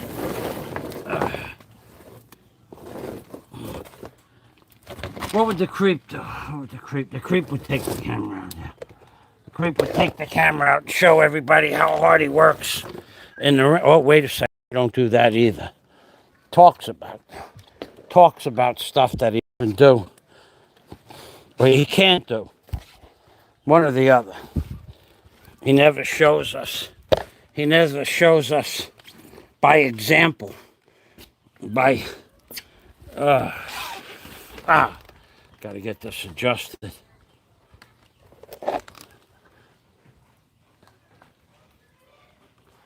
Okay, passport. Just gonna make video probably. That'd be cool. Now, okay, so I'm getting ready to pull this roof apart, actually. I'm gonna pull the tarp up. Oh, I wished, well, I didn't do it. I should have took the blower up here. Theoretically, I could just go get the blower right now and blow that crap off. Right now, while it's wet. Hey, you know what? That solves two problems. That solves me getting water, cold water, because I just finished this liter of water off. And that will clean up that tarpaulin with to get the debris off it while it's still pretty much in place and flat. So I'm going to go downstairs now. I'll be back in five minutes. And I'm going to get the blower to blow off that top. Even though it's wet, that blower is powerful enough to blow the debris off of there. And I'm thirsty. And I'm really hungry. But that's an hour and a half away. Cooking is not on the now agenda. Although I would like to, there's a party, a party is roasting garlic and chicken and pork, and it's barbecuing too. It's not cooking in the house. That I could smell. I don't need this up here. I'll put this in the house when I go in the house.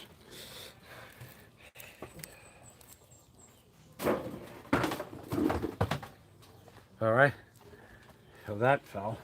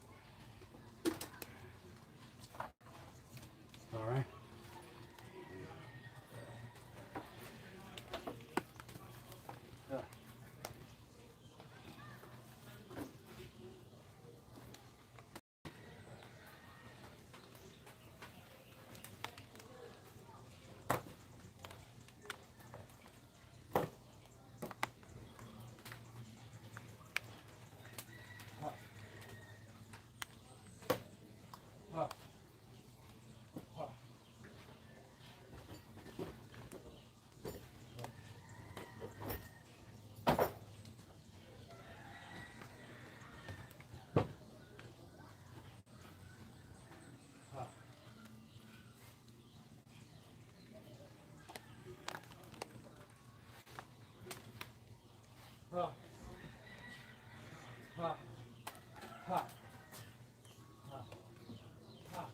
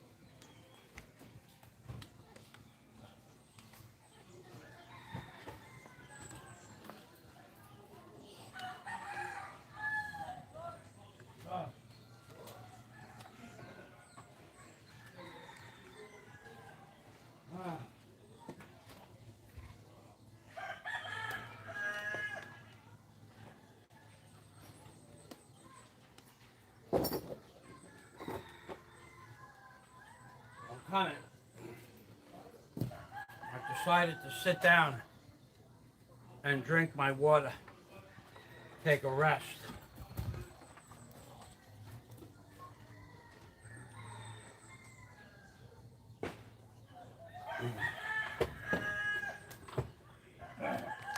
Ah, ah, ah, ah, ah, ah, ah, ah, ah.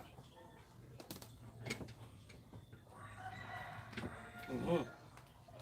Huh. Huh. Huh. Huh. Ow! What the heck happened there?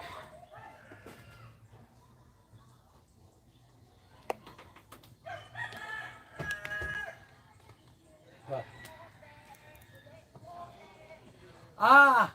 Ah! Holy macaroni!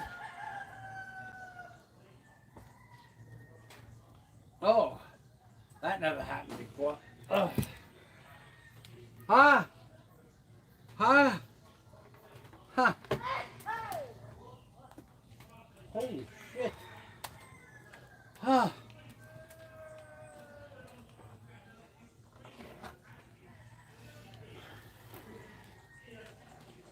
Ah! Ah!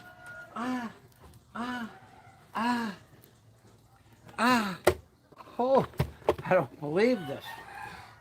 Ah! Ah! Oh, I don't believe it.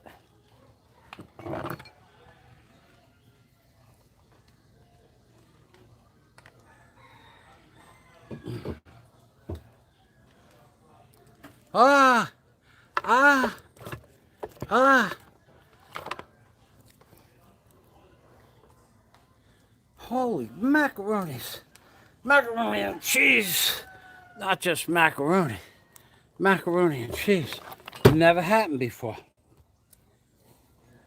I did not sprain my ankle. I did not. And it's been 4 hours since I was on the other ladder. And I don't remember spraining it there. And it doesn't even feel like a sprain. It actually feels like a muscle tear in the ankle area. Like I tore a muscle from humping that stuff up the, not a sprain, but like as if a muscle just, was torn a little bit.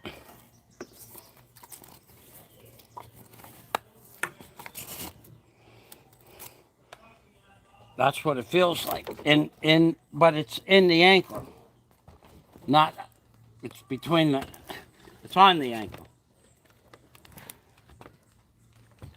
Okay. All right.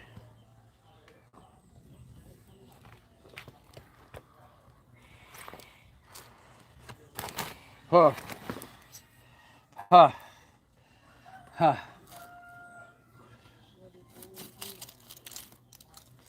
Huh. Huh. Huh. All right. Now the next thing, I'll check the comments. Oh yeah. Oh yeah. Before. Yeah, maybe it happened and I don't remember. I don't remember it happening before. Huh. Huh. Okay. Check the comments. Okay, no comments. Very, very nice. I like that. And then I want to check to make sure there's enough battery in here. Should be up around 30%. 17%. Well, I don't need the... I'll leave this plugged in. I'll unplug this one. I'll plug in the blower. I'll leave the camera plugged in, and I'll leave the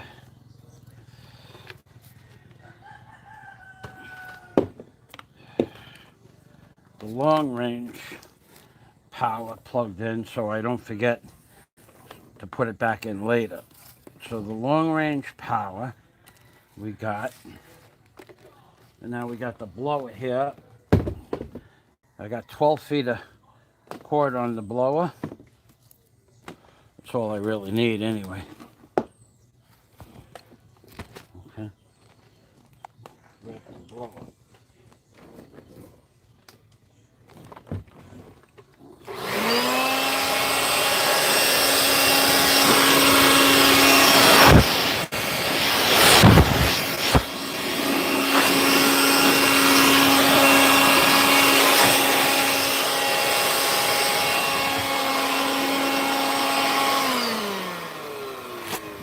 nice. Okay, we'll take a little walk with the blower, see what we could get. And then after this, I'm gonna, I'll roll that up wet if I can. If I can get it off. It's probably, now I won't be able to get it off. It's tied up on the outside in the back. So I'll get this cleaned up.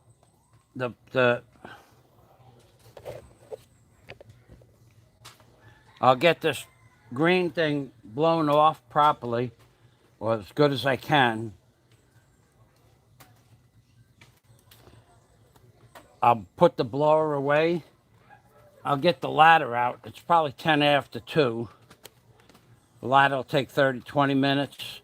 I got 10 minutes to put the fuel canisters back where they belong.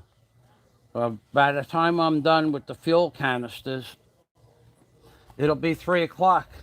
We started at 9. That's my 6 hours. So I'm going to be done about an hour from now. That's all I work.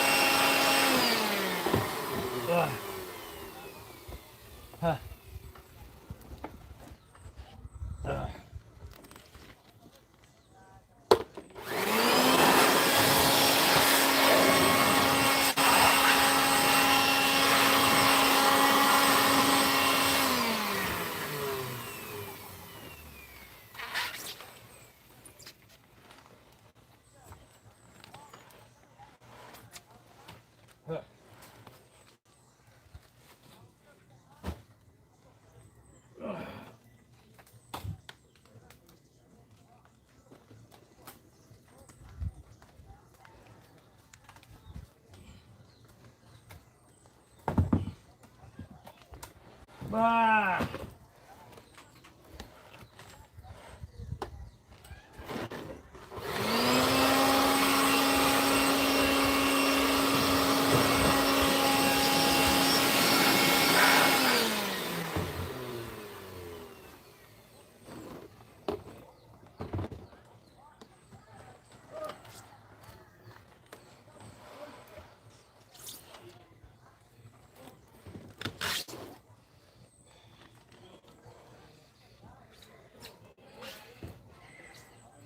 Huh.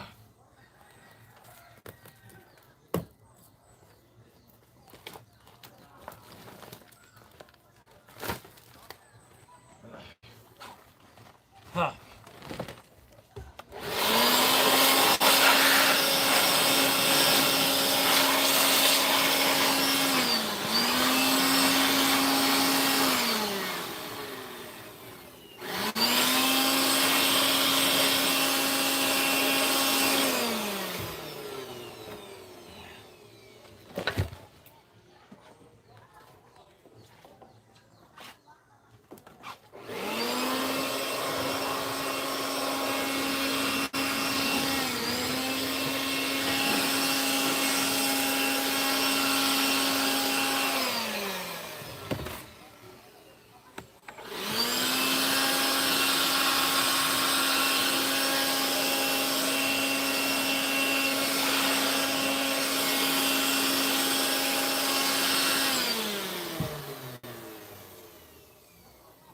Next trick, we will use the broom in conjunction with the blower.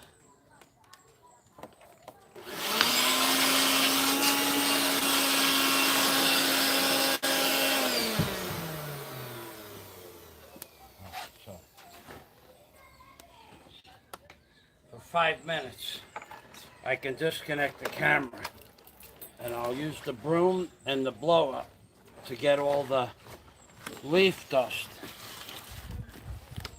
debris that's been up there. That leaf dust has been on there for, oh God, 3 years, 4 years.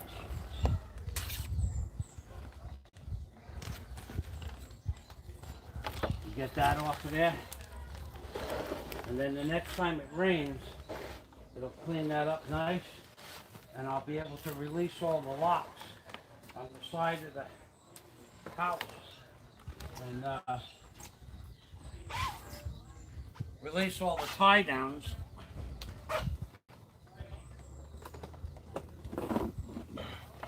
And just be able to fold it up.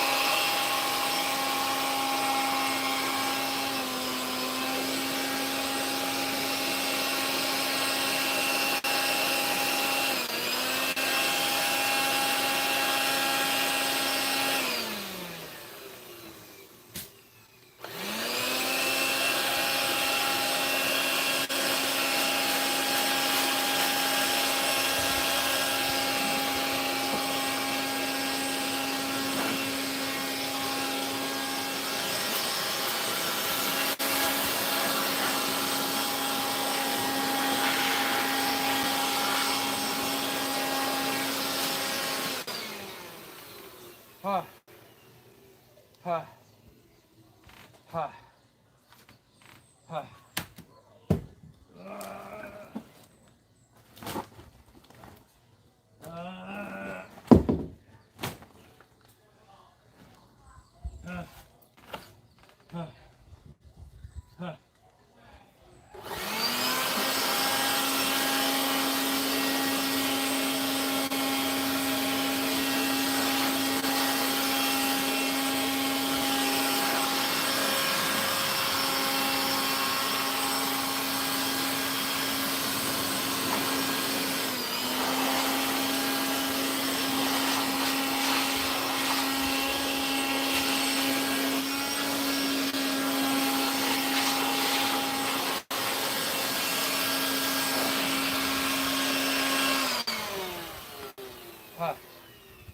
All right, one more buried section there, close to the edge.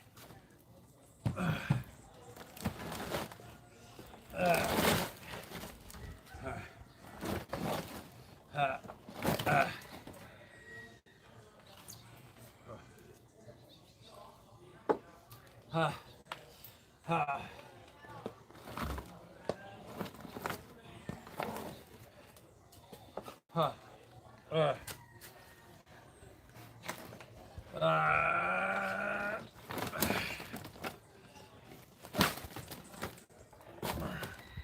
huh.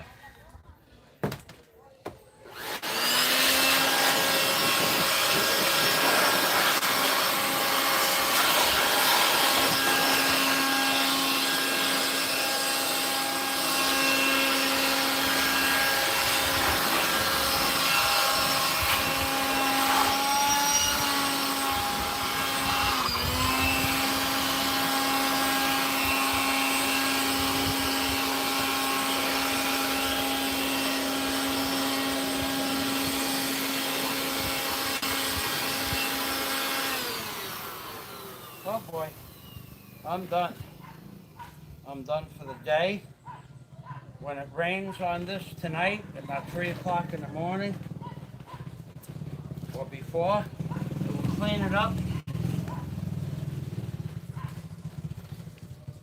When I cut the outside tie downs, I'll be able to fold this up, and I'll fly it over with the jet ski and use it to cover the jet ski when I put it on the other cargo container. It's a better top than the black top. The black top would only last about 2 months in the sun, maybe less. The black top is just a temporary cover. Now, and it's going to happen anyway, you know it's going to happen. If I paint the black top yellow with that elastomeric paint, that'll last, instead of 2 months in the hot sun or 3 months, it will literally last 4 years. Literally, it will last 4 years. So, of course, it's going to get painted. Not because I said it's going to get painted, but because I heard the tarpaulin when I brought it up, opened it up. It said, "Hey, Master Mike, how come everything is yellow except me?" And I said, "Don't worry, Black Tarp. I'm going to paint you yellow also. Because today is honorary. Paint it yellow or go to Hello Day. And everything I touch today will eventually turn to golden yellow. Like the King Midas of tools and behold. Everything will eventually be yellow. People will know. Don't mess with the yellow tool god." All right, so I'll take another little break. Yeah, this diet, I will tell you, let me tell you some things about the keto diet in case you don't know. Okay. The keto diet, it's a diet where you eat basically no fat, no carbohydrates, no bread. Now, in 19 days, maybe for my whole life, I have bread in the freezer. So since I was born, I don't think I went 19 days without having a slice of bread or a sweet roll or a cookie. I don't think I ever did that before. If I did, I don't know about it. I had 10-day fasts where I fasted for 10 days, but never did I not have even 1 gram of sugar intake, actual sugar. I have a small apple every day, but actual intake of bread, 0. Sweet rolls, 0. Candy, 0. Rice, 0. Lumpia with the the batter around the outside of the meat, 0. No carbs, just 15 carbs a day, 15 calories of carbs a day from a small apple. So that's one thing. But it does tell you that you will be tired sporadically, on and off, because the body's in ketosis. So I'm using energy by going over there for 10 minutes and bending down and walking and holding stuff upside down. And the body has no food in the stomach to draw the energy from. So it has to take fat and stored energy fat and the poison that's in the stored energy fat. It has to go get the fat and bring it back to the fat dissolution center, whatever that is. I don't know what it means. But it has to go get the fat, and then it has to transfer the fat from fat and poison, separate the poison, and then use the fat as energy.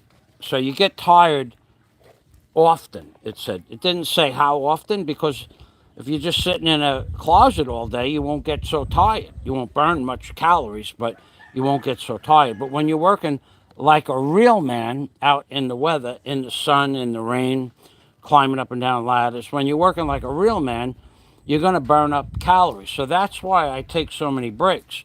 I get tired, literally, to the point where you feel like you're going to go to sleep, because that's how tired you get. Your body just runs out of power. So when I'm sitting down now, my body just went to go get some fat and some toxins and then change it into energy.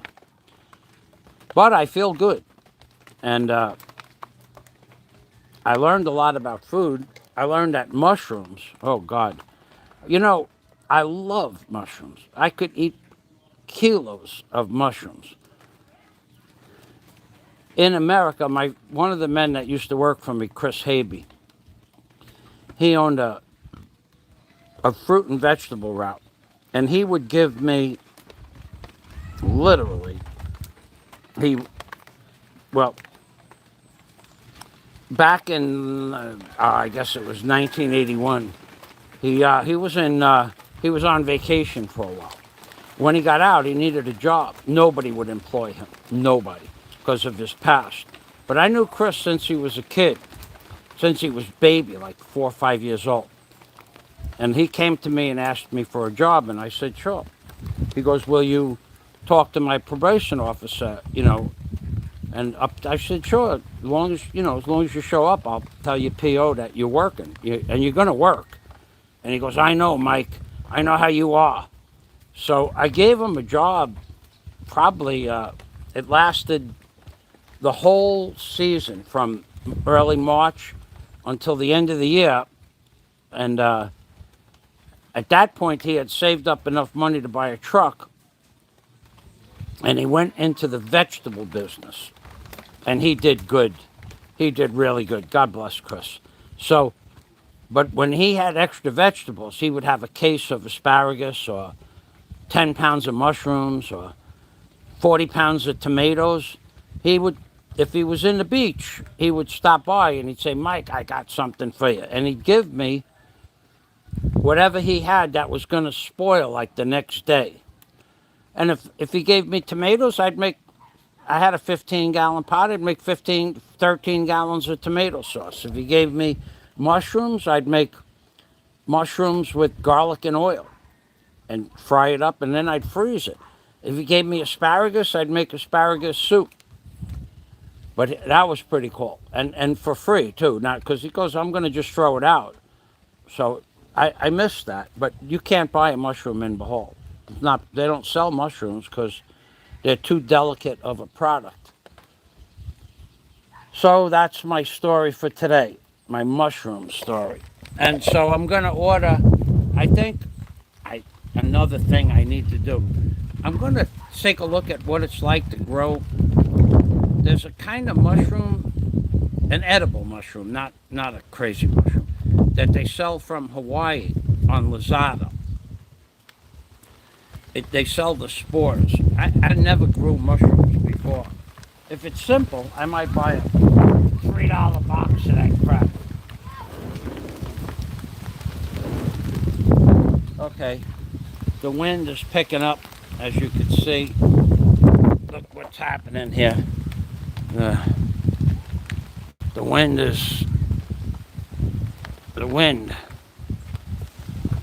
It's picking up pretty good. See the tarpaulin? Between the wind and the rain, that'll clean that tarpaulin off perfectly. All right. I'm going to disconnect the camera now. Unplug this. Leave that plugged in. Turn this plug into my pocket. I need to get downstairs because in a minute it could rain really hard, or the edge of the storm will pass and it'll be sunny out again. But there's no way of knowing. We're right on the edge of the storm. So to that woman that said, oh yeah, we didn't see it's raining. It rains here every day at 3 o'clock. Every day at 3 o'clock for the next 5 months. Just about. I gotta see. You don't have to see anything. What you have to see, instead of leaving 20 comments on my page, is what you should see is a diet doctor. You complain about me being overweight. Oh my God. If that's not the pot calling the kettle black, babe. I leave your comments on my page because at one time I liked you. Now I just laugh at you.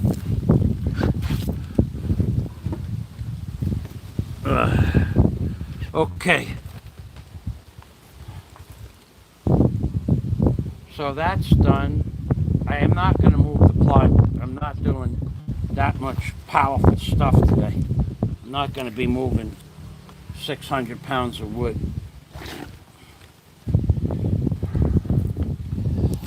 Oh boy. Okay. I'm ready to go downstairs. I did release the jack that I couldn't get unreleased before. It's released now. So I have the hook to lower down the blower.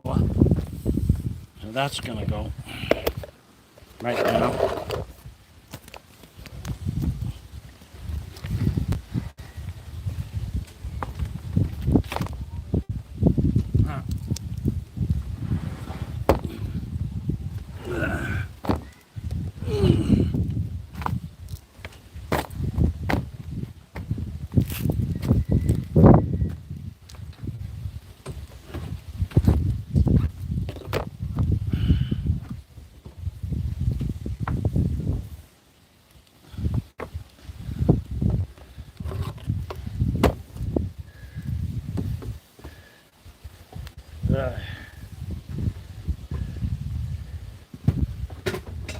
Alright, I go downstairs now. Even that little bit of energy to climb over here, the body is in ketosis. There's no energy left. It doesn't have the same fat that it had 2 weeks ago to draw from. It's harder and harder. It's getting harder and harder to recharge the battery, so to speak. Now I still have to get the, oh boy, I still have to get the ladder down off the other container. That's going to be hard with no energy. It always is. Okay, take your hands out of your pockets, creep. I'm going down the ladder, but I'm holding on with 2 hands. Creep, my God, take your hands out of your pockets. Stop putting your hands in your pockets when I'm on a ladder. Jesus Christ.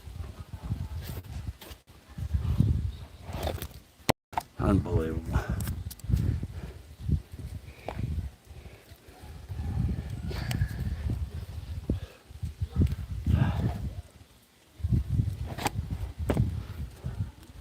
You're the one who caused all of the commentary on rubbing when you see another man do work.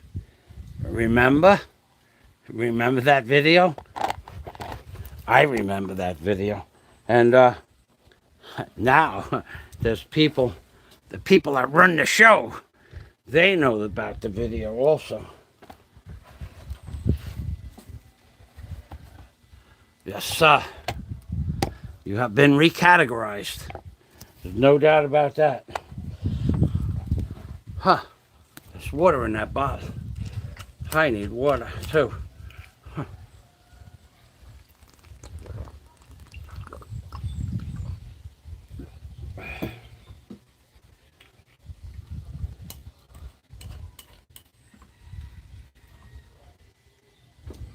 Ugh. I'm almost down to the floor. You can take your hands out of your pockets, creep. Ugh. Okay. I just saw the battery is low. The battery is low. Your battery is low. How low will the battery go? Not much lower than it is now. It's probably at about 12%. We'll find out in a minute.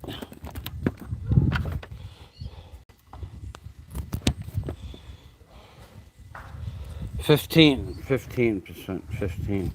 Okay, I'm gonna break the ladder down now. What I should do,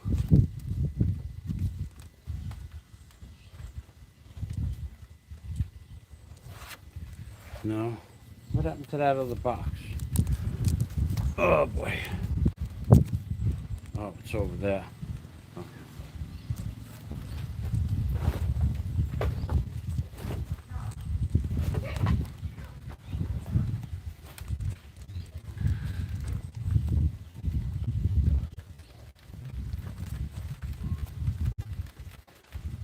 Okay, breaking the ladder down. That was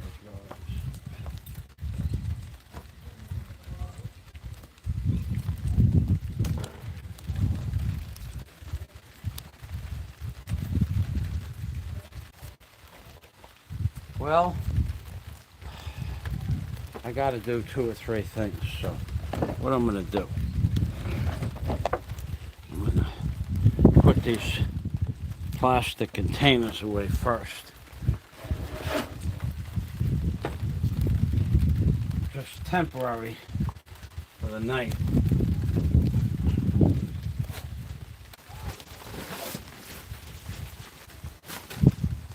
Ah.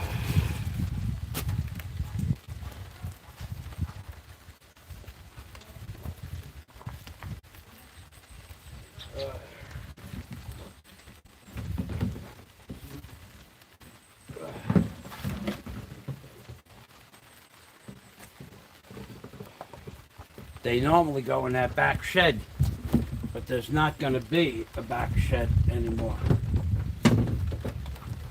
So I'll have to put them up on the roof, but not today. I have a place on the roof for them because they're light. They don't weigh anything, they just weigh half a kilo a piece.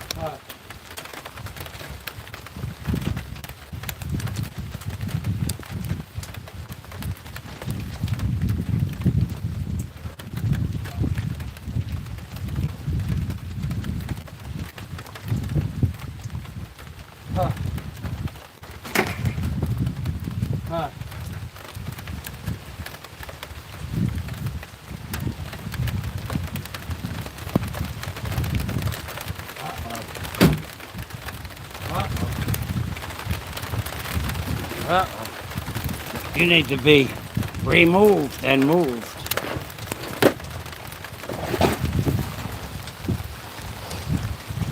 Huh.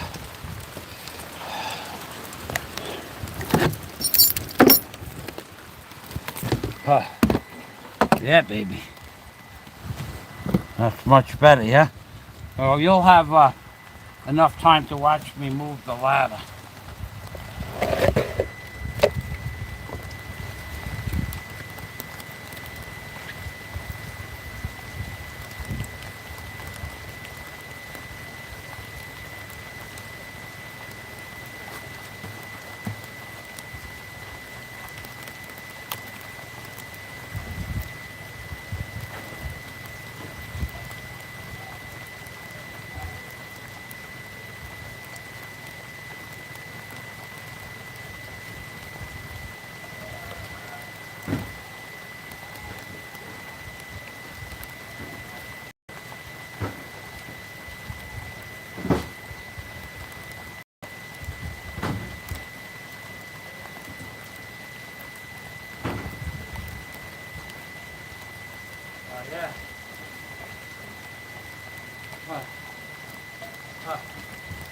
I don't want to leave this on the ground.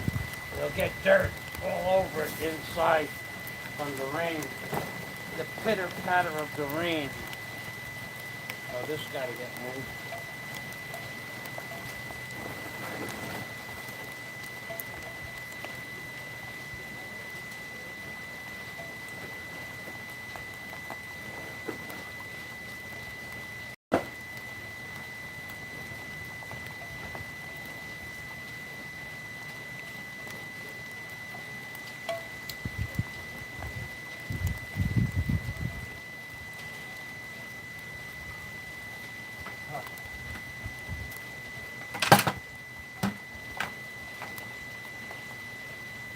Huh. Huh.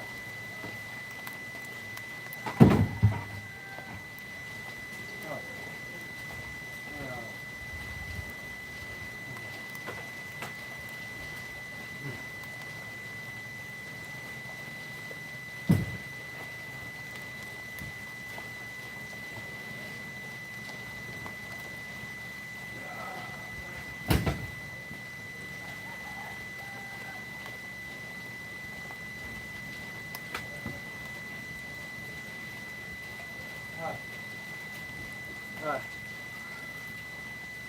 Huh. Huh. Huh.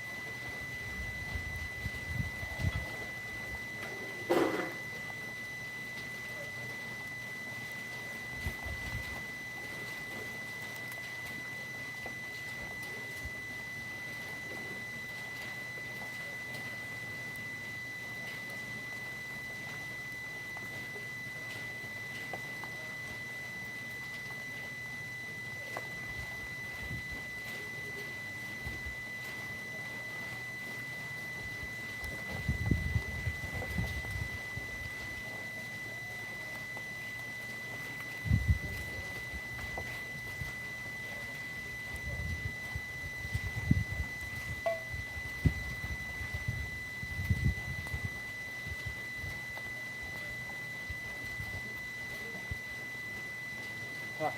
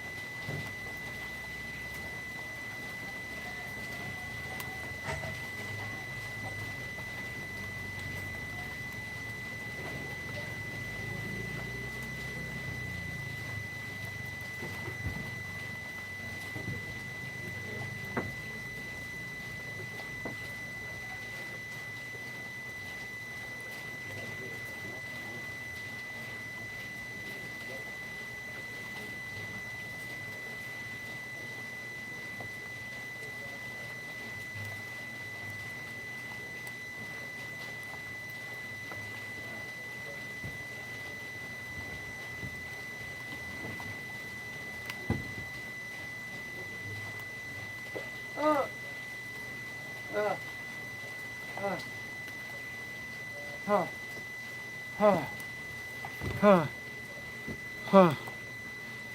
I need water. I need some water. I need water. Uh, I need water. Drinking water. Oh, I'm weak again.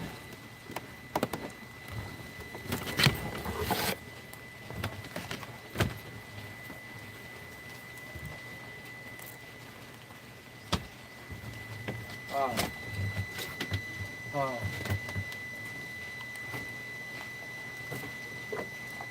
oh.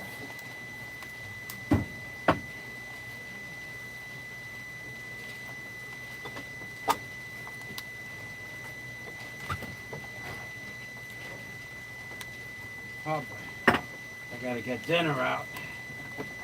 Take dinner out of the freezer. Oh, that. What's that?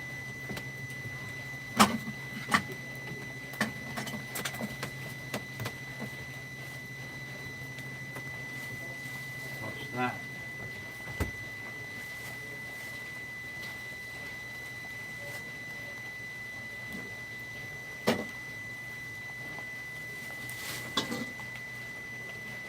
Now those two plus this one.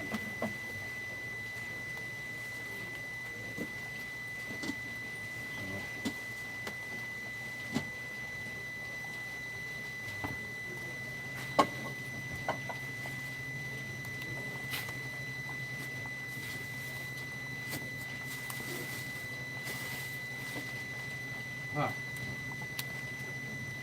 Those two plus that one. And that's for tomorrow.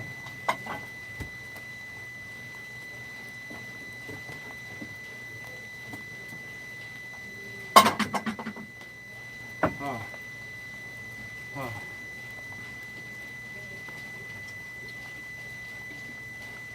Ah. Ah.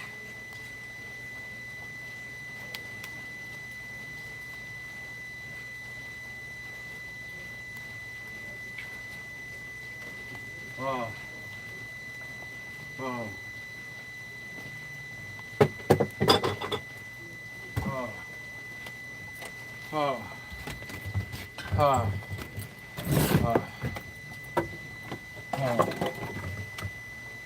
Oh. Oh.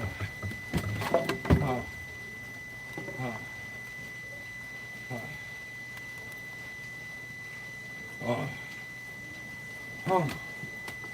Oh. Oh. Oh. Oh. Oh. Oh. Oh. Oh, you dumb guy. Oh.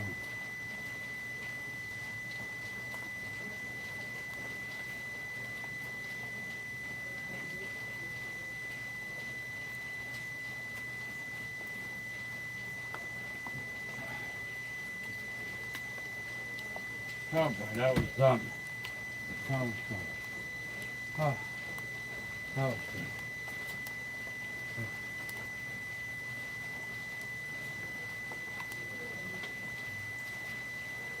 Oh boy. Oh man.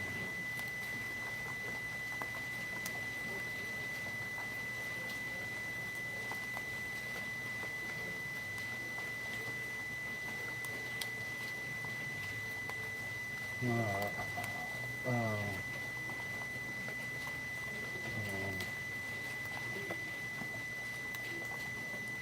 Uh,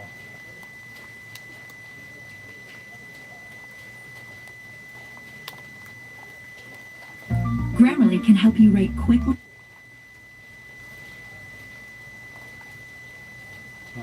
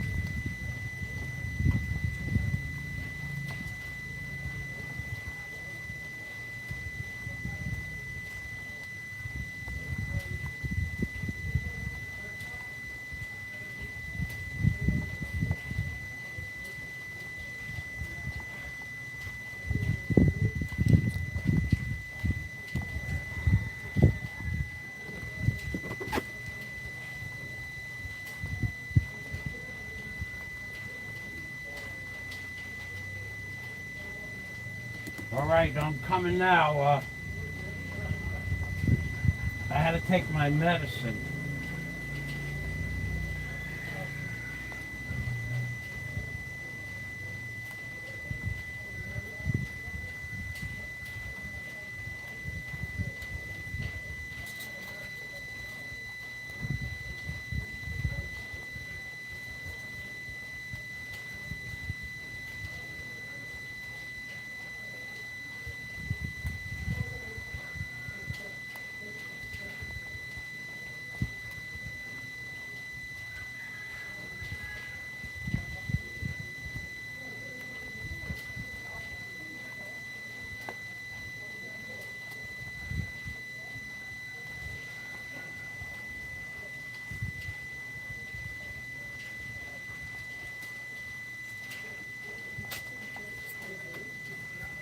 Oh,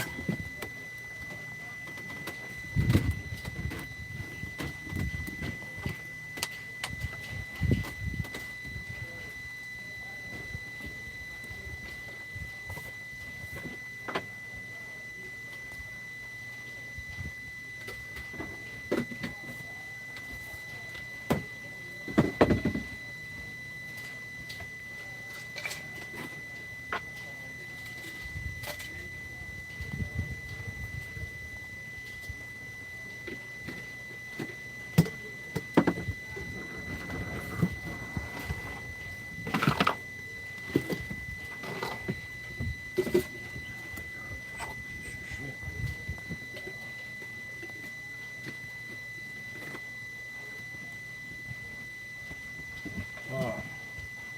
Okay, I'm done.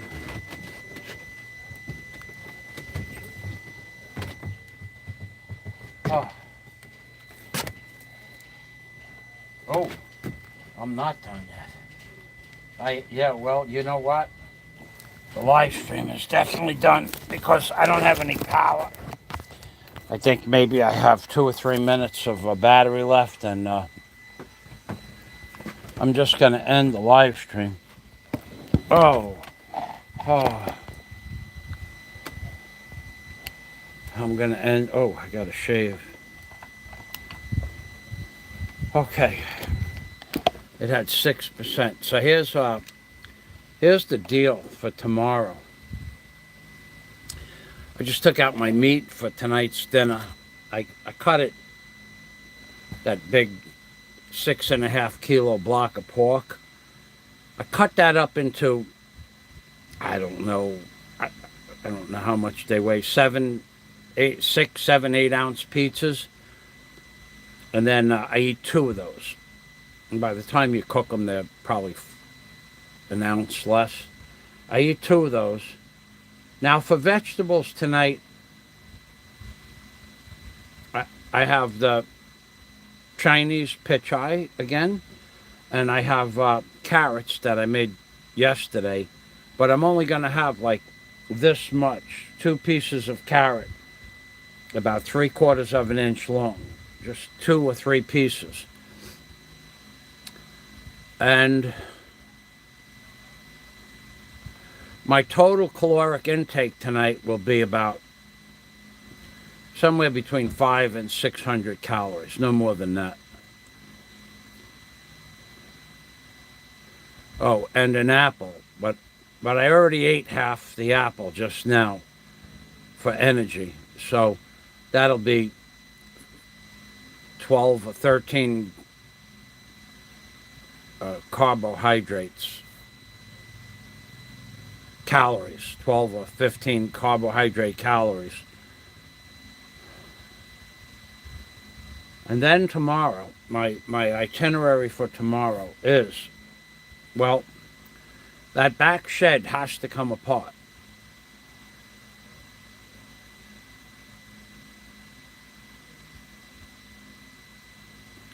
And to that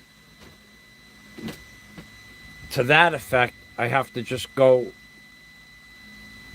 release my tie-down straps. I have like separate straps. That tarpaulin had originally its own rope going through some eyelets. So I just have to release some junk tie-downs that I have. And then I'm ready to start dismantling that roof, which I could do from the top of the roof itself. So that's a project that could be done. I doubt I'm going to get the jet ski down tomorrow. I just won't have time. I have something else that has to be done. Like take that shed down. That shed needs to just get disassembled. So that's going to take 2 or 3 hours, if not more. And because I have to clean up the wood as I take it apart. I'm going to pull the plywood up onto the roof, take the ribbing, the joist ribbing, take that up to the roof and put it on the front bench on top of the house and grind off the nails, because probably the screws or nails will be stuck in there. That's something. So there's like 4 hours or 5 hours to break that down. And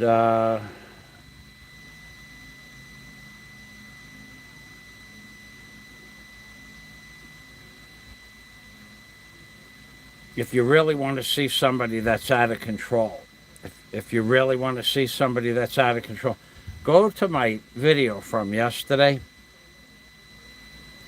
There's a woman named Millie, and I've known her 10 years. She was always nuts. I mean, this woman is truly nuts. We're not talking about fictitious nuts or possibly nuts or, like nuts. She's nuts.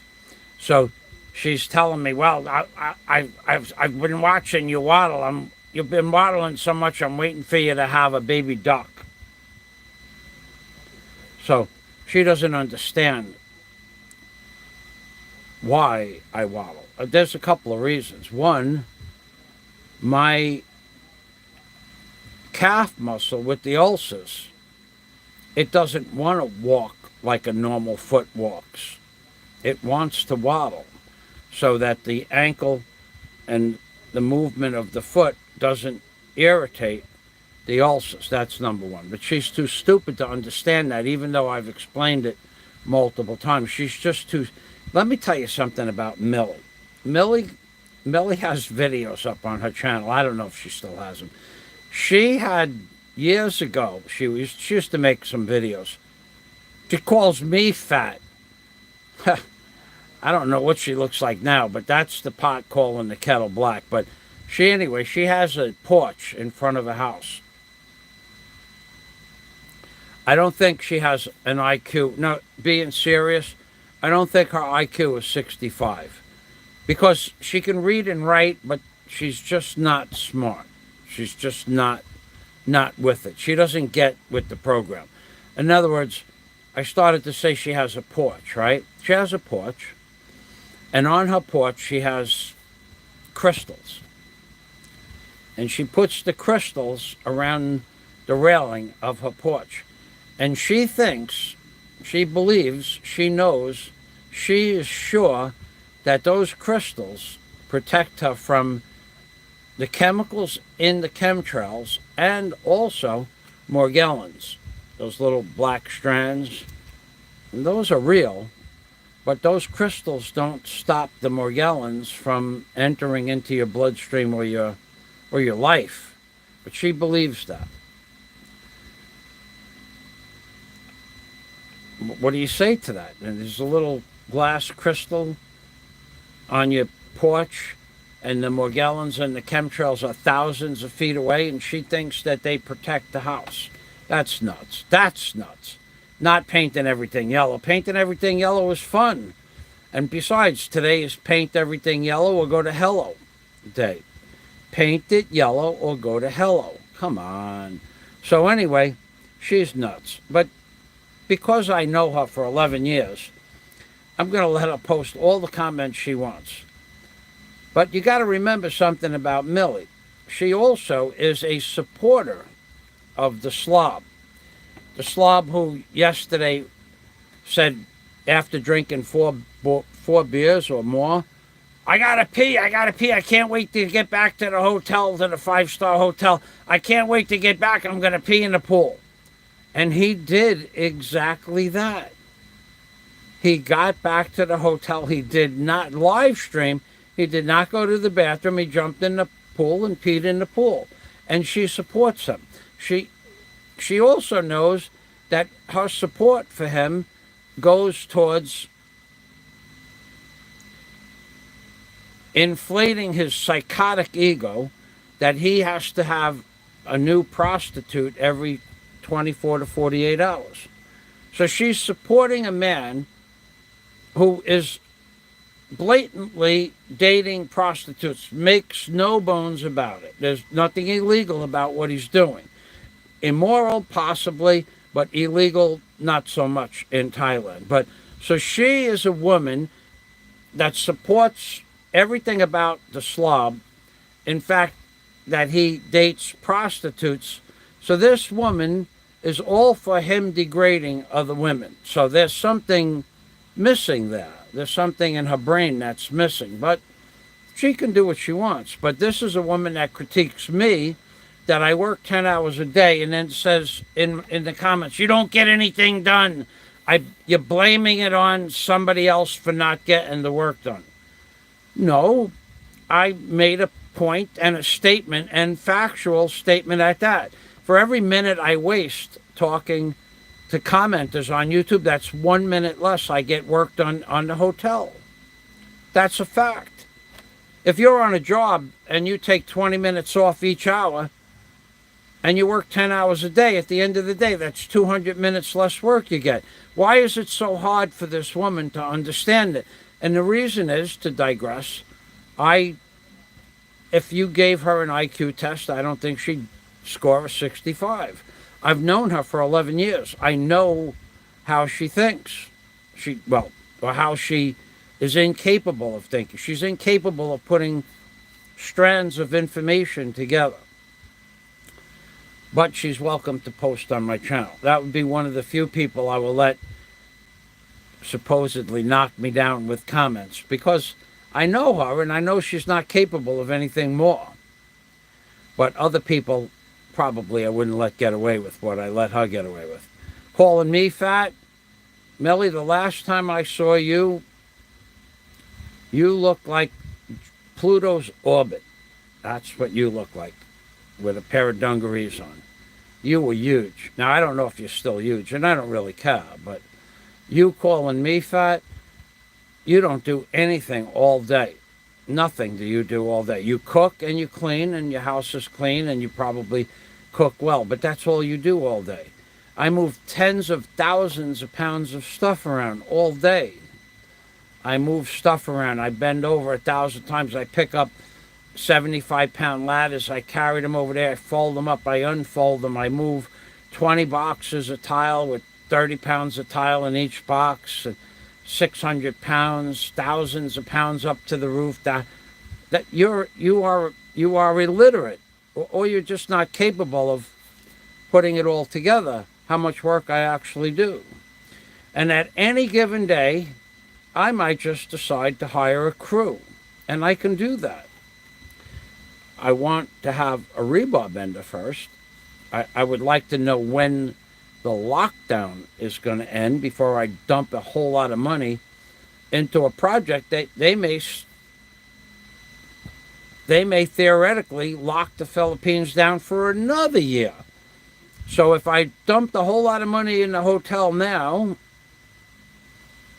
and it was partially finished by next August, let's say, and there's no guests, well, they lock it down more stringent than it is now.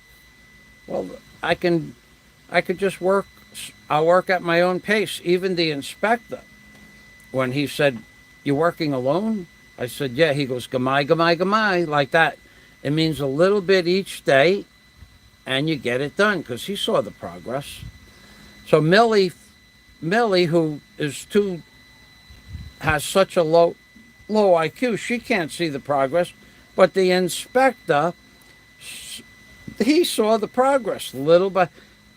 He said, "Gamai, gamai, gamai," a little bit every day. That gets the job done. That's how it is here in the Philippines. Anyway, I'm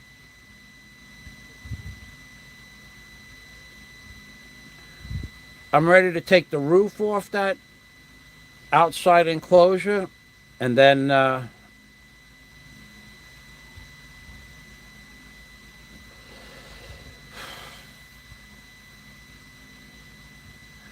I'm going to have to break down the metal shelving or just take it out as is,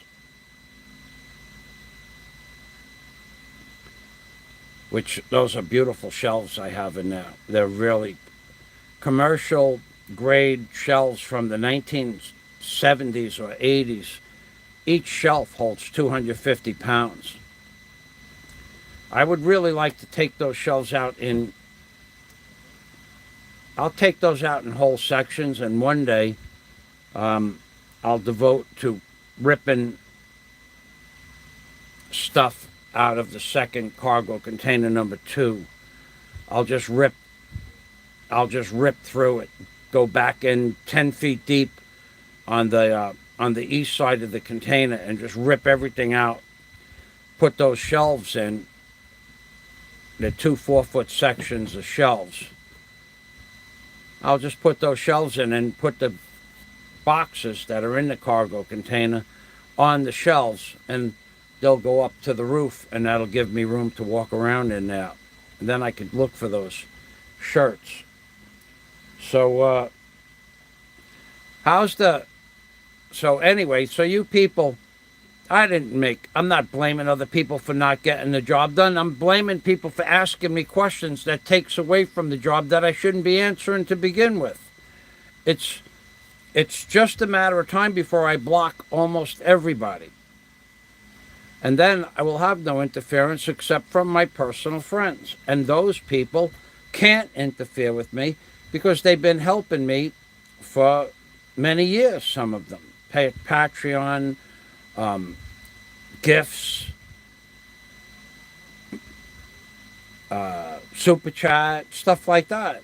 Those people can't. I will give them all the time in the world.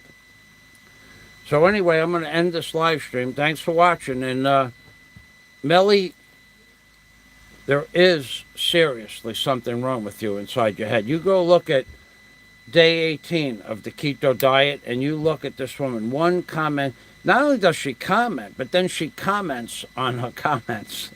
She's nuts. She's nuts. And that's okay. She's harmless, but she's nuts. But she also supports verbally and in fact a guy that dates prostitutes. And that's the most degenerate thing in the world. One of the most degenerate things in the world. So something is wrong. There's an imbalance in her. Her IQ is way lower than 70. I'm going to say 65, and we know where that leads to. Anything below 65. But I know her for 11 years. I can say that honestly. She's something wrong with her. Go read her comments. Okay, so thanks for watching. And this is Michael Fazio in the Philippines saying, Amping Permi, which means take care always. From Mr. Congeniality himself. Ask me. I'm the nicest guy I know. And I come with my own references. And today, don't let it be said that Michael Fazio didn't declare a day. And the day is paint it yellow or go to hello. That's my motto, baby. Humping. That ought to get somebody excited. Somebody ought to get excited about that. Somebody. Matter of fact. 5 watching now. Okay, 5 watching. Somebody probably did get upset about the paint it yellow or go to hello. I wouldn't be surprised if there's a rebuttal video in the making. Or the notes have already been laid down for a rebuttal video. Like you lay down notes for a musical piece, there's notes laid down for paint it yellow or go to hello. How do you like me now, mofo? Hold on, I got messages in my mail. Let's see, nothing there. Frickin', you people on Facebook that keep asking me to talk to you, I'm not going to talk to you. I don't understand why you don't get it. I don't know who you are, and I don't care. If you send money to my PayPal with a note what your real name is and your telephone number, if you care to talk to me, I'll call you. But if you're not supporting my channel, I'm just not going to talk to you. PayPal, Facebook, YouTube, Alpha Male, Hoodwinked, I'm not going to talk to you at all, ever. I'm not interested in. I already know enough people. In life, you're going to know 5 people that are going to be your friends at any given time. That's a lot. Usually 1 or 2. I already got 5, 6. That's enough. To accumulate 1 more would be near impossible. So my Facebook, 93 messages from Facebook this month, really? And I don't answer any of them, and you still ask me to be my friend? You people are stone stupid. So that's one.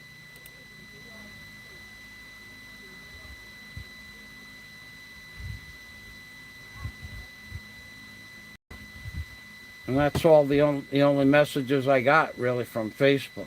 All right, well, okay, so paint it yellow or go to hello is today's motto. Umping Permi, which means take care always. From the Philippines, baby. Umping Permi, which means take care always. From the Philippines, baby.